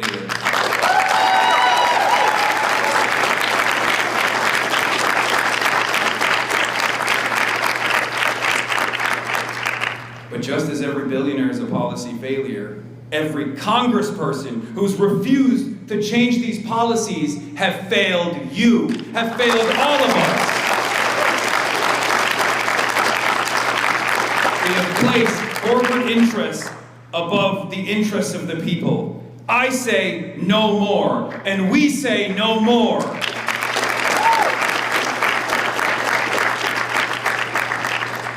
I've traveled all around the country. I've talked to countless people over dozens of protests, gone to rallies, I've gone to marches, I've gotten shot at by my own law enforcement that I pay with my taxes the salary of. And all I ever hear from the people by my side is no more. And not just, thank you. And not just the no more to Trumpism, but no more to the Democrats who compromise, who conciliate, and who betray us.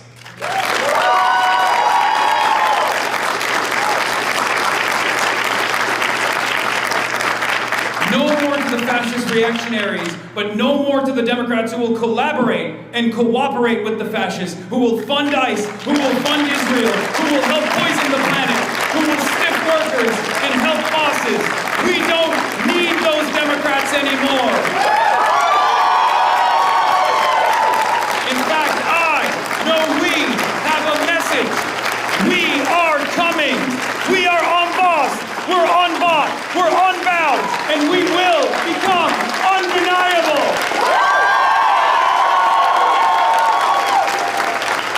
Thank you.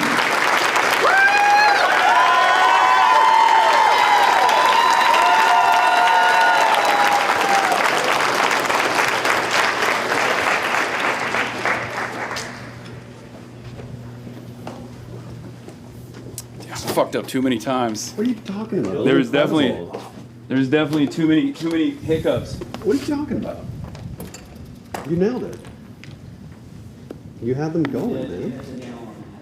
We have a present for both of you guys. Oh, thank you. Would you like a 2020? You can take one as well. Hell yeah, man.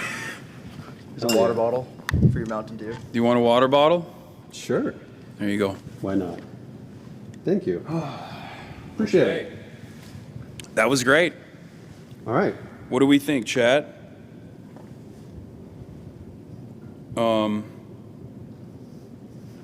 My head's too big. Congrats, you're a fundraising text now. Oh, Kai Newkirk. I can assure you that is not true. No, not with you guys. Kai Newkirk is using me, I think, as a fundraising text, maybe. Oh, okay. Great. Fuck him. Hold on. All right, what are we, let me see. How many hours are we at right now? Because It got cut, right? What? You had that interruption on the stream? No, it doesn't matter. Okay. What did you guys think, Chad? Did you guys like it? So I don't know what we're gonna do with DSA. Like I thought maybe we could. Oh, okay. Yeah, what are they up to? Okay, I see it. Coming here or hotel.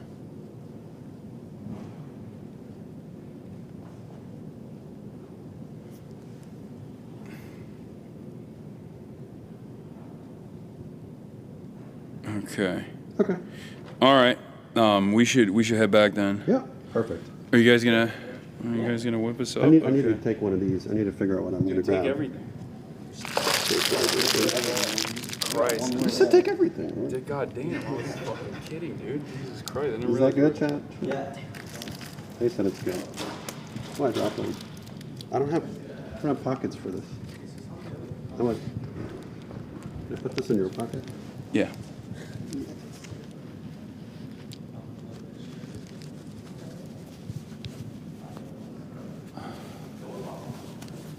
All right. There we go. Dumb, dude. I was a little worried that was a cosmetic pocket for a second. No. It's a real pocket. Perfectly sized for the little red book. It is literally. And then there's a pen. There's like a pen hole in this. Awesome. All right. Scottish soda. Oh, yeah, no, I've had dude. it before. It's great. I remember. Okay. Okay, well let's all right, chat. We're gonna head back to the hotel because I have a next guest. Next guest is going to be Aparna Raj, DSA, DSA DC, and we're gonna be talking to him about what is it Metro? It's Metro DSA, right? Metro DC. Yeah. Metro DC DSA has been cooking up here in the heart of Empire. So. Get excited for that. And then we'll also continue monitoring the situation and looking at different speeches. But I'll play you one of the speeches, right? Is it still going? Is the speech still going right now? So if we're serious about putting ourselves back in the center of our politics, we've got to be serious about getting money out of politics in the first place. We need to stand up to Citizens United and finally end the chokehold that corporations have had on our politics for far too long.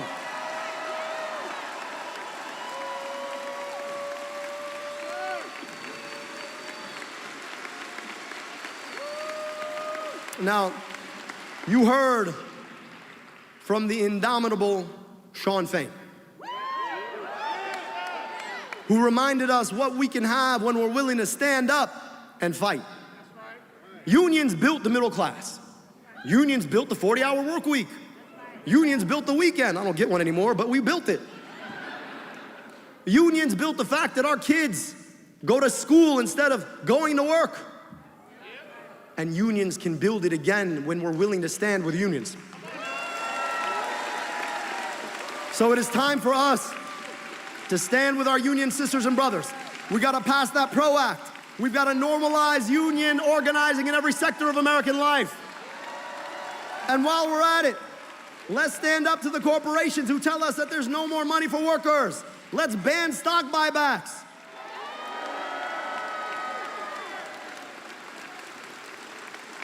And I don't know about you all, but I think NAFTA was a bad idea. I think USMCA wasn't much better.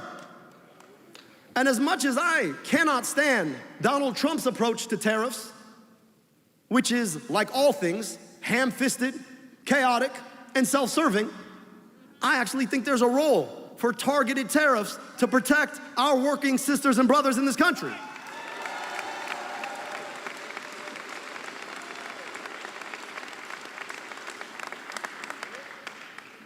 Now, there's no coincidence that in an era where union participation is near an all-time low, we're watching more and more billionaires get spit out of this economy. And I don't know about you all, but I think it's a ridiculous thing that it's easier for a billionaire to make a second $1 billion than it is for somebody to make their first 50,000. Now y'all know how many billionaires you can make, or how many millionaires you can make for one billionaire? 1,000 of them. And they're out here trying to protect billionaires. I don't know, I'd rather have 1,000 millionaires than one billionaire. But more importantly, I think billionaires ought to pay their fair share. If you tax a billionaire at 8%, you know what they still are? Still a billionaire. Your kids are gonna be rich. Maybe you could pay your fair share so the rest of our kids can get to go to good schools and travel functional roads and get good health care. So it is high past time for us to stand up to the billionaire class and tax them their wealth.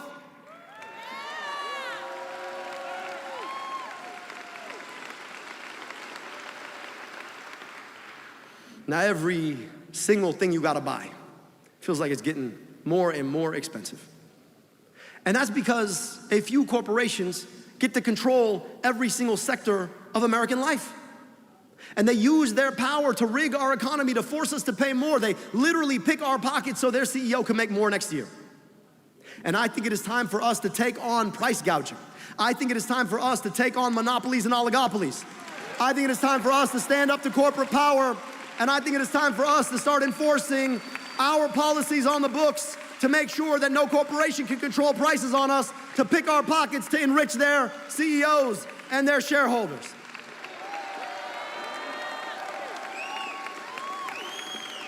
Now, there's one last point. You don't have to go too far from here to see a school that looks like it did 50 years ago. Every time you talk about trying to rebuild a school, they ask you, how are you gonna pay for that? I don't know about you all, but I don't pay my taxes to buy another country a bomb or a tank. I pay my taxes so that all our kids get to go to good schools and get good health care. So it is time for us in this country to stand up and decide that we are no longer gonna send unconditional foreign military aid to foreign governments.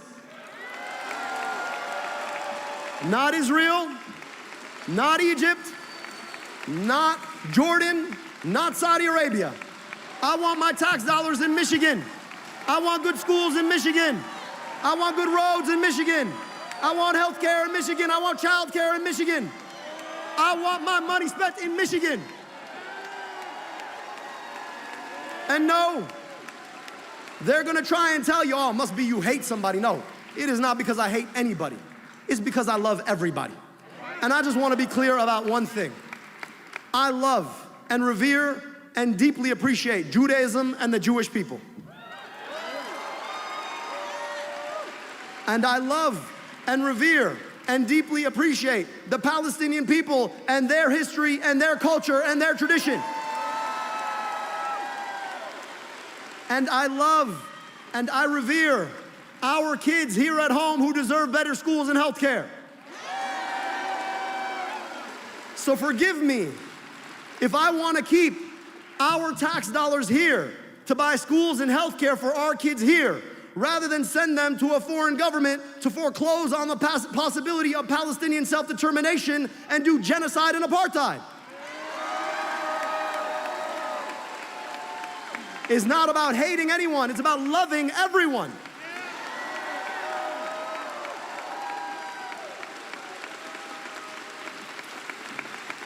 And then let's be clear. I'm proud of the work we did on medical debt. I really am. But medical debt shouldn't exist in the first place. A third of American households holding debt because they went to see a doctor when they were sick. $225 billion of medical debt. That is more than the GDP of half the states in this country in medical debt. And we can wipe away all of that medical debt. And I just want to give you all some numbers here, okay? You can erase all the medical debt in this country for a penny on the dollar. So if you're doing the math, $225 billion, you can erase for what? About $2.25 billion? I want you to think about how much we are wasting dropping bombs in foreign countries. I don't know if you were watching, but the other individual who would like to be the Democratic nominee for the US Senate just took a vote to send more than that to a foreign government last week.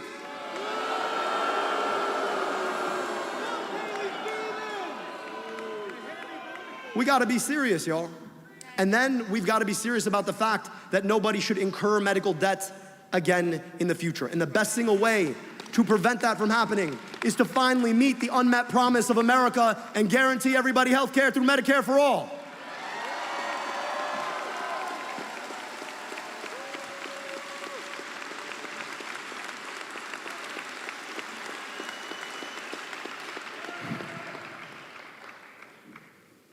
Now look, I know I'm not supposed to run for office. Got the wrong name. Apparently, if you pray like this and not like this, I pray the wrong way. I got the wrong profession, but I'm also not gonna stand here and tell you what you cannot have and should not fight for. I'm not gonna tell you that you cannot have nice things in the richest, most powerful country in the world. I'm not gonna tell you that we've gotta make peace with the corporations who nickel and dime us at every turn, and that if they want something, we gotta go on and give it to them. I'm not gonna tell you any of those things. And if you've been watching, they've taken to calling me dangerous. Now, I don't know why you would call somebody who looks like me with a name like mine dangerous. It's an interesting adjective to use. Nobody's ever called somebody who looks like me dangerous. So I just want to ask, if you're a child forced to breathe at the end of a smokestack, you think they think I'm dangerous? Or a kid sitting in the back of the classroom who couldn't see the blackboard, who got that first pair of glasses. If you're that kid, I'm not dangerous. If you're a worker who wants our economy to work for you, I'm not dangerous. If you're somebody sitting in medical debt, wondering what your financial future is because you deigned to see a doctor in the richest, most powerful country in the world, if you're that person, I'm not dangerous. If you're somebody who wants government to work for you, I'm not dangerous. I might just be the one person running for US Senate who actually wants to serve you. But if you're the CEO of DTE, you damn well better believe I'm dangerous. If you're Blue Cross Blue Shield shareholders, yep, I'm dangerous.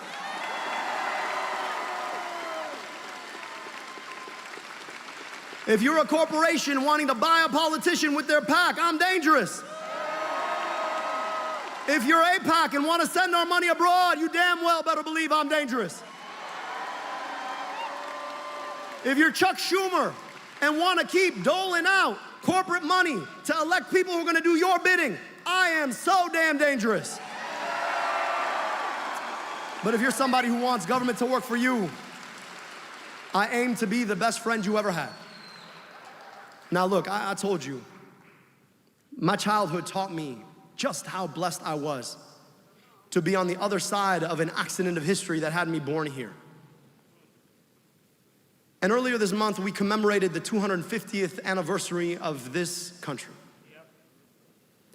And it's been a moment of reflection, I think, for a lot of us, particularly considering who was president in this moment. Now, they want to sell us a fake, phony sense, a cartoon of what America is. America's no cartoon. America is an incredible place with flaws. A history of Indian removal, chattel slavery, the far too long fight for women's suffrage, the discrimination on who could immigrate here, Jim Crow, segregation. And as you reflect on those past 250, I think it's important for us to ask, how do we make sense of those flaws. America has one incredible gift, and that is the indelible capacity to correct. In this country, we don't make peace with our demons, we exercise them. In this country, we don't rest on our laurels, we fight for better. In this country, we don't ignore a sordid past, we assure a better future. But this country doesn't correct on its own. It's not just some magical trick that just happens, like a magic eraser. That's not how it works. It's because people come together to do the work of correcting.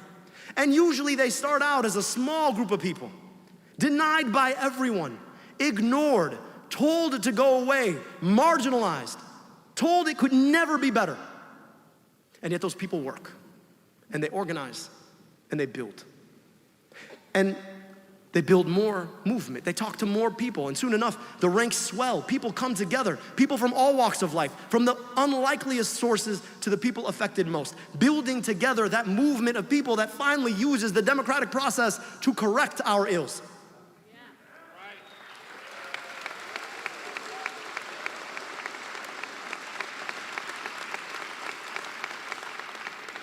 And my friends, I share this right now at this moment of our 250th anniversary because we need that correcting right now.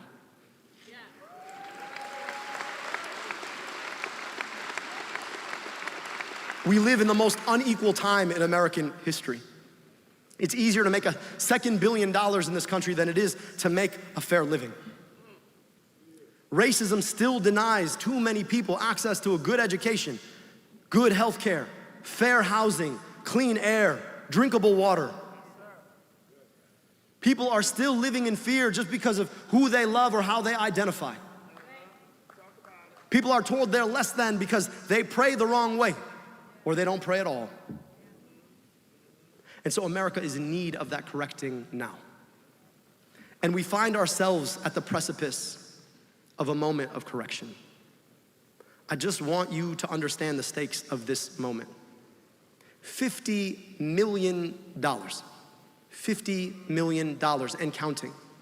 That's how much the likes of DTE and Chevron and Exxon and Big Pharma and Big Tech and Big Health Insurance and APAC have already spent in this race.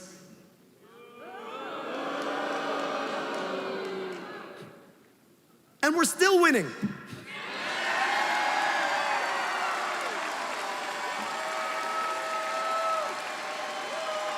Because friends, what they don't understand is that if all they got is money, we've got the many. And we've got the thing that has corrected every single error in the past and will correct the future. We've got a movement of people coming together beyond our differences to build together what we cannot have alone. We've got each other. Folks who may never understand the lives that one another lead, locking arms together to say that we will not have our future dominated by the likes of your big tech company to put a data center in our backyard. We will not accept the idea that in this country we're gonna buy tanks and bombs for someone else when our own kids don't have health care. We will not accept the idea that you can come in and tell us that we cannot breathe clean air when we have all the technology we ever needed. And so I want us to remember that while they will bring all of their money and all of their power, that it is our choice to remain undaunted, that we will not back down.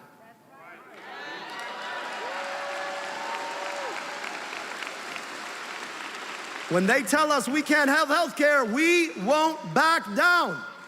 When they tell us that they're gonna raise our electricity rates, we won't back down. When they tell us they wanna put that data center in our backyard, we won't back down. When they tell us that they wanna take our tax dollars and give them there, When we've got kids who need them here, we won't back down. When they tell us we can't have union representation, we won't back down. When the billionaires tell us we can't tax them, we won't back down. And when they bring $50 million into this race, we won't back down. We will continue to do the work of democracy. We will go out there and knock those doors and make those phone calls and be undaunted at the polls. We will build a movement that connects to the love and the joy of the future we deserve rather than the sordid past we've had.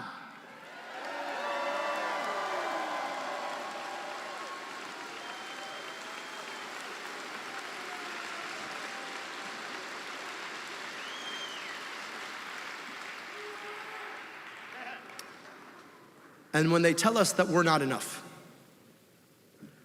let's remind them that we're all we've ever needed. My name is Abdul Al-Sayed. I am running for U.S. Senate. I hope I can earn your support. Thank you so much.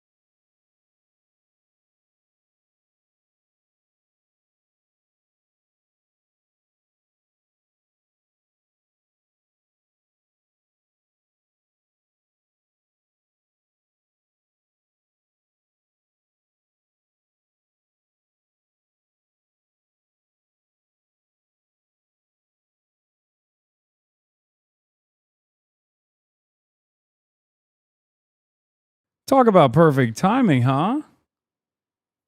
Talk about perfect timing. Holy moly. Look at that. And we got a guest coming up right now.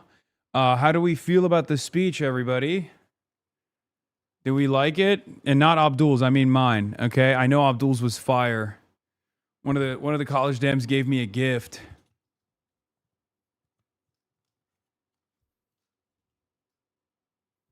Look at that.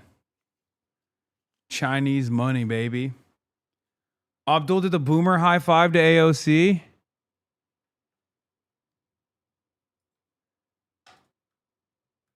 You did great. What the fuck is this? Great speech cinema. From the people alongside myself is no more. And not just no more to the Trumpism, but no more to the Democrats who compromise, who conciliate, who betray. Democrats who will cooperate with fascists, who will fund ICE, who will fund Israel, who will help poison the planet, who will stiff workers and help the bosses. We don't need those Democrats anymore. And in fact, we have a message for you. We're coming. We are unbossed, unbought, and unbowed, and we will become undeniable. That's not the actual speech, man. Fuck. That part was actually really good in front of the audience too, but it's cinema. Raw, thunderous applause. All right, let's get you on stage.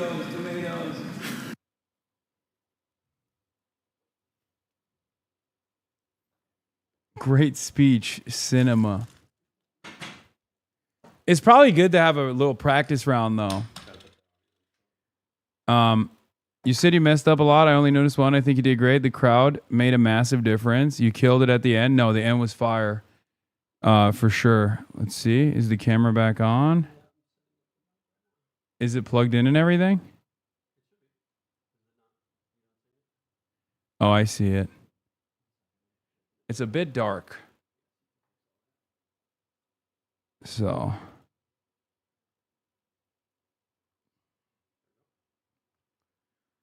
Perfect. Okay, I plugged in the mic. Yeah, I'm not going to use it for now, but I'm going to use it after. It's already muted. And then, oh, here's your treats. Surprise, small-time streamer Bernie Sanders didn't apply for Streamer U. Could be good for him to learn tips with Lud and Cinna. That's fine. I agree. College Dems had your back, Unc.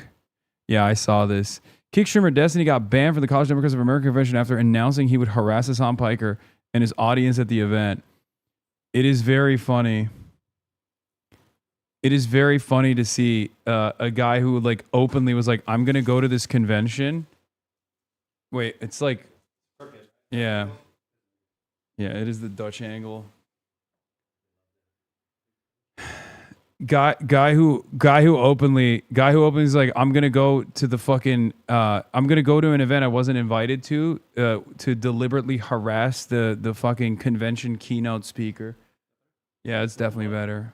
No, it's fine. Maybe a little bit hot. Yeah, there you go. We're gonna need it wider anyway when I have a guest. What? No, what do you want it? Oh, yeah. True. It probably smells like chicken salad in here. Do you write the speech on your own? This one I did. I got a little tweaks in the beginning. And the quote and stuff is from Noah, but the rest of it was all me.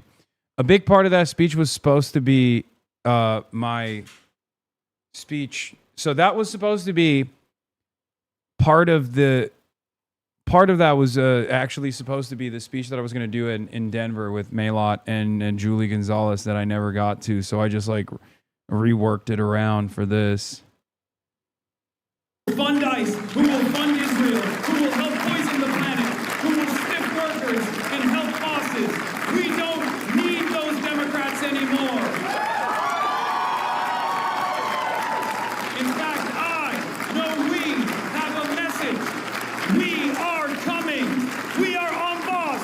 We're on bot. We're on bound. And we will become undeniable.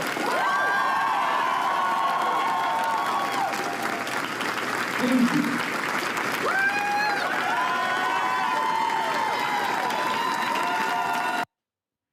Easy as no contact order approval with all this evidence, man. Get one and he can never talk about you again. End this harassment for good already.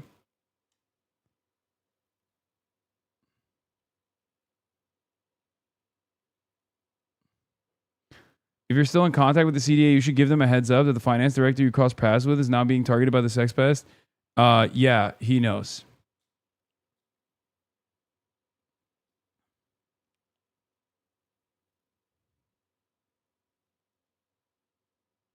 You got to Aura farm more? Stay after? Yeah, sure.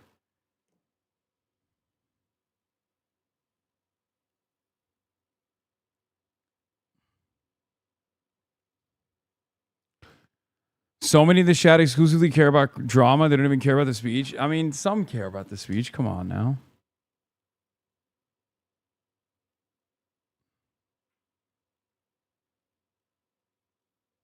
What is this? Aspen will gladly misrepresent my points to spread misinfo fed by his chat, but still won't watch the video. Watch for yourself and come to your own conclusion. Also, I totally plan on continuing my series interviewing fandoms because I think it's interesting. viewers are so stark he couldn't find any weirdos. The vibes are impeccable in the Hasanabi community. Hasan is more upbeat, he's more hopeful, and his viewers reflect that. Asmongold says he'll keep an eye on Steven Azark following his Hasan and Asmongold videos, accusing him of creating narratives and hopes, the worst for people like him. He interviewed my viewers for like over an hour, and he took 10-second clips from that, uploaded them, and misrepresented what this person was saying in order to manufacture a narrative that is a bunch of disaffected viewers. And everybody's sad that I'm doing this. Why don't you ask Ethan? It's not my fan sending skulls to different people that I dislike. Romke, are you still here? Yeah. Oh, okay. Oh, all right, perfect. It's not my fans sending skulls to different people that I dislike. Why didn't you ask other creators? Why is the Hasan post so highly among people that live with their parents, but he posts so lowly among people that live with their children? What the fuck? This is what journalists like this do. This person is who would lie. Oh my God, he's so butthurt. Hasanabi viewers are so stark he couldn't find any weirdos. The vibes are impeccable in the Hasanabi community. Hasan is more upbeat, he's more hopeful, and his... I like that he just straight up will repeat this delusion that like I and my community sent like fucking skulls to Ethan's house or something. It's fucking awesome. Certainly love that. Hey, thanks a lot, Ethan Klein, for making shit up that straight up anti-Semitic, Nazi-aligned content creators use. Yeah, none of the Asmold's audience showed their faces. It's funny. Yeah, I wonder why. Viewers reflect that. But I also wanted weirdos. And this guy says, if this is the guy, by the way, this is the guy that made the YouTube video about me. So he interviewed my viewers for like over an hour, and he took 10-second clips from that over an hour interview, and he uploaded them and then misrepresented what this person was saying in order to manufacture a narrative that it's a bunch of disaffected viewers and everybody is sad that I'm doing this. But I also wanted weirdos. And this guy says, if you speak to Hasan fans, you will be speaking to absolute lunatics who will threaten to rape and kill you over a minor difference of opinion. That's the difference between the two audiences. Nobody has threatened me with any of those yet. I desperately wanted to get people who weren't the most normal human beings. I wanted those that were outlandish. People that could kind of match the energy of my Asmongold people. But I just couldn't find any.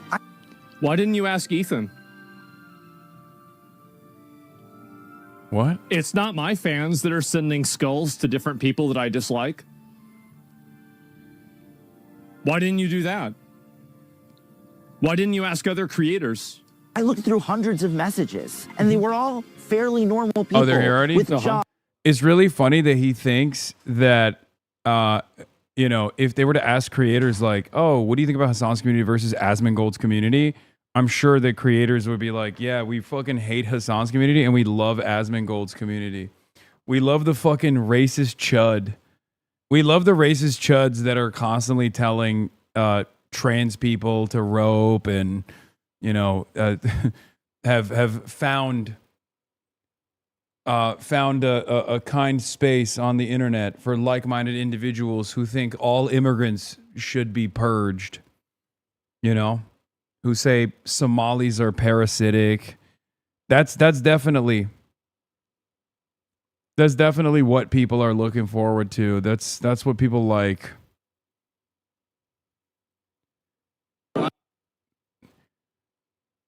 Yeah, meanwhile, these are my fucking haters, dude. Are you guys selling those shirts? Yes, we are. Nice. Climb over there. Are you Destiny? Yeah. We're not letting you in. We're not letting you in because we're worried about consequences. We're worried you're going to yell or some shit towards us on. We're not going to. I'm sorry. Yes, and you're I'm sorry. How can I not get into it? We're telling you we're. It's just crazy because this is like, I think he thought because it's like Democrat in the name, he thought like, oh no, this will be fine. I can just like go out and fucking openly talk about how I'm going to agitate and how I'm going to disrupt the fucking event that you know, college Democrats have put together this national convention. Just started watching today. Have you covered the Troy Jackson winning 149 out of 170 delegate seats in the convention yet? No, I haven't. I didn't know. I didn't know it was like that. I didn't know Troyotathon was that fucking crazy.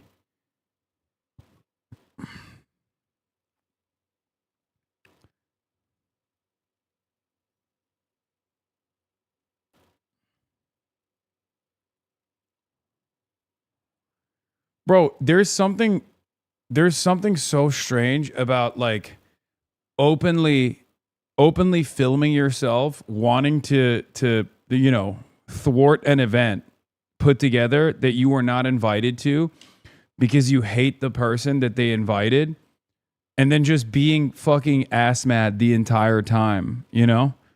Making this up.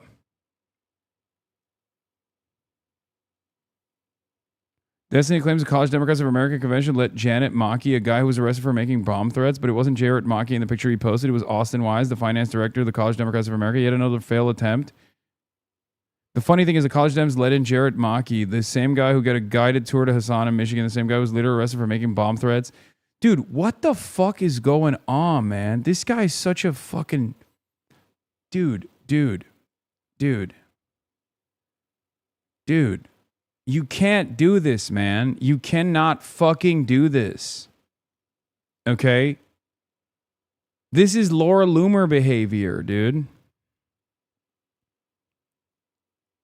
What the fuck?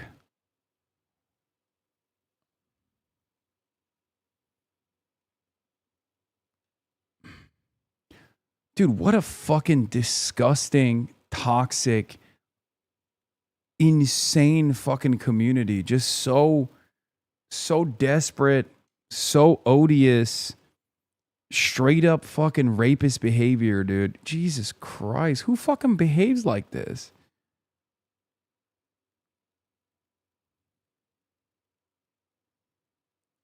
They're calling D the Dem Jake Lang. In defense of Laura, she does not have a Nazi kid, so she has spare time. Fair. Centrists are defending Pestany too. Yeah, I saw that. Yeah, this guy went. So this is who we're platforming Young Dems after all this attacks against the party, after all this disgusting rhetoric, and barring someone like Omni Liberal, who's been actively organizing and canvassing for Democrats at his behest. Pathetic behavior. Why you got on 2 mics and no turntables? I have a mic on because I'm gonna have a guest in a second. That's why.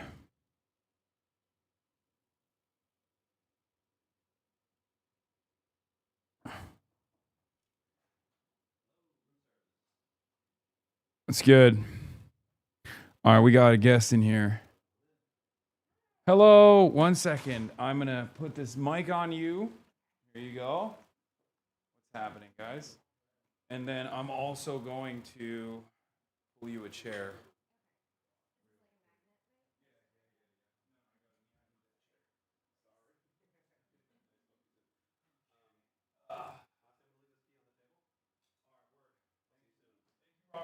Of course. All right, Romkey's leaving, chat. Bye, chat. Love you guys. NYC DSA.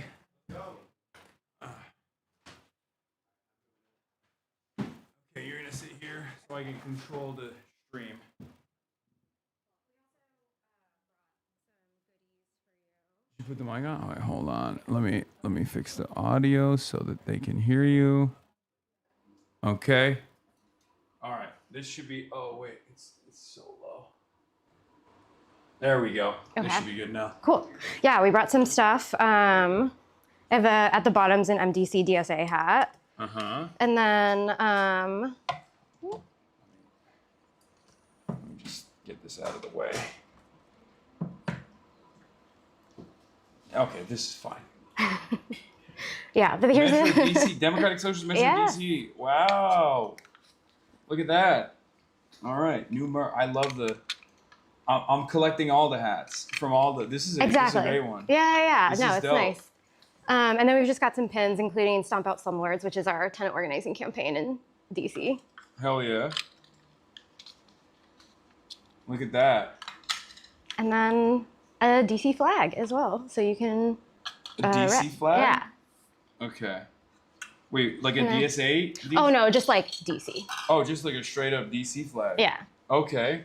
I don't Which- think I've ever seen the DC flag. This is my first time seeing I'm it. biased, but I do think it's probably the best state flag. It kind of looks available. like... Doesn't this like kind of look like the Chicago flag a little bit? Without A little. less colors? I don't know. I don't know what I'm talking about. Don't listen to me. All right. Well, thank you so much for coming on.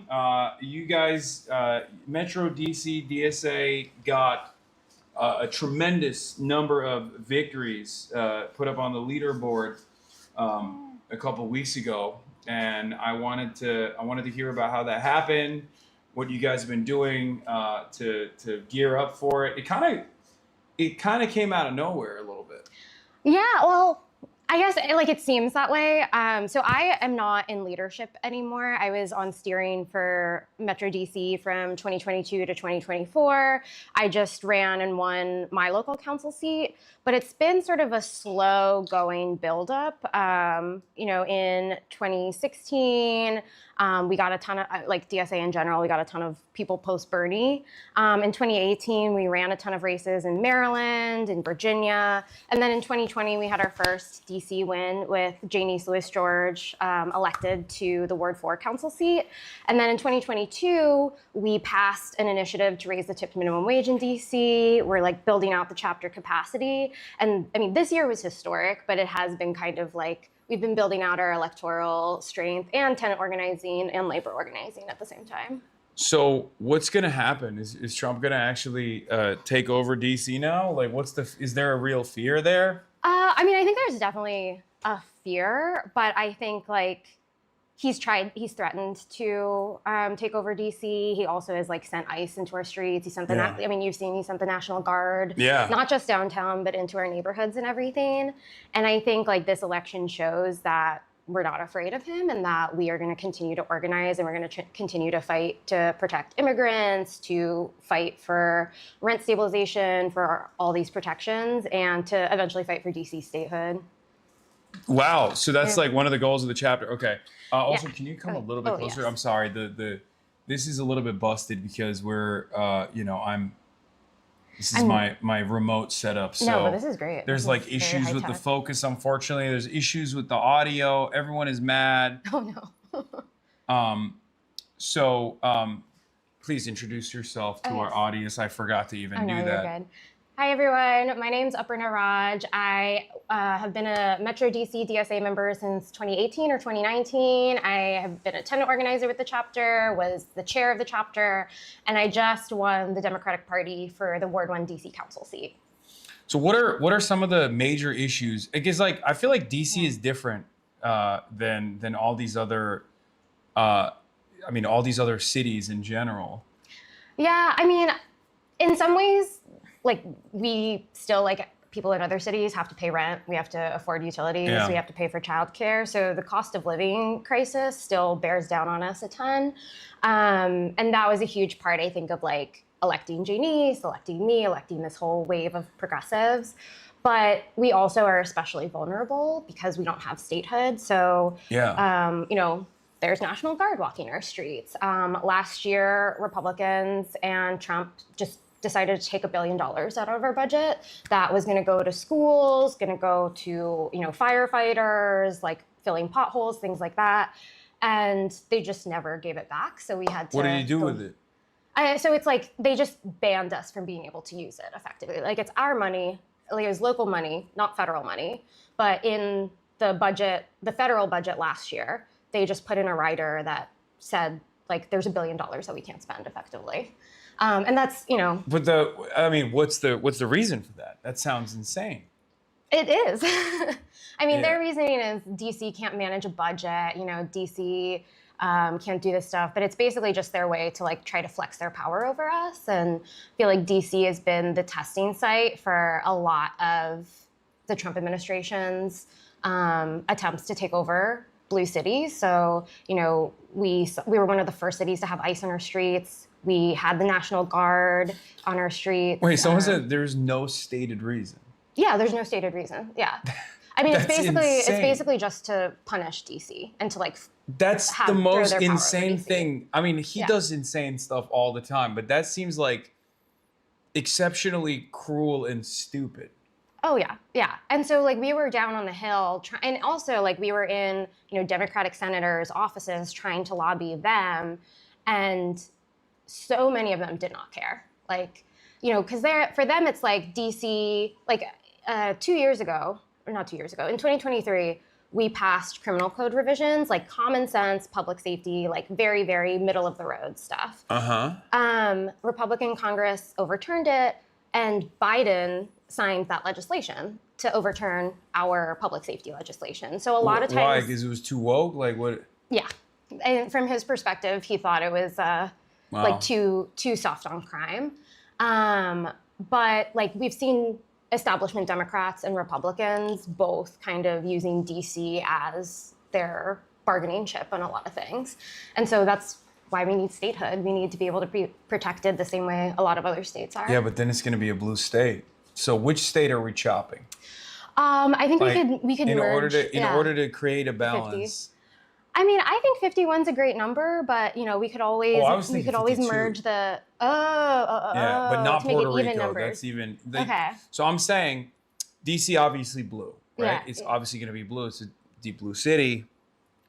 Which state are you cutting in half so that it's 52? And why is it North Dakota? Oh, no, I think the Dakotas should merge. That's that's how you want to. Well, then that's two. That's one less state, one less red state. But I mean, I don't think like This is exactly the kind of yeah. woke nonsense that's coming from the Democratic Socialists of America chat. That's Yeah. crazy. Okay, so all jokes aside, so it's statehood. Yeah, absolutely. It's an understandable desire, it's an understandable goal. Unfortunately, it's also been seen as like another political football where is there any appetite from the Democrats? I feel like Democrats never do anything cool to even gain leverage for the national party. Well, I mean, I have a lot of hope seeing like, in Virginia, them passing, obviously got overturned by their court, but them passing the map to like respond to Republican gerrymandering that but DC statehood is the right thing to do and it's the political thing to do. Yeah, but also at the same time, Spamberger just dunked on it immediately. So that still goes back to what I was talking about, which you're no stranger to, which is the ineptitude, or rather the feckless nature of the National Democratic Party that simply wants things to remain intact and seemingly is much more frustrated about any sort of like left momentum, left mobilization, at least in my experience. That's what I've seen.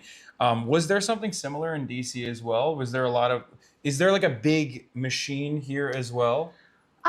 There was, but I would say that I think that this election was sort of the last gasp of that machine. So there was the Green Team, which was Mayor Bowser's kind of political machine, elected a lot of more like neoliberal, moderate Democrats.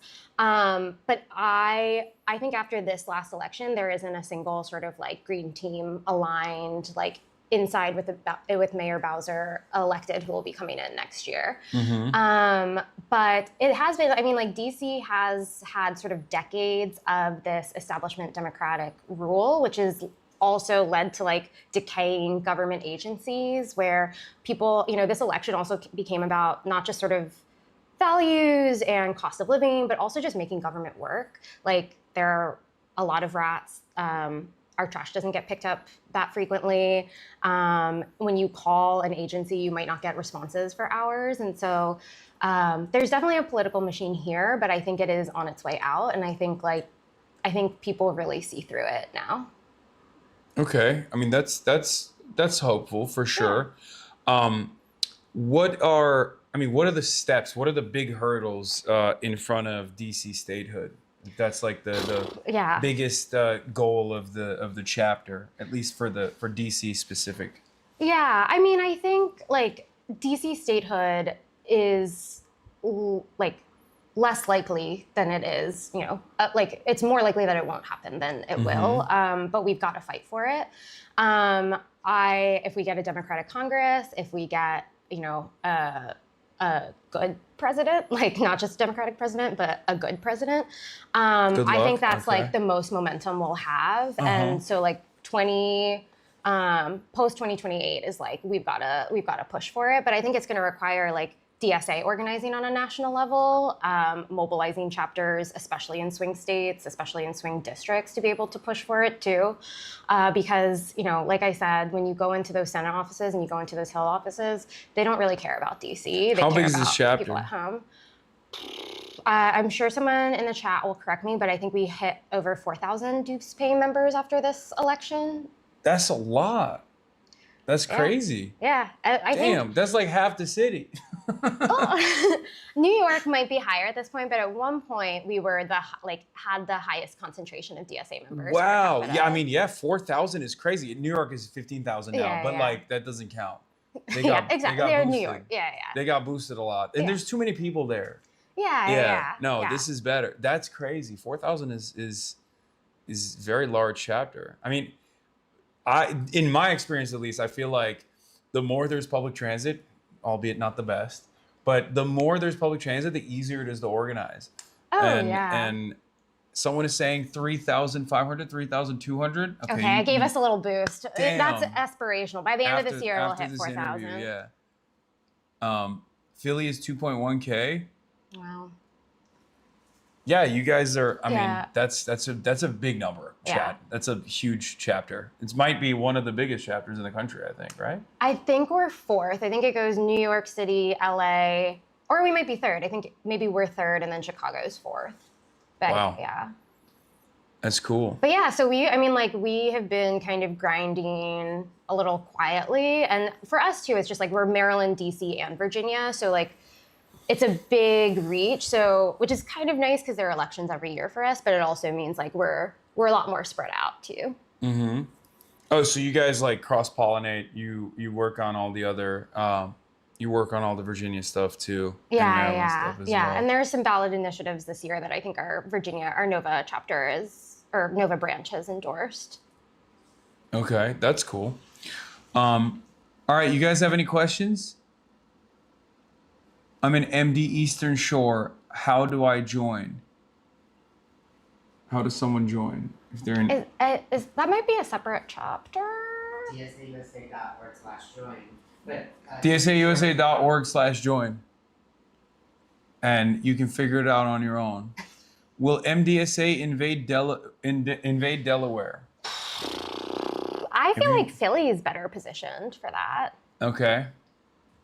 But someone's got to invade Delaware. That's fine. Yeah. Okay, as long as we invade Delaware, I'm Yeah. happy. Will my dad come back? No. There's people talking about your Pomodoro dress. They said it looks very the tomatoes. nice. Thank you. It's tomato season, despite the diarrhea parasite. Yeah. Ask her thought on Rose Bar. I don't know what Rose Bar is. What the fuck is Rose Bar, chatter? Talk about the mayor-elect? Sure, let's talk about the mayor-elect. Yeah. I'll admit there was a lot of other campaigns that were taking place around the country, and I didn't pay close attention, but you said affordability was a major point here. Yeah. And obviously, you're coming from a tenant organizing background.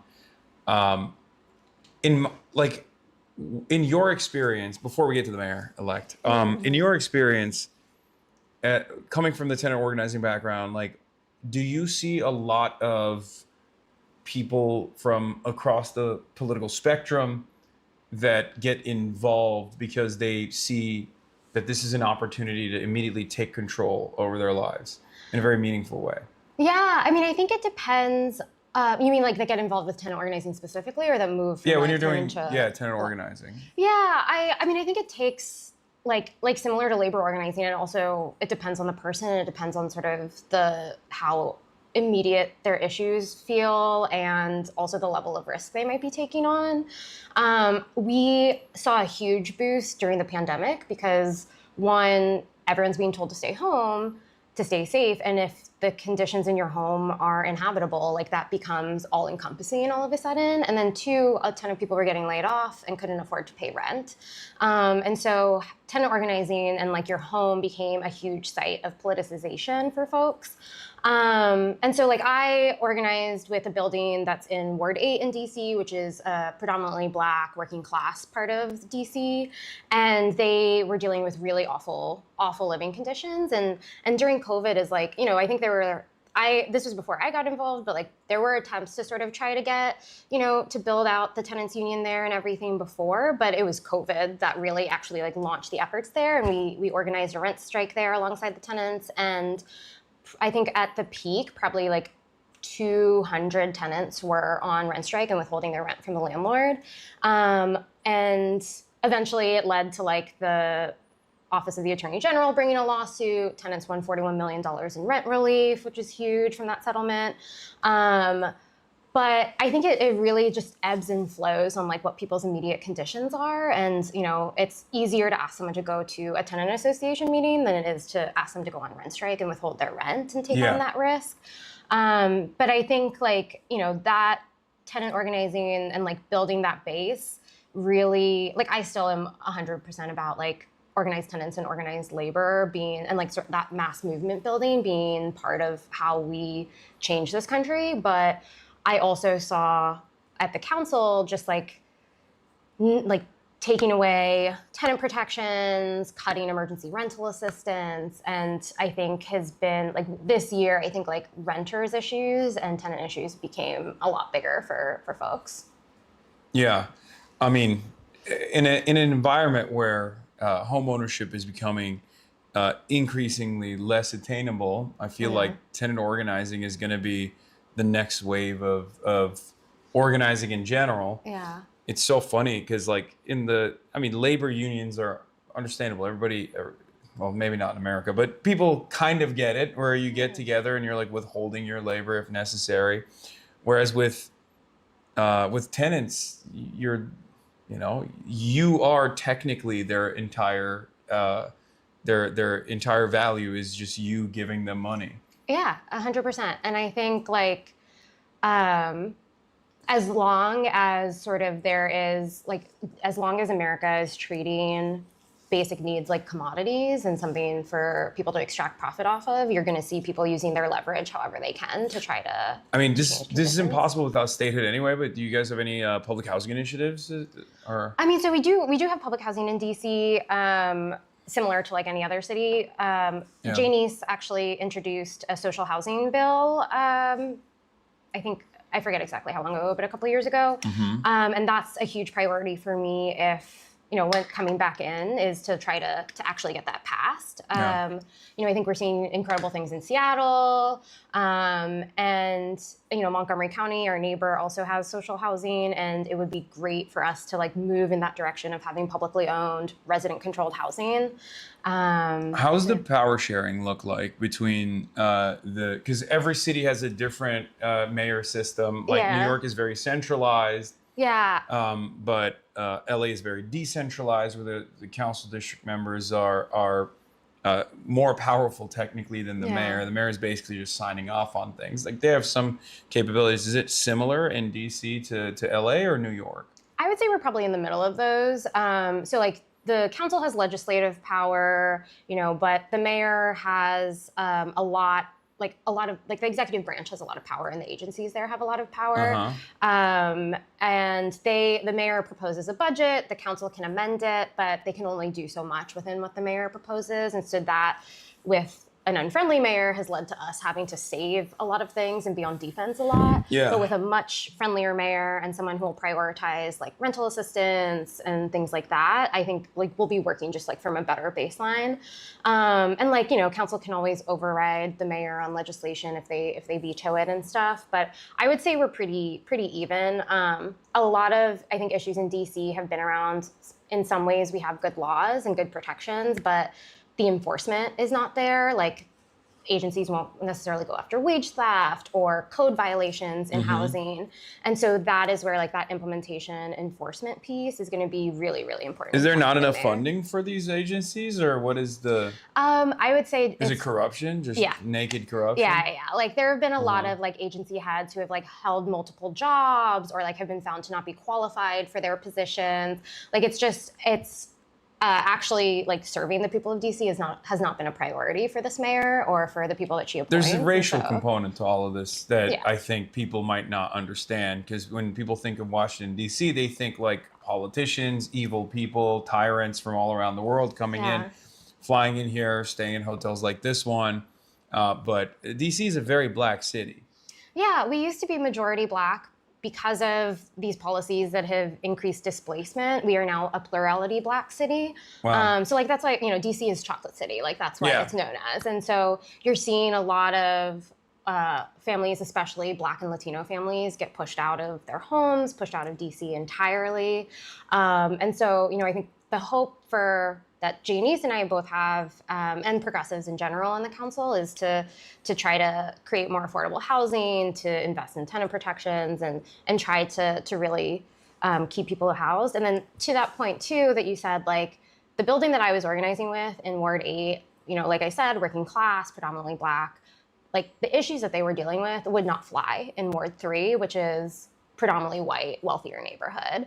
Like the Department of Buildings would come out occasionally, but they wouldn't enforce any of the fines. And like, it's just like, you know, you see sort of this mismanagement and this lack of enforcement on specifically working class communities and communities of color. Yeah, definitely. And I think that also makes it less likely to push for statehood, makes it less likely to have any kind of political power as well. Yeah, and that's, I mean, a whole part of why we've been denied statehood for so long is because DC is such a Black city, and like it was a way to suppress Black political power.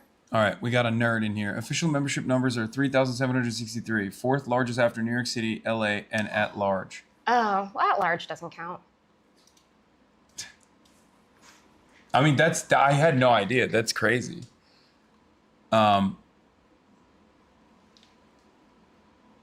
Okay, someone is calling out your sorority. Kyle! Yeah. Said, great, sorority girls doing good things. You both mentioned earlier that public transit makes it easier for DSA chapters to organize their planet/discussions regarding organizing within more suburban or rural areas that can also benefit from DSA candidates and agendas.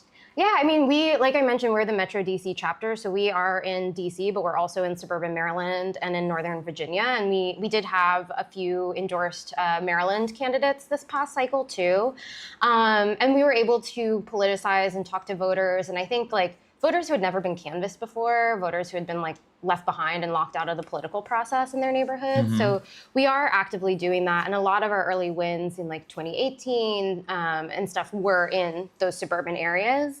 And for a while, we actually weren't that successful in DC. It wasn't until 2020 that we started getting some wins here. But what made you want to join DSA? So for me, I mean, it was like, I was kind of DSA curious coming out of like, you know, Bernie, AOC, Rashida Tlaib, seeing all of them. But it wasn't until I actually I started tenant organizing.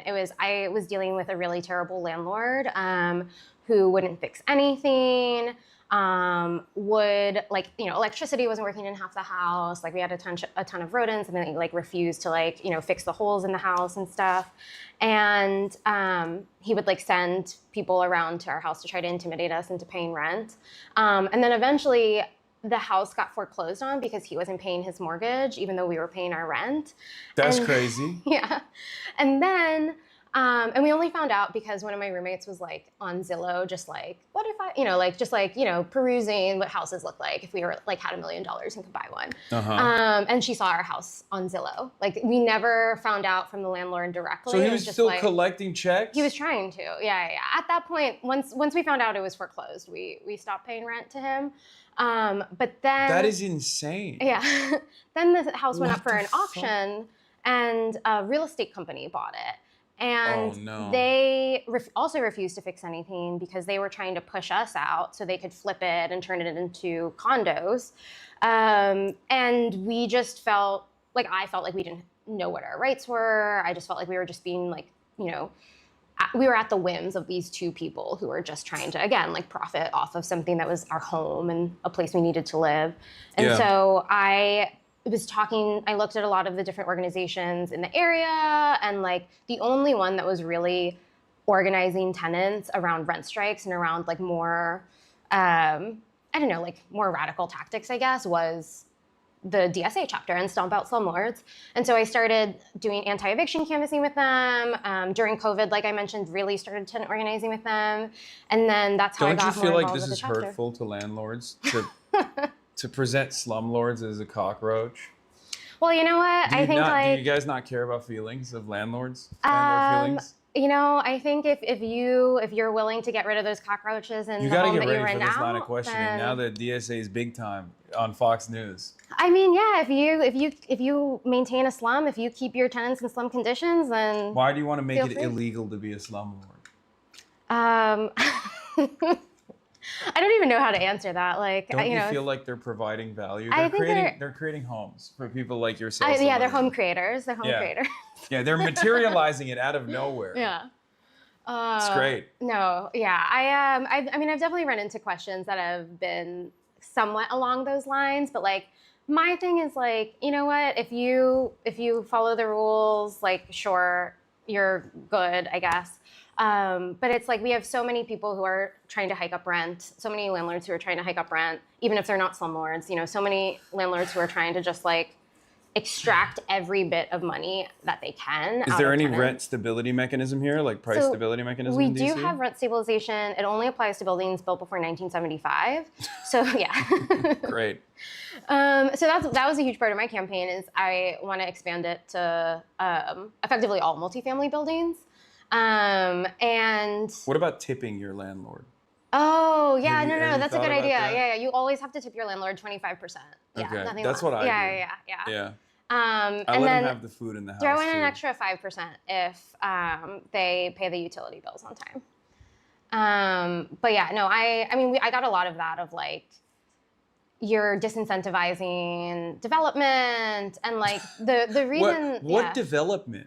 Well, the reason builders aren't building in DC right now is because like Trump just laid off a ton of our workforce, and there's a lot of uncertainty around economics. Like, It's that awesome. has nothing to do with I love when people say, any kind of price stability initiative, any kind of like, any kind of initiative like that is going to have negative consequences on building new projects, building new development. It's like, first, what kind of development is being built is a real question here. Right. And secondly, where is the development anyway? It's not like they're building and we don't have enough, rent control anyway. Yeah, and it's also like, is the purpose of building more housing to just have buildings, or is it for people to be able to live in those buildings and be able to afford to live in those buildings? Easy question. Like, it's to have more buildings. Oh, yeah. No, yeah. It's to have more buildings that they provide BlackRock can own. Exactly. To provide value to shareholders. Yes. Yeah. Of course. I can't tell. I can't tell if you're a basic fact about buildings. No. Homes are. I'm so sorry. I always homes are a speculative asset, and it's not like when people. It's kind of yucky when people live in them. Actually. No. Yeah. I prefer when people don't live in them. Yeah. My favorite is when it's just like, a foreign investor that purchases an entire apartment unit just so that they can park their assets. Yeah. I think we should have like housing for like one, not housing for all. Like one person. Yeah. That might even be too much. As long as they're like super rich. Yeah, exactly. And they have other houses where they're displacing other people and not using the house. As long as that's the case. Okay. Can she fix the potholes on MacArthur Boulevard? I'll try. I don't think that's in Ward 1, but I'll try. Can you ask me about future project Mr. DSA has now after all their successes in Maryland or Virginia? future project in Maryland or Virginia. Yeah, and also there's a good data center related, electricity bill related question as well. Okay. In Virginia, I know that there are 3 ballot initiatives that are coming up that the chapter is going to be organizing around. So that would be a really good way to get involved in Virginia. In Maryland, I'm not as familiar with what's happening because we just had elections there this year. I don't even know what Maryland is. I'm totally unfamiliar. And then, the other one was about Virginia and power bills. Oh, yeah. Ask her, where does she rank DC public transportation compared to other cities? I think it's underrated in parentheses. I do think it's underrated. I mean, I think like New York City has a world-class public transit system. Like it's definitely like, well, the trains, yeah. I wouldn't say it's where I look. It has a robust. It has the best public transit system in the US. In the United States, yes, which is literally the most impossibly low bar. I know. To okay, clear. fine. Yeah. Okay. Tokyo has a world-class public transit system. New York City has a mid-class, but best in US. Best in the US. But I would say DC. I would argue it could be second. Like I can get effectively. I mean, it's not as reliable as it should be yet. It's not like routes aren't as direct as they could be yet, but between metro and buses, I feel like I can get anywhere. Is there any initiative to build more lines? Or yeah, I mean, I think less than the metro itself. I think the bus system is where people are prioritizing, like trying to get it to be more reliable, trying to get routes to like increase the number of routes, build more bus priority lanes, things like that. But I do think it's pretty good. I took the bus here. I was told there's going to be a $10 increase. Is there an increase in the fare or something? I don't even know. I know that there's going to be an increase, but I think maybe $10 the monthly amount or the weekly amount. I don't know. Tell her we want streetcars. So I feel like if we really invest in the bus and we have bus priority lanes, I think the streetcar would have been a great project had it been actually really invested in and built out entirely. But I think the bus is our gentle giant of the transit system, and I think we need to invest in those more. Are we doing them fast and free? Zoran style? I think fast first, and then I would really like to get to free. And I know that the transit union is also supportive of free buses. Oh, wow. Okay. And DC did pass free buses, but the WMATA board, which includes regional appointees from Maryland and Virginia, overturned that decision. Overhead powered buses on 16th Street. Someone's just saying that. I think they're just throwing out ideas. No, yeah, thank you. They're just like, this is what you should do next. Yeah. Isn't this is wonderful? It's more annoying than a town hall. No, I have no idea how you're like keeping up with this. Yeah. Buses are free in Alexandria, Virginia, across the river. Yeah, they are. And if you live in Maryland and Virginia, ask your WMATA board reps to allow us to have free buses. Read this one. What should we do about RFK Stadium? We just removed the streetcar that would have gone straight there. Yeah, I mean, I think we need more enforcement. I mean, coming into council, I'm going to have a really strong eye around enforcement around the transit investments that were made, and especially the labor protections that we put in there too. I feel like enforcing the project labor agreements and labor peace agreements for that's going to be really important. But yeah, I think we got to invest in like more bus lines and stuff to go to RFK because traffic is going to be a cluster on game days. Yeah.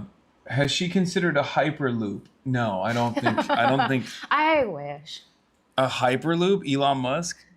Elon Musk, I think, is hyperloop is the Elon Musk thing. Oh my God, never mind. I was thinking like some sci-fi something. Never mind. No, it's not sci-fi. Wait, at all. What's a hyperloop? It's just a tunnel that only takes one Tesla at a time. That's so cool. Yeah, they did it in Nevada. It was a spectacular failure. Oh my God. Yeah, tunnel would get clogged down all the time. Yeah, it's great. It's fantastic. Elon Musk should, I think, stay away from DC forever. Oh yeah, he did. He should stay away from America in where general. He was like potentially trying to buy a hotel in my ward, like the Line Hotel in Adams Morgan. He ended up not making an offer, and like I think the original owners just repurchased it or whatever. But Elon. Yeah. Okay. What else, chat? It's not just a tunnel, it has gamer lighting. That's true. Okay. Be a true DCer and support local. Oh my God. They just keep telling me to go to the Smithsonian. I mean, the Smithsonian's are really great museums if you Yeah. haven't been there, and they're free, which is incredible. Yeah, you know what I'm gonna go? I'm gonna go to sleep. That's what I'm gonna do after this. I'm so tired. That's fair. Make her legalize weed everywhere. Well, so DC did pass also a ballot initiative to legalize weed, and then Congress overturned it. So what you have no autonomy. Yeah. At all. That's gotta be annoying. Oh, it's awful. 700,000 people live and work here and don't have control over our budget or our laws at the end of the day. And so my perspective is I'm gonna try to pass and fight for what I can. And Have you guys ever thought about making it more annoying for the congresspersons that have their second homes here to live here so that they have to so you have more power over them? I could be wrong, but I think that is one of the tax proposals that current council member has put forward. What, second home? Yeah, similar. No. I think so. I they're could be gonna wrong. they're gonna nuke that. There's 0% chance. Well, so there is because there's broke ass congresspersons too. James Comer in Kentucky is a Republican congressperson who has a bill on the House that's I think being heard on Wednesday that would it would keep us from being able to raise taxes effectively or be able to change our taxes. So if you call your congresspeople, tell them to vote against James Comer's bill. Yeah, but there's congresspeople. I know. So they I know. are never gonna allow to be taxed extra. But I think also members of Congress need to worry about their own elections and stop messing with DC. They should go to their own home districts instead of dealing, trying to. I feel like with a competent Democratic Party, DC statehood could be a real push. Oh, I think so, and I think I think if the Democratic Party and whoever is in the majority positions for the Democratic Party is willing to whip their members, we could pass it in Congress. It's just a matter if they have the will. How do you feel about the American flag blue reflecting pool?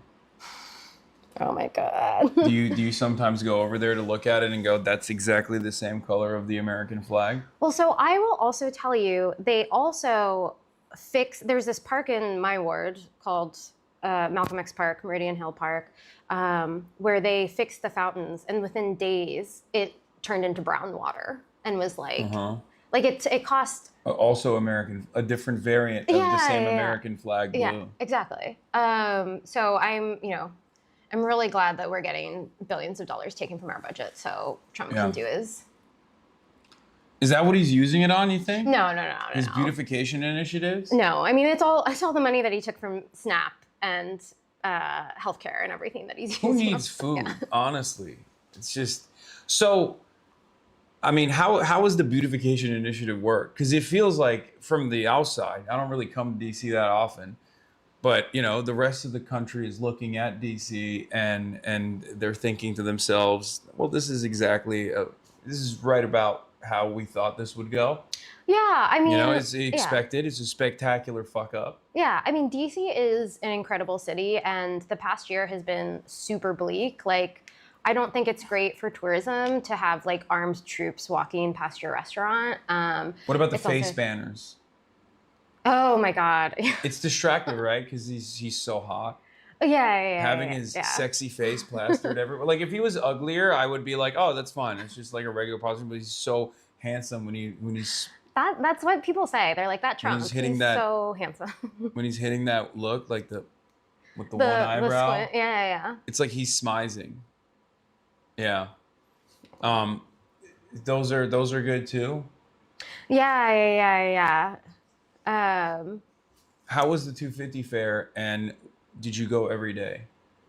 Yeah, I couldn't get enough of it. I mean, I'll say like I You're don't. one of the 7 people that yeah, attended? yeah. If you look at the picture and it's like very sparsely attended, it's like there you can figure out where I am. Yeah. But no, You brought the average age down to 87. Yeah, exactly. But I don't really come downtown that often anyways, and like have avoided it as much as I can over the past year and a half. Is there drama like that where it's like the DC, like the politics side of DC and like the real DC where all the residents live? It's like 2 separate realities. Yeah, and I mean, we have a lot of people who who work in politics who are still like part of, real DC or whatever, Mhm. but it absolutely is a huge disconnect because it's like you have the people, I mean, once every 4 years you have like the national politics, like people who pay attention to local politics who are like very loudly against Janice, against me. And then after the election's over, they go back to the national politics side of things. Yeah. But it's definitely a tension, but it's like, I think it's more just like, I want people not in DC to realize that like, we're not just like the Hill or, the federal government. We are like, there are teachers, there are bus drivers, like there are a ton of people who live here who are, just everyday people. Yeah. Do you know where Mitch McConnell is, and can we go visit him? I miss him. I think I forgot. Oh my gosh.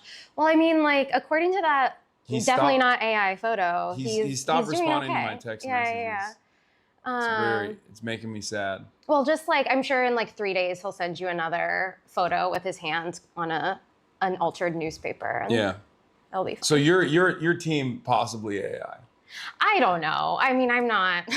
I'm not. I mean, he's in a vegetative state when he was alive anyway, so I don't know how big of a difference it makes. Let's be real. He's 84 years old and can barely walk. Yeah, I mean, I did see something on Twitter today about how Andy Bashir was told that Mitch McConnell was dead before that photo came out. Yeah, and that's the reason why he released a statement that like demanding proof of life. Because people around him, around Mitch McConnell, or people in Kentucky politics were saying, there was a new picture today. Wait, really? Let me see. Send me the new photo, chatters.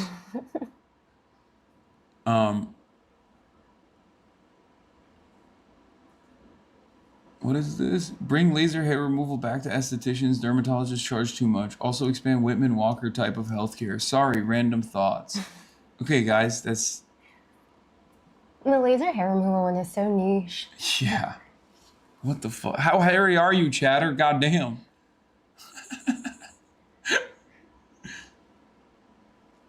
Okay, I don't think there's a new picture that came out today. Oh, someone's just... I think people are just lying.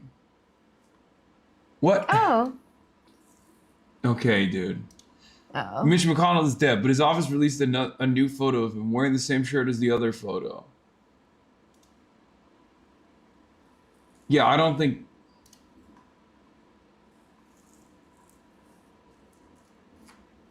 this is a new photo. I think someone is just... What is this? Wow, he looks so good. Yes, he's in tip-top shape. Yeah. New photo plus analysis? Oh my God. Okay, that's too long. Oh wait, this is a new photo. What?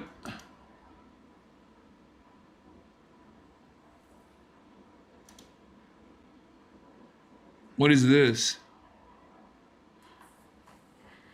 I think we're going crazy. I think AI is making us crazy. And it's not just that like there's a lot of fake photos out there, but then there's also this like endless suspicion of like possibly, what is real, yeah. Yeah. Possibly, real photos that people think are fake. What is this? Andrew Tate got arrested. You know who this guy is? Yeah, was he not already arrested? In Romania, but then the Trump admin kind of moved some stuff around. Ask her what a snow crate is. Oh, snow crate. Snow crate. What's As a perfect example of like the mismanagement in DC versus in New York City, like when there was that big snowstorm at the beginning of the year in January, it was just like a layer of snow with like a layer of frozen ice on top of it. And like, Zoran paid people to help sweep the snow, and they were able to clear it pretty quickly.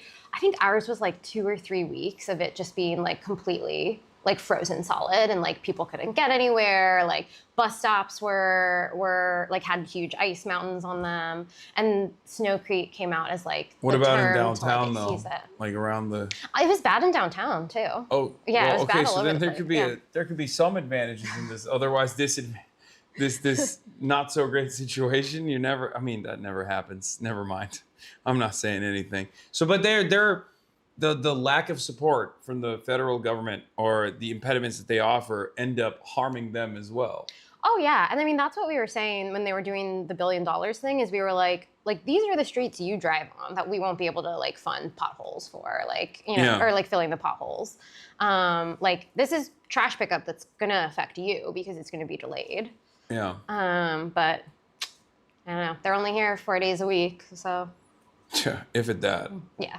Yeah. All right. Well, thank you so much for coming on. Yeah. Thanks for having me. This was wonderful, and congratulations. Yeah. Thank you. And congratulations to Metro DC DSA. You guys are doing great. You guys are doing a great job, and I hope you adjust well to the newfound negative attention that you will all be receiving. Yeah. I mean. It's tough. But you get used to it. Yeah. I think it's been bound to happen. Like I feel like if we're getting that attention, we're doing something right. We're challenging the powers that be. So that's right. Oh, is there anything you want to promote, by the way, before?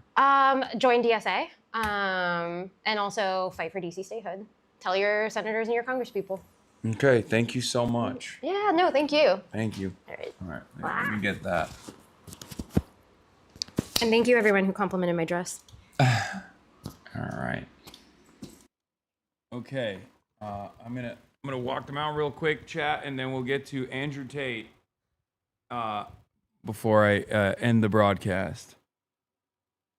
Okay, here's you guys can watch Andrew Tate getting arrested while I walk him out.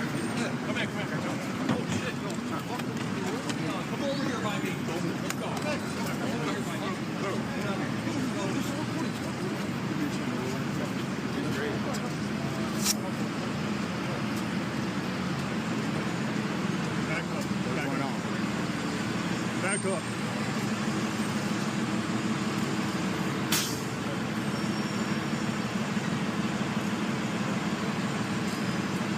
Guys, back up.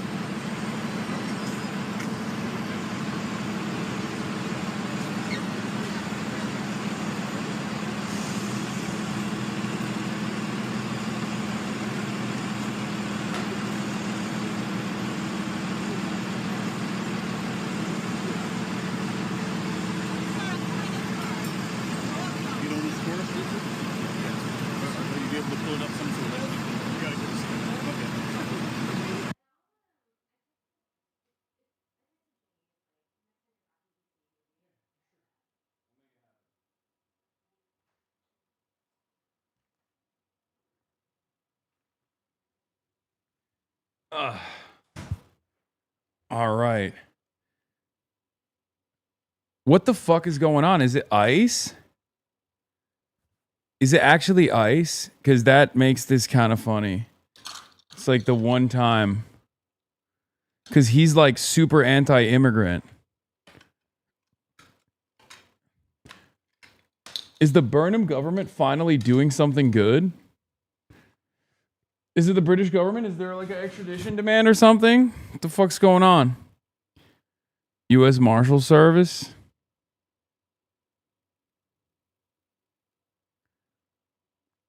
British prosecutors announced last Saturday that they were seeking the extradition of the brothers on rape and sex trafficking charges. Wow.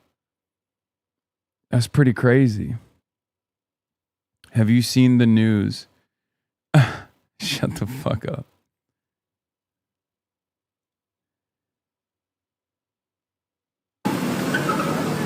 Oh, wow. It's like a whole ass fucking TMZ operation. Hold on. I gotta pee real quick. That's crazy. Mr. Tate, would you mind signing? Hey, Tate.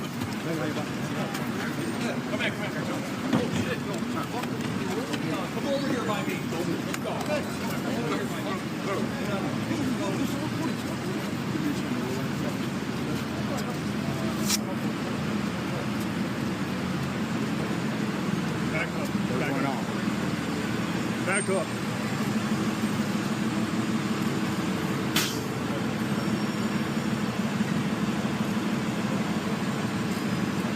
Guys, back up.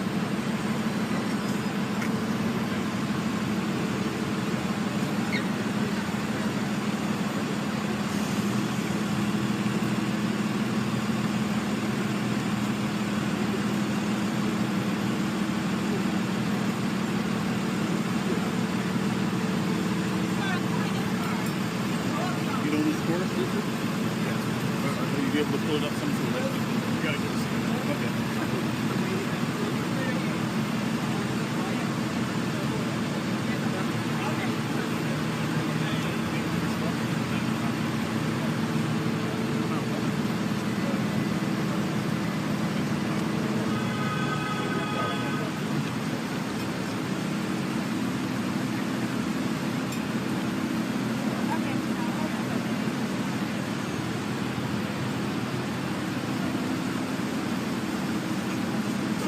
Tristan, anything to say?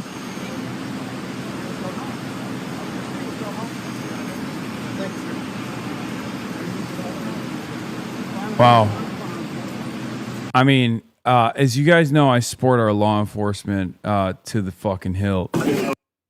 Patrick Bet David reacts to the ketchup attack. Dude, this guy's fucking awesome. He mogs me so hard with his Patrick Bet David. I've shown his clips before on this broadcast. mine is whack. I'm a numbers guy is nothing. He's the real numbers guy.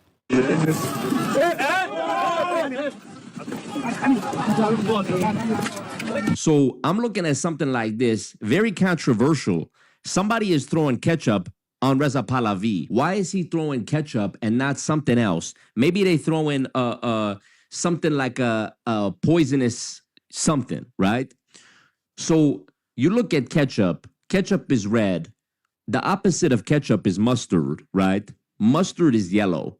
So maybe what they're trying to tell us is something about the color of ketchup and the color of mustard, how it's, you mix it together, it's orange. And they're trying to say something about, Donald Trump, they saying his tan is orange, right? People is calling him the orange man. So maybe this is their way of trying to say something about Trump. Or here is another theory, right? Maybe you look at what is ketchup and mustard going on. Hot dogs, right? It's the July 4th, 250 years anniversary of United States. So maybe they're trying to say something about how they don't want Reza Pahlavi to become the new leader of Iran because they don't like what he is going to do with America in terms of diplomacy and everything like that. So beast mode. Goated. I'm a numbers guy is the opposite of ketchup is no ketchup. This guy right here, now this guy, he's a real numbers guy. I've heard him talk about the ketchup and the Patrick Bet David, and he knows exactly what's going on. He out PBD. Yeah. So let's take a look at what happened. Social media influencers Andrew and Tristan Tate have been arrested in Miami. U.S. Marshal Service tells Associated Press. Influencer brothers Andrew and Tristan Tate were arrested by federal authorities Saturday in Miami, according to U.S. Marshal Service. Brandy McCarran, a spokesperson for the U.S. Marshal Service, told the Associated Press that the warrant was sealed.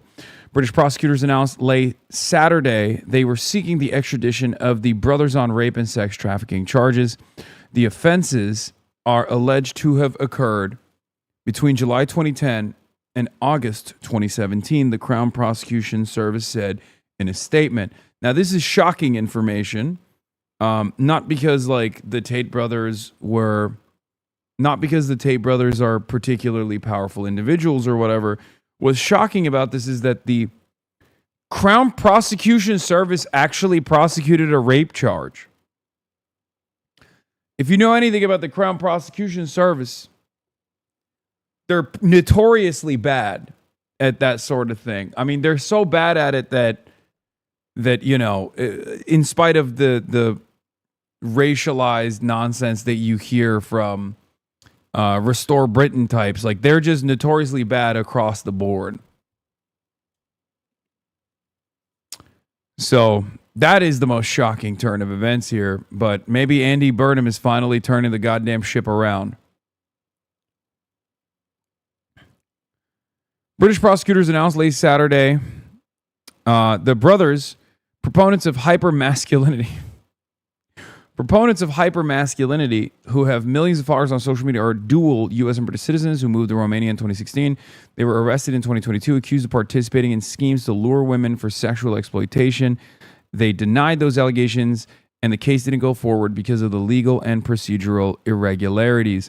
The former professional kickboxers have amassed a following of fans, particularly young men and boys, by professing a lifestyle of luxury and unapologetic misogyny.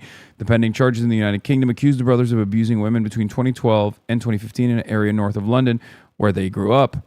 Their lawyers had said they denied the allegations. I just had Andrew and Tristan Tate arrested in Miami for wearing these outfits. Oh my God, look at how short his fucking pants are. Oh my God. Oh my God, what the fuck was this guy doing? I didn't even realize those pants. Oh my God, I was so focused on the skin tight, disgusting purple shirt that I didn't even notice what the fuck. Pirate Lord?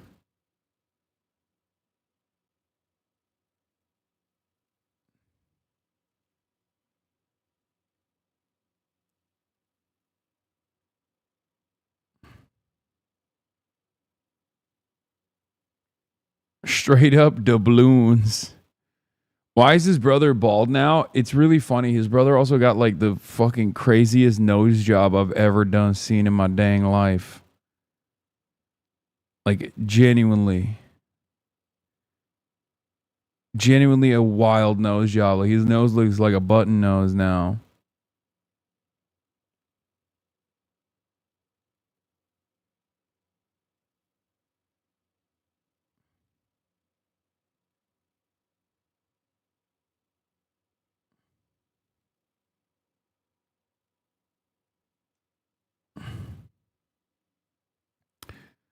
Quaalude Sparrow. That's funny. Oh my God. We got to show support and show love to the College Democrats of America, chat. Holy fuck. Every annoying person on the internet is yelling at them right now. It's kind of unbelievable.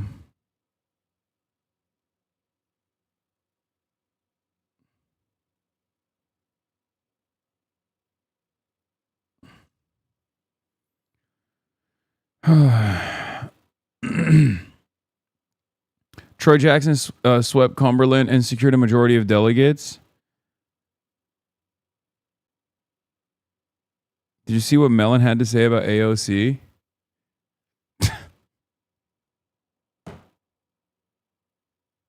Did he go to the beach that makes you old? That's disrespect, man. That's disrespect on our boy, on Mellon boy. Jackson sweeps Cumberland by capturing what seems to be all 149 delegates of Portland and its surrounding towns. Troy Jackson will become the Democratic nominee against Susan Collins in Maine's U.S. Senate race, replacing Graham Plattner.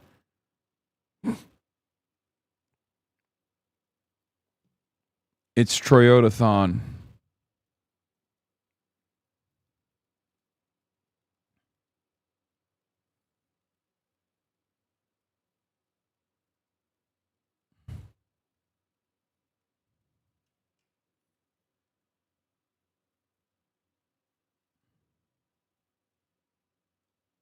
Betrayal. Hi there, Anthony Fantano here, the internet's busiest music nerd. Yeah, I fucking hate that they use this James Carville photo that if you just squint hard enough, it looks like it could be fucking Fantano. James Carville says AOC has no shot at Democratic nomination for president. She gonna have no chance. She's not gonna have any chance. That's what James Carville said. Meh.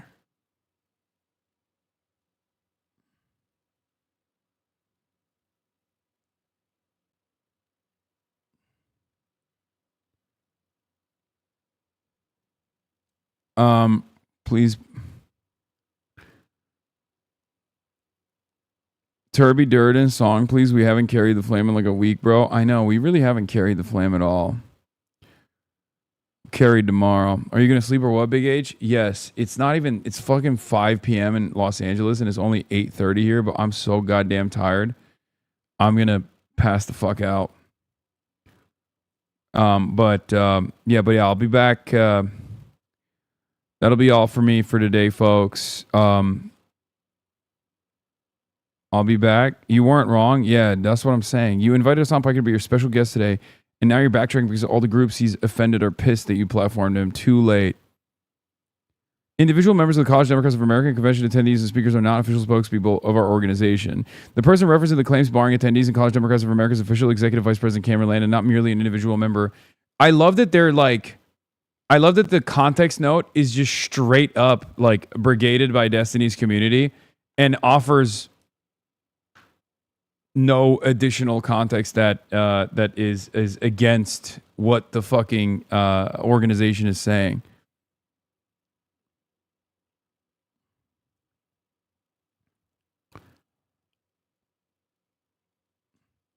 I like that this guy just straight up came out and was like, I'm going to fucking go and harass this dude who's speaking at this event. I wasn't invited to this event.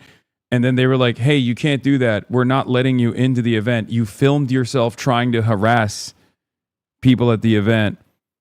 And he is able to somehow brigade Twitter and get like Shannon Watts and Project Liberal and all these other like fucking annoying accounts on Twitter to make a big fuss about this. Very, very weird stuff.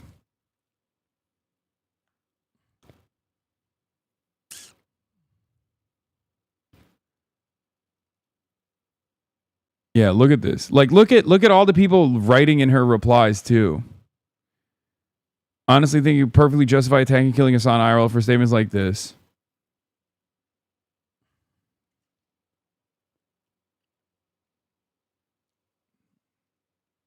ADL's tight with them? Yeah. I don't understand how this doesn't, how they don't see this makes everyone hate them. It does. It's not about that. Or this one? Yeah. You have a moral obligation to bully the fuck out of this guy if you ever see him in one of your protests. Don't let CCP paid agitators infiltrate liberal crowds of protesters, make his presence as uncomfortable as possible until he's forced to pack up and fuck off back to his WeHo mansion. They using AI photos of you? That's not what I was wearing. I would never wear an outfit like this. Also, who the fuck is this, bro? Former political reporter and DNC operative, now serving as CEO of Act Jew. Opinions are my own. Can you point out that Austin Wise is not Jared Mackey? Roach and DDG are both pushing that. Dude, it is like here's the thing I don't understand. Like, how do we get this to stop? You know what I mean? Because this is like, you're just straight up slandering. You're just straight up fucking slandering a random person, accusing him of like doing bomb threats and like doing criminal behavior. It's just not, you know.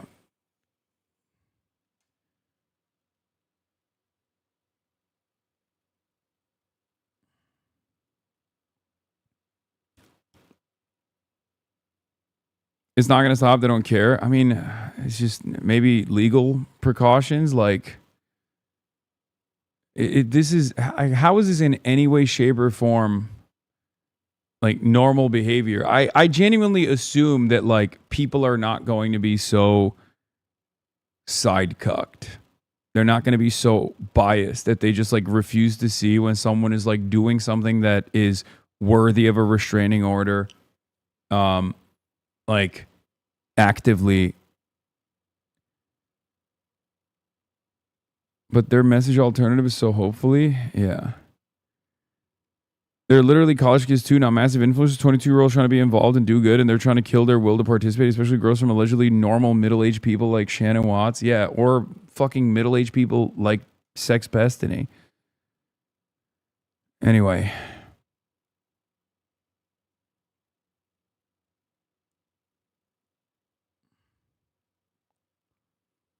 In my opinion, Gamergate ended when IRL cops started taking online harassment seriously. Maybe we should elect people who understand how to write functional anti-online harassment laws. Yeah.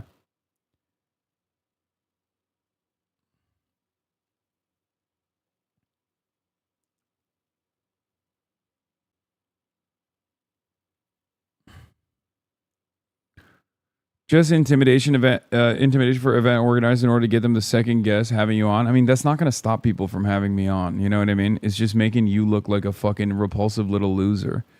And it's making people that, I mean, it's showing how some people operate for anyone with eyes to see.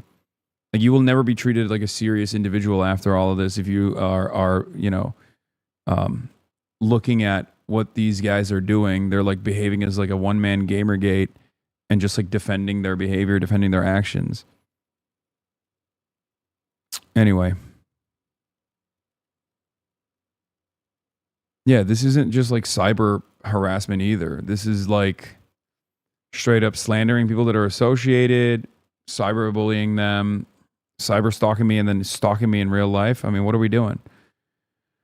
Anyway, very, very weird behavior, man. Very gross. Very weird behavior. In any case, everybody, that's all I got. I'll see you tomorrow. Love you all. I think that was a pretty decent speech.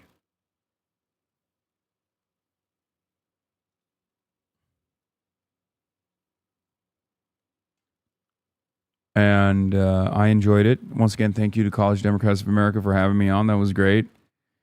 And yeah. See you tomorrow. Hopefully, war has not broken out by the time I get home. That'll be all for today. Peace, everybody. Stunning lo-fi introduction, starting off the day. All the chatter's trickling in, hustle people hate.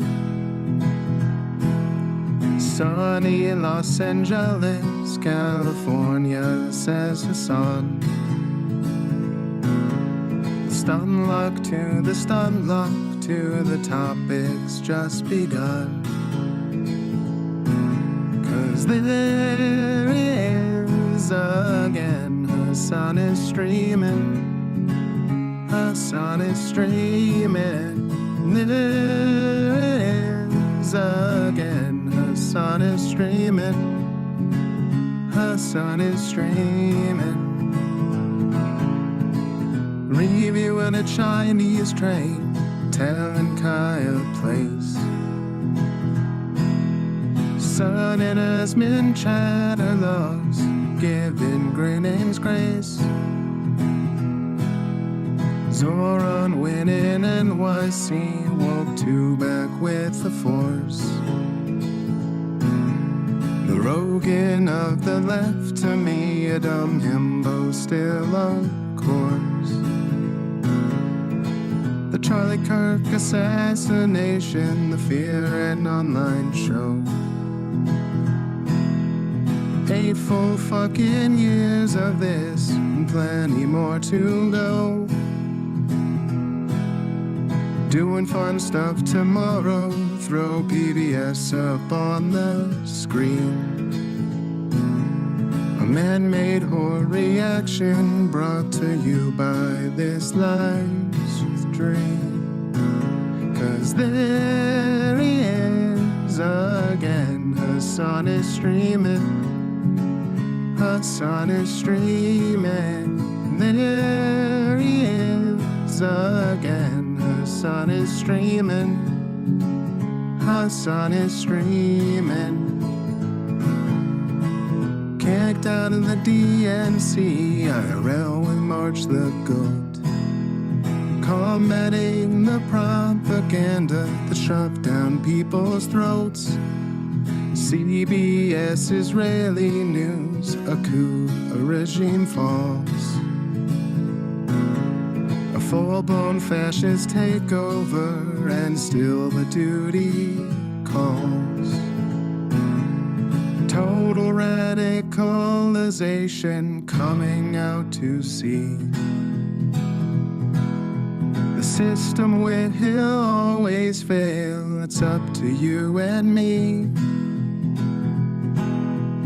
On these daily streets, whether short or whether long, have helped millions of people keep it moving right along. 'Cause there he is again, Hasan is streaming. Hasan is streaming. There he is again, Hasan is streaming. Hasan is streaming. But hey, what can you say? That's BBS for you. But he'll play games real soon. Just you wait. Say, hey, what can you say? That's BBS for you. But he'll move on real soon. Just you wait. Ba-da-da, ba-da-da, ba-da-da-da-da-da. Hey, what can you say? Hey, that's BBS for you. But he'll pull your lawns real soon. Just you wait. Sha-da-da, sha-da-da, sha-da-da-da-da-da. Hey, what can you say? Hey, that's BBS for you. But he'll do your advice real soon. Just you wait. But hey, what can you say? That's BBS for you. Brought on by viewers like you.